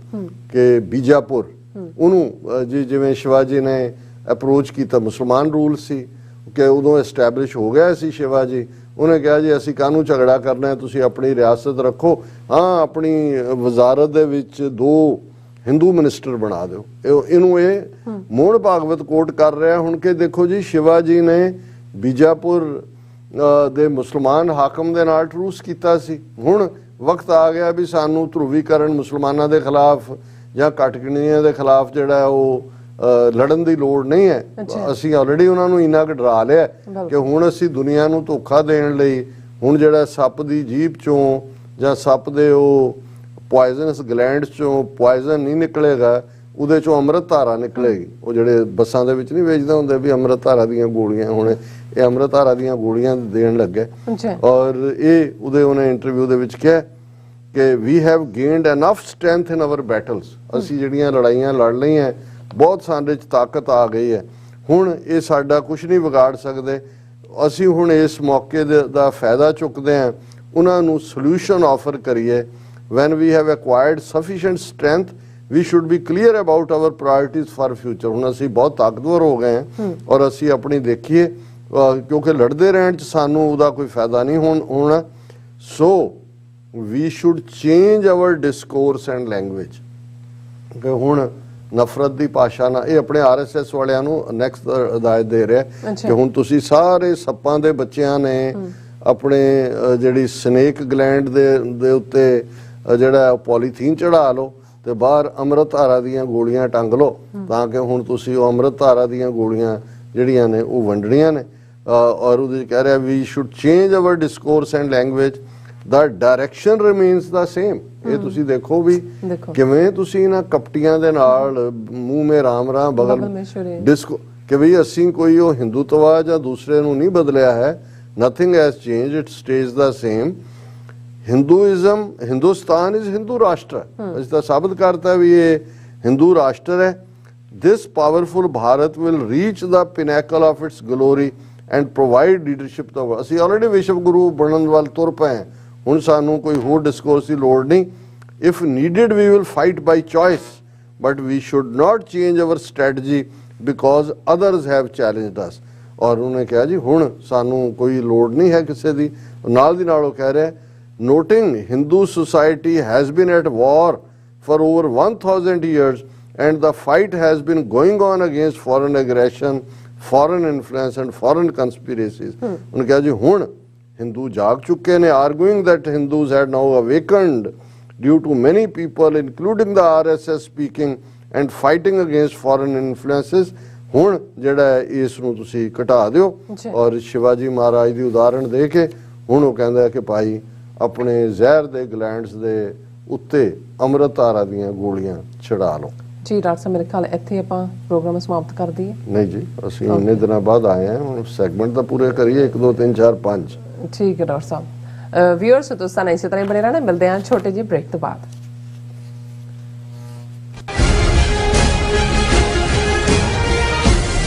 ਇੱਕ ਓੰਕਾਰ, ਇੱਕ ਸ਼ਬਦ ਵੱਖਰਾ ਕਹਿਣਾ, ਇੱਕ ਓੰਕਾਰ, ਇਸ ਤਰ੍ਹਾਂ ਬੋਲਣਾ। ਸਾਡਾ ਇਹ ਨਿੱਕਾ ਜਿਹਾ ਉਪਰਾਲਾ ਹੈ ਕਿ ਅਸੀਂ ਸਾਰੇ ਖੁਦ ਧੰਨ ਸ਼੍ਰੀ ਗੁਰੂ ਗ੍ਰੰਥ ਸਾਹਿਬ ਜੀ ਦੀ ਬਾਣੀ ਦਾ ਸ਼ੁੱਧ ਉਚਾਰਨ ਕਰ ਸਕੀਏ। ਸਤਿਨਾਮ ਕਰਤਾ ਪੁਰਖ। ਪਰਿਵਾਰ ਵਿੱਚ ਬੈਠ ਕੇ ਇਸ ਪ੍ਰੋਗਰਾਮ ਨੂੰ ਦੇਖੀਏ ਤੇ ਆਪਣੇ ਪਰਿਵਾਰਾਂ ਨੂੰ ਗੁਰਬਾਣੀ ਨਾਲ ਜੋੜੀਏ। TV 84 ਤੇ ਹਰ ਰੋਜ਼ ਸ਼ਾਮ 6 ਵਜੇ ਤੋਂ 6:30 ਵਜੇ ਤੱਕ ਗੁਰਬਾਣੀ ਸੰਥਿਆ ਦਾ ਪ੍ਰਸਾਰਣ ਕੀਤਾ ਜਾਵੇਗਾ।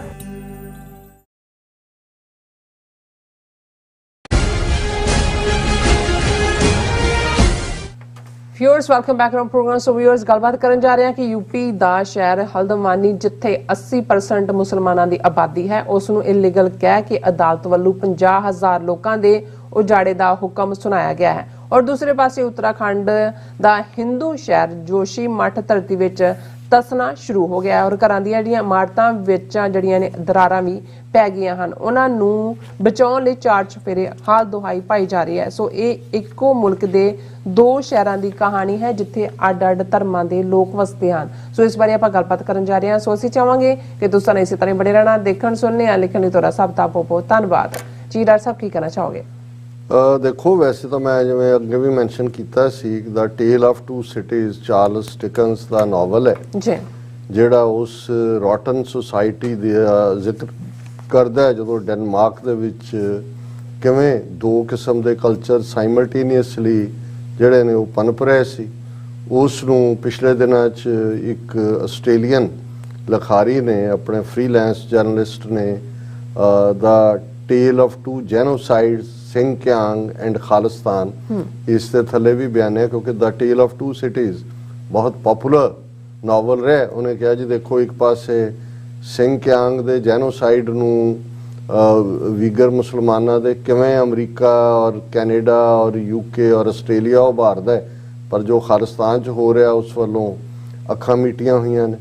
ਅਸੀਂ ਵੀ ਜ਼ਿਕਰ ਕਰਦੇ ਹਾਂ ਦਾ ਟੇਲ ਆਫ 2 ਇੰਡੀਆਜ਼। ਇੱਕ ਪਾਸੇ ਜਿਹੜਾ ਹਿੰਦੂਤਵਾ ਵਾਲੇ ਖੁਦ ਹੀ ਮੋਹਨ ਭਾਗਵਤ ਕਹਿੰਦਾ ਸੀ ਜੀ ਇਹ ਜਿਹੜੇ ਰੇਪ ਹੋ ਰਹੇ ਨੇ, ਜਦੋਂ ਨਿਰਭਇਆ ਦਾ ਰੇਪ ਹੋਇਆ, ਉਹਨੇ ਕਿਹਾ ਜੀ it's not our India, our India is rural India, ਇਹ ਡਿਫਰੈਂਟ ਇੰਡੀਆ। ਸੋ ਇਹ ਖੁਦ ਵੀ ਇਵੇਂ ਕਹਿੰਦੇ ਰਹੇ। ਔਰ ਹੁਣ ਜਦੋਂ ਮੈਂ ਇਹ ਕਿਸੇ ਨੇ ਕਿਹਾ ਨਹੀਂ ਹੈ ਕਿ ਟੇਲ ਆਫ 2 ਸਿਟੀਜ਼, ਪਰ ਮੈਂ ਇਸ ਲਈ ਬਿਆਨ ਕਰ ਰਿਹਾ ਕਿ ਇਹਨਾਂ ਪਿਛਲੇ ਹਫਤੇ ਦੇ ਵਿੱਚ 2 ਖਬਰਾਂ ਜਿਹੜੀਆਂ ਪ੍ਰੋਮੀਨੈਂਟਲੀ ਆਈਆਂ। ਸਭ ਤੋਂ ਪਹਿਲਾਂ ਹਲਦਵਾਨੀ ਔਰ ਇਹ ਜਿਹੜਾ ਹਲਦਵਾਨੀ ਸ਼ਹਿਰ ਯੂਪੀ ਦਾ ਹੈ ਅੱਛਾ ਔਰ ਇਸ ਦੀ ਜਿੰਨੀ ਆਬਾਦੀ 50,000 ਤੋਂ ਜ਼ਿਆਦਾ ਇਹਦੀ ਆਬਾਦੀ ਹੈ, ਇਹਦੇ ਚ 80% ਦੇ ਕਰੀਬ ਲੋਕ ਜਿਹੜੇ ਨੇ ਉਹ ਇਸਲਾਮ 'ਚ ਯਕੀਨ ਰੱਖਣ ਵਾਲੇ ਨੇ। ਹਾਲਾਂਕਿ ਇਸ ਹਲਦਵਾਨੀ ਸ਼ਹਿਰ 'ਚ ਸਰਕਾਰ ਵੱਲੋਂ ਬਣਾਏ ਗਵਰਨਮੈਂਟ ਸਕੂਲ ਵੀ ਨੇ, ਹਸਪੀਟਲ ਵੀ ਹੈ, ਪੋਸਟ ਆਫਿਸ ਵੀ ਹੈ, ਦੂਜਾ ਵੀ ਹੈ। ਅੱਛਾ ਪਰ ਇੱਕ ਕੇਸ ਜਿਹੜਾ ਅਦਾਲਤ ਦੇ ਵਿੱਚ ਲੰਬੇ ਵਕਤ ਤੋਂ ਚੱਲ ਰਿਹਾ ਸੀ, ਰੇਲਵੇ ਨੇ ਕੀਤਾ ਹੋਇਆ ਸੀ ਕਿ ਜੀ ਇਹ ਜਿਹੜਾ ਹਲਦਵਾਨੀ ਸ਼ਹਿਰ ਹੈ ਇਹ ਸਾਡੀ ਰੇਲਵੇ ਦੀ ਜ਼ਮੀਨ 'ਚ ਬਣਿਆ ਹੋਇਆ, ਇਹ ਇਲੀਗਲ ਹੈ, ਇਸ ਨੂੰ ਜਿਹੜਾ ਇਥੋਂ ਉਜਾੜਿਆ ਜਾਏ। ਔਰ ਯੂਪੀ ਦੇ ਹਾਈ ਕੋਰਟ ਨੇ ਫੈਸਲਾ ਦੇ ਦਿੱਤਾ ਕਿ ਜੀ ਬਿਲਕੁਲ ਠੀਕ ਹੈ, ਇਹ ਜਿਹੜਾ ਇਹ ਇਲੀਗਲ ਹੈ ਔਰ ਨਾਲ ਦੀ ਇਹਨੂੰ ਜਿਹੜਾ ਉਜਾੜਿਆ ਜਾਏ। ਨਾਲ ਦੀ ਨਾਲ ਯੂਪੀ ਦੇ ਉਸ ਗੁੰਡੇ ਚੀਫ ਮਿਨਿਸਟਰ ਆਦਿੱਤਿਆਨਾਥ ਯੋਗੀ ਨੇ ਬੁਲਡੋਜ਼ਰ ਵਗੈਰਾ ਪਹੁੰਚ ਗਏ ਉਹਨੂੰ ਕਰਨ ਲਈ, ਡਿਸਟਰੋਏ ਕਰਨ ਲਈ, ਬੁਲਡੋਜ਼ ਕਰਕੇ ਇਮਾਰਤਾਂ ਨੂੰ ਜ਼ਮੀਨਦੋਜ਼ ਕਰਨ ਲਈ। ਅੱਛਾ ਇੱਕਦਮ ਰੌਲਾ। ਹੁਣ 4 ਜਨਰੇਸ਼ਨਾਂ ਤੋਂ ਉਹਨਾਂ ਨੇ ਕਿਹਾ ਜੀ ਇੱਥੇ ਹਲਦਵਾਨੀ ਕੋਈ 10 ਸਾਲ 20 ਸਾਲ ਦਾ ਨਹੀਂ ਹੈ, ਇਹ ਅੰਗਰੇਜ਼ਾਂ ਦੇ ਵੇਲੇ ਤੋਂ ਹੀ ਇੱਥੇ ਲੋਕ ਵਸੇ ਹੋਏ ਨੇ। ਜੇ ਇਲੀਗਲ ਸੀ ਤੁਹਾਡੀ ਸਰਕਾਰ, ਦੂਜੇ ਤੁਸੀਂ ਸਕੂਲ ਕਿਵੇਂ ਬਣਾਏ, ਤੁਸੀਂ ਦਫ਼ਤਰ ਕਿਵੇਂ ਬਣਾਏ, ਤੁਸੀਂ ਹਸਪੀਟਲ ਕਿਵੇਂ ਬਣਾਏ, ਸੜਕਾਂ ਕਿਵੇਂ ਬਣਾਈਆਂ, ਬਿਜਲੀ ਦੇ ਕਨੈਕਸ਼ਨ ਕਿਵੇਂ ਦਿੱਤੇ, ਰਾਸ਼ਨ ਕਾਰਡ ਕਿਵੇਂ ਦਿੱਤੇ। ਪਰ ਰੀਜ਼ਨ ਕਿਉਂਕਿ ਮੁਸਲਮਾਨ ਆਬਾਦੀ ਹੈ, ਹਲਦਵਾਨੀ ਤੋਂ ਐਮਐਲਏ ਵੀ ਜਿਹੜਾ ਕਾਂਗਰਸ ਦਾ ਬਣਦਾ ਹੈ, ਬੀਜੇਪੀ ਡਿਫੀਟ ਹੁੰਦੀ ਹੈ ਔਰ ਉਹਨਾਂ ਨੇ ਕਿਹਾ ਕਿ ਜੀ ਇਹ ਇਸ ਤੋਂ ਪਹਿਲਾਂ ਕਿ ਅਗਲੀ ਕੋਈ ਕਾਰਵਾਈ ਹੋਏ ਉਹਨੂੰ ਕਰ ਦਿਓ। ਔਰ ਕੋਈ ਭਾਰਤ ਭਰ ਦੇ ਵਿੱਚ ਆਵਾਜ਼ ਨਹੀਂ ਉੱਠੀ। ਹਾਂ ਕੁਝ ਜਿਹੜੀਆਂ ਕੰਸਰਨਡ ਐਨਜੀਓਜ਼ ਜਿਹੜੇ ਉਹਨਾਂ 'ਚ ਵੀ ਕੁਝ ਇਨਸਾਫ ਪਸੰਦ ਲੋਕ ਨੇ ਉਹ ਸੁਪਰੀਮ ਕੋਰਟ 'ਚ ਗਏ ਫੌਰਨ ਪੈਟੀਸ਼ਨ ਕਿ ਭਾਈ ਇੰਨੀ ਸਰਦੀ, ਉਹ ਛੋਟੇ ਬੱਚੇ, ਦਾਦੀਆਂ, ਦਾਦੇ, ਬਜ਼ੁਰਗ, ਤੁਸੀਂ 50,000 ਬੰਦਾ ਢਾ ਕੇ ਬਾਹਰ ਲਿਆ ਕੇ ਜਾਂ ਉਹਨਾਂ ਦੇ ਤੁਸੀਂ ਪੁਨਰ ਨਿਵਾਸ ਦਾ ਪ੍ਰਬੰਧ ਕਰੋ, ਦੁਬਾਰਾ ਉਹਨਾਂ ਦਾ ਕਰੋ ਜਾਂ ਦੂਜਾ। ਉਹ ਵਕਤੀ ਤੌਰ ਤੇ ਜਿਹੜਾ ਸੁਪਰੀਮ ਕੋਰਟ ਨੇ ਸਟੇ ਦੇ ਦਿੱਤਾ ਅਗਲੀ ਹੀਅਰਿੰਗ ਤੱਕ।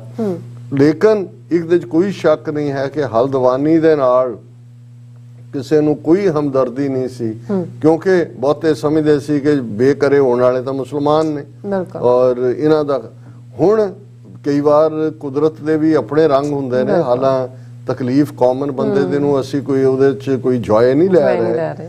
ਹੁਣ ਜੋਸ਼ੀ ਮੱਠ ਹਿਸਟੋਰੀਕਲ ਮੁਕਾਮ, ਇਹ ਉਹੀ ਜੋਸ਼ੀ ਮੱਠ ਹੈ ਜਿਹੜਾ 7ਵੀਂ 8ਵੀਂ ਸਦੀ ਦੇ ਵਿੱਚ ਆਦਿ ਸ਼ੰਕਰ, ਜਿਹਨੂੰ ਬਾਅਦ ਦੇ ਵਿੱਚ ਸ਼ੰਕਰਾ ਆਚਾਰੀਆ ਕਿਹਾ ਜਾਂਦਾ ਹੈ, ਜਿਹਨੇ ਬੁੱਧ ਧਰਮ ਦਾ ਸ਼ਾਸਤਰ ਤੇ ਸ਼ਸਤਰ ਦੋਨਾਂ ਦੇ ਨਾਲ ਸਫਾਇਆ ਕੀਤਾ, ਉਹਦੇ ਵੱਲੋਂ ਇਹ ਮੱਠ ਥਾਪਿਆ ਗਿਆ ਸੀ, ਜੋਸ਼ੀ ਮੱਠ। ਔਰ ਜੋਸ਼ੀ ਮੱਠ ਨੂੰ ਹੁਣ ਇਹਨਾਂ ਨੇ ਮੋਦੀ ਜਿਹੜਾ ਹਿੰਦੂ ਹਿਰਦੇ ਸਮਰਾਟ ਹੈ, ਇਹਨੇ 4 ਧਾਮ ਯਾਤਰਾ ਦੇ ਨਾਂ ਥੱਲੇ ਕਿ ਜੀ ਅਸੀਂ ਫਲਾਣੇ ਇੰਨੇ ਧਾਮ, ਇੰਨੀਆਂ ਪੀਠਾਂ ਹਿੰਦੂਆਂ ਦੀਆਂ, ਇਹਨਾਂ ਸਭ ਨੂੰ ਜੋੜਨਾ। ਹੁਣ ਇਹ ਜੋਸ਼ੀ ਮੱਠ ਹੋਏ ਉੱਤਰਾਖੰਡ ਦੇ ਵਿੱਚ ਹੈ ਔਰ ਜਿਹੜੇ ਸਿੱਖ ਉਸ ਖਿੱਤੇ ਦੇ ਬਾਰੇ ਵਾਕਿਫ ਨੇ, ਖਾਸ ਤੌਰ ਤੇ ਜੇ ਤੁਸੀਂ ਹੇਮਕੁੰਟ ਵੀ ਜਾਣਾ ਹੈ ਤੇ ਹੇਮਕੁੰਟ ਲਈ ਰਸਤਾ ਜਿਹੜਾ ਹੈ ਉਹੀ ਹਰਿਦੁਆਰ, ਰਿਸ਼ੀਕੇਸ਼, ਗੋਬਿੰਦ ਧਾਮ, ਜੋਸ਼ੀ ਮੱਠ, ਉਹੀ ਰਸਤਾ ਹੈ ਉੱਪਰ ਨੂੰ ਜਾਣ ਦਾ।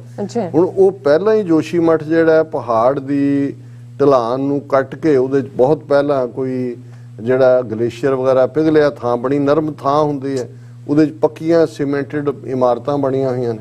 ਹੁਣ ਜਦੋਂ ਇਹਨਾਂ ਨੇ 4 ਧਾਮ ਦੇ ਨਾਂ ਥੱਲੇ ਪਤਾ ਨਹੀਂ ਕਿੰਨੇ ਅਰਬ ਰੁਪਈਆ ਰੱਖਿਆ ਕਿ ਜੀ ਇੱਥੇ ਅਸੀਂ ਇਹ ਕਰਨਾ। ਹਾਲਾਂ ਐਨਵਾਇਰਨਮੈਂਟ ਵਾਲਿਆਂ ਨੇ ਕਿਹਾ ਕਿ ਭਾਈ ਇੱਥੇ ਕੋਈ ਜਿਹੜੀ ਹੈ ਉਹ ਡਿਵੈਲਪਮੈਂਟ ਜਾਂ ਮਤ ਕਰੋ, ਇਹ ਤਾਂ ਆਲਰੇਡੀ ਉਹਦੇ 'ਚ ਇੱਕ ਘਾਟੀ ਦੇ ਉੱਤੇ ਵਸਿਆ ਹੋਇਆ, ਇਹ ਸੇਫ ਨਹੀਂ ਹੋਣਾ। ਔਰ ਉਹ ਚੀਕਾਂ ਮਾਰਦੇ, ਇਹਨਾਂ ਨੂੰ ਲੱਗਾ ਜੀ ਅਸੀਂ ਤਾਂ ਸਾਡਾ ਪਵਿੱਤਰ ਧਾਮ ਔਰ ਇਹਨੂੰ ਅਸੀਂ, ਉਹਨਾਂ ਨੇ ਆਪਣਾ ਹਿੰਦੂਤਵਾ ਦਾ ਸੌਦਾ ਵੇਚਣਾ। ਹੁਣ ਨਤੀਜਾ ਪਿਛਲੇ ਹਫਤੇ 'ਚ ਆਇਆ ਕਿ ਸਡਨਲੀ ਸ਼ਹਿਰ ਜਿਹੜਾ ਪੂਰੇ ਦਾ ਪੂਰਾ ਸ਼ਹਿਰ ਜੋਸ਼ੀ ਮੱਠ ਸਿੰਕ ਹੋਣਾ ਸ਼ੁਰੂ ਹੋਇਆ। 5000 ਤੋਂ ਜ਼ਿਆਦਾ ਜਿਹੜੀ ਉਹਦੀ ਆਬਾਦੀ ਕਹੀ ਜਾਂਦੀ ਹੈ ਔਰ ਇਸ ਵੇਲੇ 700 ਤੋਂ ਜ਼ਿਆਦਾ ਘਰ ਜਿਹੜੇ ਨੇ ਉਹਨਾਂ 'ਚ ਕਿਸੇ ਦੀਆਂ ਛੱਤਾਂ 'ਚ ਤਰੇੜਾਂ, ਕਿਸੇ ਦਾ ਅਦਰਵਾਈਜ਼ ਉਹ ਡੁੱਬ ਰਹੇ ਨੇ, ਲੋਕ ਬੇਹਾਲ। ਹੁਣ ਬਹੁਤ ਸਾਰੇ ਟਿੱਕਾ ਲੱਗੇ ਕਿਉਂਕਿ ਜੋਸ਼ੀ ਮੱਠ ਵੈਸੇ ਵੀ ਬ੍ਰਾਹਮਣ ਔਰ ਦੂਸਰੇ ਹਿੰਦੂ ਤੀਰਥ ਹੈ ਔਰ 2 ਹੋਟਲ ਜਿਹੜੇ ਵੱਡੇ ਵੱਡੇ, ਇੱਕ ਜਿਹੜਾ 12 ਮੰਜ਼ਲਾ, ਇੱਕ 8 ਮੰਜ਼ਲਾ ਔਰ ਇਹ ਸਾਰੇ ਹੁਣ 700 ਤੋਂ ਜ਼ਿਆਦਾ ਘਰ ਅਨਸੇਫ ਡਿਕਲੇਅਰ ਕੀਤੇ ਨੇ ਔਰ ਉਹਨਾਂ ਨੂੰ ਲੋਕਾਂ ਨੂੰ ਕਿਹਾ ਜਾ ਰਿਹਾ ਜੀ ਤੁਸੀਂ ਹੋ, ਅਸੀਂ ਤੁਹਾਨੂੰ ਜਿਵੇਂ ਬਦਰੀਨਾਥ ਜਿੱਥੇ ਕੋਈ ਐਸੀ ਐਕਟੀਵਿਟੀ ਜਿਹਦਾ ਅੱਜ ਤੱਕ ਇਹਨਾਂ ਨੇ ਇਨਵੈਸਟੀਗੇਟ ਨਹੀਂ ਕੀਤਾ ਕੀ ਹੋਇਆ, ਉਹਨਾਂ ਨੂੰ ਕੰਪਨਸੇਸ਼ਨ ਦਿੱਤਾ ਸੀ, ਸਾਨੂੰ ਦਿਓ, ਲੋਕ ਸੜਕਾਂ ਤੇ ਉਤਰੇ ਹੋਏ ਨੇ, ਉਹਨਾਂ ਦੇ ਬੁਲਡੋਜ਼ਰ ਉਹਨਾਂ 2 ਹੋਟਲਾਂ ਨੂੰ ਢਾਣ ਆਏ ਸੀ ਜਿਹੜੇ ਸਿੰਕ ਕਰ ਰਹੇ ਨੇ। ਪਰ ਹਕੀਕਤ ਇਹ ਹੈ ਕਿ ਇਸ ਵੇਲੇ ਇਹ ਇਕੋਲੋਜੀ ਦੀ ਪਰਵਾਹ ਕੀਤੇ ਬਿਨਾ ਇਕਨੋਮੀ ਦੇ ਨਾਂ ਥੱਲੇ ਜਿਸ ਕਿਸਮ ਦਾ ਪਾਰਟ ਇਹ ਕਰ ਰਹੇ ਨੇ ਜੀ ਉਸ ਦਾ ਨਤੀਜਾ ਇਹੀ ਹੋਣਾ ਸੀ। ਲੇਕਿਨ ਜੋਸ਼ੀ ਮੱਠ ਦੇ ਵਿੱਚ ਜਿੱਥੇ 700 ਘਰ ਔਰ ਇੱਕ ਛੋਟਾ ਜਿਹਾ ਟਾਊਨ, ਪਰ ਕਿਉਂਕਿ ਉਸ ਦੀ ਇੱਕ ਆਪਣੀ ਹਿੰਦੂਤਵਾ ਦੀ ਏਜੰਡੇ 'ਚ ਫਿੱਟ ਹੁੰਦਾ ਹੈ, ਉਹਨੂੰ ਲੈ ਕੇ ਜਿਵੇਂ ਭਾਰਤ ਭਰ ਦੇ ਵਿੱਚ ਪੂਰਾ ਸ਼ੋਰ ਸ਼ਰਾਬਾ ਮਚਿਆ, ਉਹਨਾਂ ਨੂੰ ਕੰਪਨਸੇਸ਼ਨ ਦਿਓ, ਬੰਦ ਕਰੋ। ਹੁਣ 4 ਧਾਮ ਵਾਲਿਆਂ ਨੂੰ ਕਿੰਨੀ ਉਹਦੀ ਡਿਵੈਲਪਮੈਂਟ ਕਰਨਗੇ, ਨਹੀਂ ਹੈ। ਹੁਣ 5000 ਦੇ ਕਰੀਬ ਲੋਕ ਪ੍ਰਭਾਵਿਤ ਹੁੰਦੇ ਨੇ 700 ਘਰਾਂ ਜਾਂ ਦੂਜਿਆਂ ਦੇ, ਤੇ ਇੱਕ ਪਾਸੇ ਹਫਤਾ ਪਹਿਲਾਂ 50,000 ਲੋਕ ਬੁਲਡੋਜ਼ ਹੋਣ ਜਾ ਰਹੇ ਸੀ ਔਰ ਅਜੇ ਵੀ ਹੁਣ ਉਹ ਲਟਕ ਰਿਹਾ ਵਿੱਚ। ਅਜੇ ਤਾਂ ਟੈਂਪਰੇਰੀ ਸਟੇ ਦਿੱਤਾ ਵੀ ਅਗਲੀ ਸੁਣਵਾਈ ਤੱਕ, ਪਰ ਉਹ ਮੈਟਰ ਨਹੀਂ ਸੀ ਕਰਦਾ ਕਿਉਂਕਿ ਉੱਥੇ ਮੁਸਲਮਾਨ ਸੀ, ਇੱਥੇ ਹਿੰਦੂ ਨੇ ਔਰ ਹਿੰਦੂਆਂ ਦਾ ਜੋਸ਼ੀ ਮੱਠ ਹੈ। ਪਰ ਮੈਨੂੰ ਇਹਦੇ ਨਾਲ ਇਹ ਵੀ ਫਿਕਰ ਹੋਇਆ ਵੀ ਜਿਹੜੇ ਆਪਣੇ ਵਿਚਾਰੇ ਹੇਮਕੁੰਟ ਸਾਹਿਬ ਜਾਂਦੇ ਨੇ ਉਹਨਾਂ ਦਾ ਕੀ ਬਣੇਗਾ। ਹਾਂਜੀ, ਉਹਨਾਂ ਨੇ ਵੀ ਸਾਰਾ ਕੁਝ, ਉਹਨਾਂ ਨੂੰ ਪੰਜਾਬ ਦੇ ਇਤਿਹਾਸਕ ਗੁਰਦੁਆਰੇ ਜਾਂ ਦੂਜੇ ਉਹਨਾਂ ਦੀ ਅਹਿਮੀਅਤ ਬਾਰੇ ਸ਼ਾਇਦ ਇੰਨਾ ਅਹਿਸਾਸ ਨਾ ਹੋਏ। ਉਹਨਾਂ ਨੂੰ ਹੁੰਦਾ ਜੀ ਅਸੀਂ ਤਾਂ ਉੱਥੇ ਲੱਗ ਰਹੇ ਨੇ ਸਾਰੇ ਬੜੇ ਬੜੇ ਜਿਹੜੇ ਨੇ ਸਟਰਕਚਰ। ਹੁਣ ਤਾਂ ਰੋਪਵੇ ਵੀ ਕਿ ਜੀ ਫਲਾਣੇ ਉੱਥੇ ਮੈਨੂੰ ਸਰੀ ਇੱਕ ਸੱਜਣ ਪੁੱਛਣ ਲੱਗੇ ਕਿ ਜੀ ਜਿਹੜੀ ਰੋਪਵੇ ਬਣ ਰਹੀ ਹੈ ਹੇਮਕੁੰਟ ਔਰ ਪਤਾ ਨਹੀਂ ਜੋਸ਼ੀ ਮੱਠ ਦੇ ਵਿਚਾਲੇ ਹੈ ਕਿ ਉੱਥੇ ਉਹ ਬਦਰੀਨਾਥ ਦੇ ਵਿਚਾਲੇ ਹੈ, ਇਹ ਦੇਖੋ ਹਿੰਦੂਤਵਾ ਨਾਲ ਜੋੜ ਰਹੇ ਨੇ। ਮੈਂ ਆਖਿਆ ਜੀ ਇਹ ਨਵਾਂ ਕੰਮ ਨਹੀਂ ਹੈ, ਇਹ ਆਨੰਦਪੁਰ ਨੈਣਾ ਦੇਵੀ ਰੋਪਵੇ ਦਾ ਕੀ ਮਤਲਬ ਸੀ ਕਿ ਭਾਈ ਇਹ ਦੱਸਣਾ। ਇੱਕ ਪਾਸੇ ਉਹਨਾਂ ਨੇ ਪ੍ਰਚਾਰਿਆ ਵੀ ਪਹਿਲਾਂ ਨੈਣਾ ਦੇਵੀ ਦੇ ਭਗਤ ਸਾਬਤ ਕਰੋ 10ਵੇਂ ਪਾਤਸ਼ਾਹ ਨੂੰ, ਫਿਰ ਕਹੋ ਜੀ ਅਸੀਂ ਤਾਂ ਹਿੰਦੂ ਸਿੱਖ ਇੱਕੋ ਹੀ ਹੈ ਕਿ ਵੀ ਆ ਆਨੰਦਪੁਰ ਸਾਹਿਬ ਹੈ, ਆ ਨੈਣਾ ਦੇਵੀ ਹੈ, ਉਹ ਰੱਸੀ ਦੇ ਉੱਤੇ ਨਾਲੇ ਟੂਰਿਜ਼ਮ। ਹੁਣ ਧਾਰਮਿਕ ਸਥਾਨਾਂ ਨੂੰ ਟੂਰਿਜ਼ਮ ਬਣਾਉਣ ਦੇ ਨਾਂ ਥੱਲੇ ਤੇ ਹਿੰਦੂਆਂ ਤੇ ਸਿੱਖਾਂ ਨੂੰ ਇੱਕ ਦੱਸ ਕੇ ਸਿੱਖਾਂ ਨੂੰ ਵਿੱਚ ਜਜ਼ਬ ਕਰਨ ਦੀ ਲਾਈਨ ਹੈ ਕਿ ਇਹ ਹੇਮਕੁੰਟ ਤੇ ਜੋਸ਼ੀ ਮੱਠ ਹੈਲੀਕਾਪਟਰਸ। ਔਰ ਕਿੰਨਿਆਂ ਨੇ ਕਿਹਾ, ਦੇਖੋ ਜੀ ਮੋਦੀ ਨੇ ਆ ਕੇ ਐਨ ਕਲੀਅਰ ਕਰਤਾ ਰੋਪਵੇ ਵੀ ਉੱਥੇ ਬਣ ਰਿਹਾ ਔਰ ਨਾਲ ਦੀ ਨਾਲ ਉਹਨਾਂ ਨੇ ਕਿਹਾ ਜੀ ਹੈਲੀਕਾਪਟਰ ਦੀ ਸਟ੍ਰਿਪ ਬਣਾ ਦਿੱਤੀ, ਹੁਣ ਜਿਹੜੇ ਬਿਰਧ ਜਾਂ ਦੂਜੇ ਨੇ ਉਹ ਉਹਦੇ ਤੇ ਵੀ ਜਾ ਸਕਦੇ ਨੇ।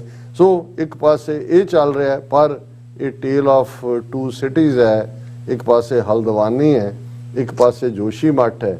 ਤੇ ਜੇ ਭਾਰਤ ਮਾਤਾ ਦੇ ਪੁੱਤਰ ਨੇ ਤੇ ਕਿਹੋ ਜਿਹੀ ਮਾਤਾ ਹੈ, ਇਦਾਂ ਤਾਂ ਮਤਰਈਆਂ ਵੀ ਨਹੀਂ ਕਰਦੀਆਂ ਕਿ ਭਾਈ ਇੱਕ ਨੂੰ ਤੁਸੀਂ ਜਿਹੜਾ ਉਹਨਾਂ ਦੀ ਤੁਹਾਨੂੰ ਪਰਵਾਹ ਹੀ ਨਹੀਂ ਹੈ। ਪਰ ਚਲੋ ਫਿਰ ਵੀ ਭਾਰਤ ਵਿਸ਼ਵ ਗੁਰੂ ਬਣਨ ਜਾ ਰਿਹਾ। ਹੁਣ ਜੋਸ਼ੀ ਮੱਠ ਸ਼ਾਇਦ ਥੱਲੇ ਜਦੋਂ ਬਿਲਕੁਲ ਸਿੰਕ ਹੋ ਗਿਆ ਤੇ ਪਤਾਲ ਲੋਕ ਦੇ ਵਿੱਚ ਵਿਸ਼ਵ ਗੁਰੂ ਬਣ ਜਾਏ, ਉੱਪਰਲੇ ਦੇ ਵਿੱਚ ਤਾਂ ਵਿਸ਼ਵ ਗੁਰੂ ਕੀ ਚੇਲਾ ਵੀ ਬਣਨ ਦੇ ਲਾਇਕ ਨਹੀਂ ਹੈਗੇ। ਬਿਲਕੁਲ ਡਾਕਟਰ ਸਾਹਿਬ, ਤੁਹਾਡਾ ਬਹੁਤ ਬਹੁਤ ਸ਼ੁਕਰੀਆ। ਤੁਸੀਂ ਆਪਣੇ ਵਿਚਾਰ ਸਾਡੇ ਦਰਸ਼ਕਾਂ ਨਾਲ ਸਾਂਝੇ ਕੀਤੇ ਨੇ। ਸੋ ਇੱਥੇ ਲੈਣਾ ਬ੍ਰੇਕ, ਸੋ ਇੱਥੇ ਲੈਣੇ ਆਪਣੇ ਵਿਊਅਰਸ ਕੋਲੋਂ ਇਜਾਜ਼ਤ। ਮੈਂ ਕਹਿ ਰਹੀ ਕਿਉਂਕਿ ਡਾਕਟਰ ਸਾਹਿਬ ਕਿ ਕਾਫੀ ਦਿਨਾਂ ਤੋਂ ਬਾਅਦ ਆਏ ਨੇ, ਇੱਕ ਹੋਰ ਸੈਗਮੈਂਟ ਕਰ ਸੋ ਦੈਟਸ ਵਾਈ ਮੈਂ ਕਨਫਿਊਜ਼ ਹੋ ਗਈ ਹਾਂ।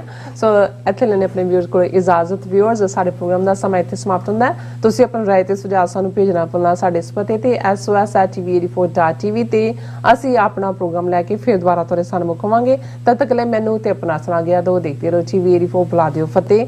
ਵਾਹਿਗੁਰੂ ਜੀ ਕਾ ਖਾਲਸਾ, ਵਾਹਿਗੁਰੂ ਜੀ ਕੀ ਫਤਿਹ। ਰੱਬ ਰਾਖਾ।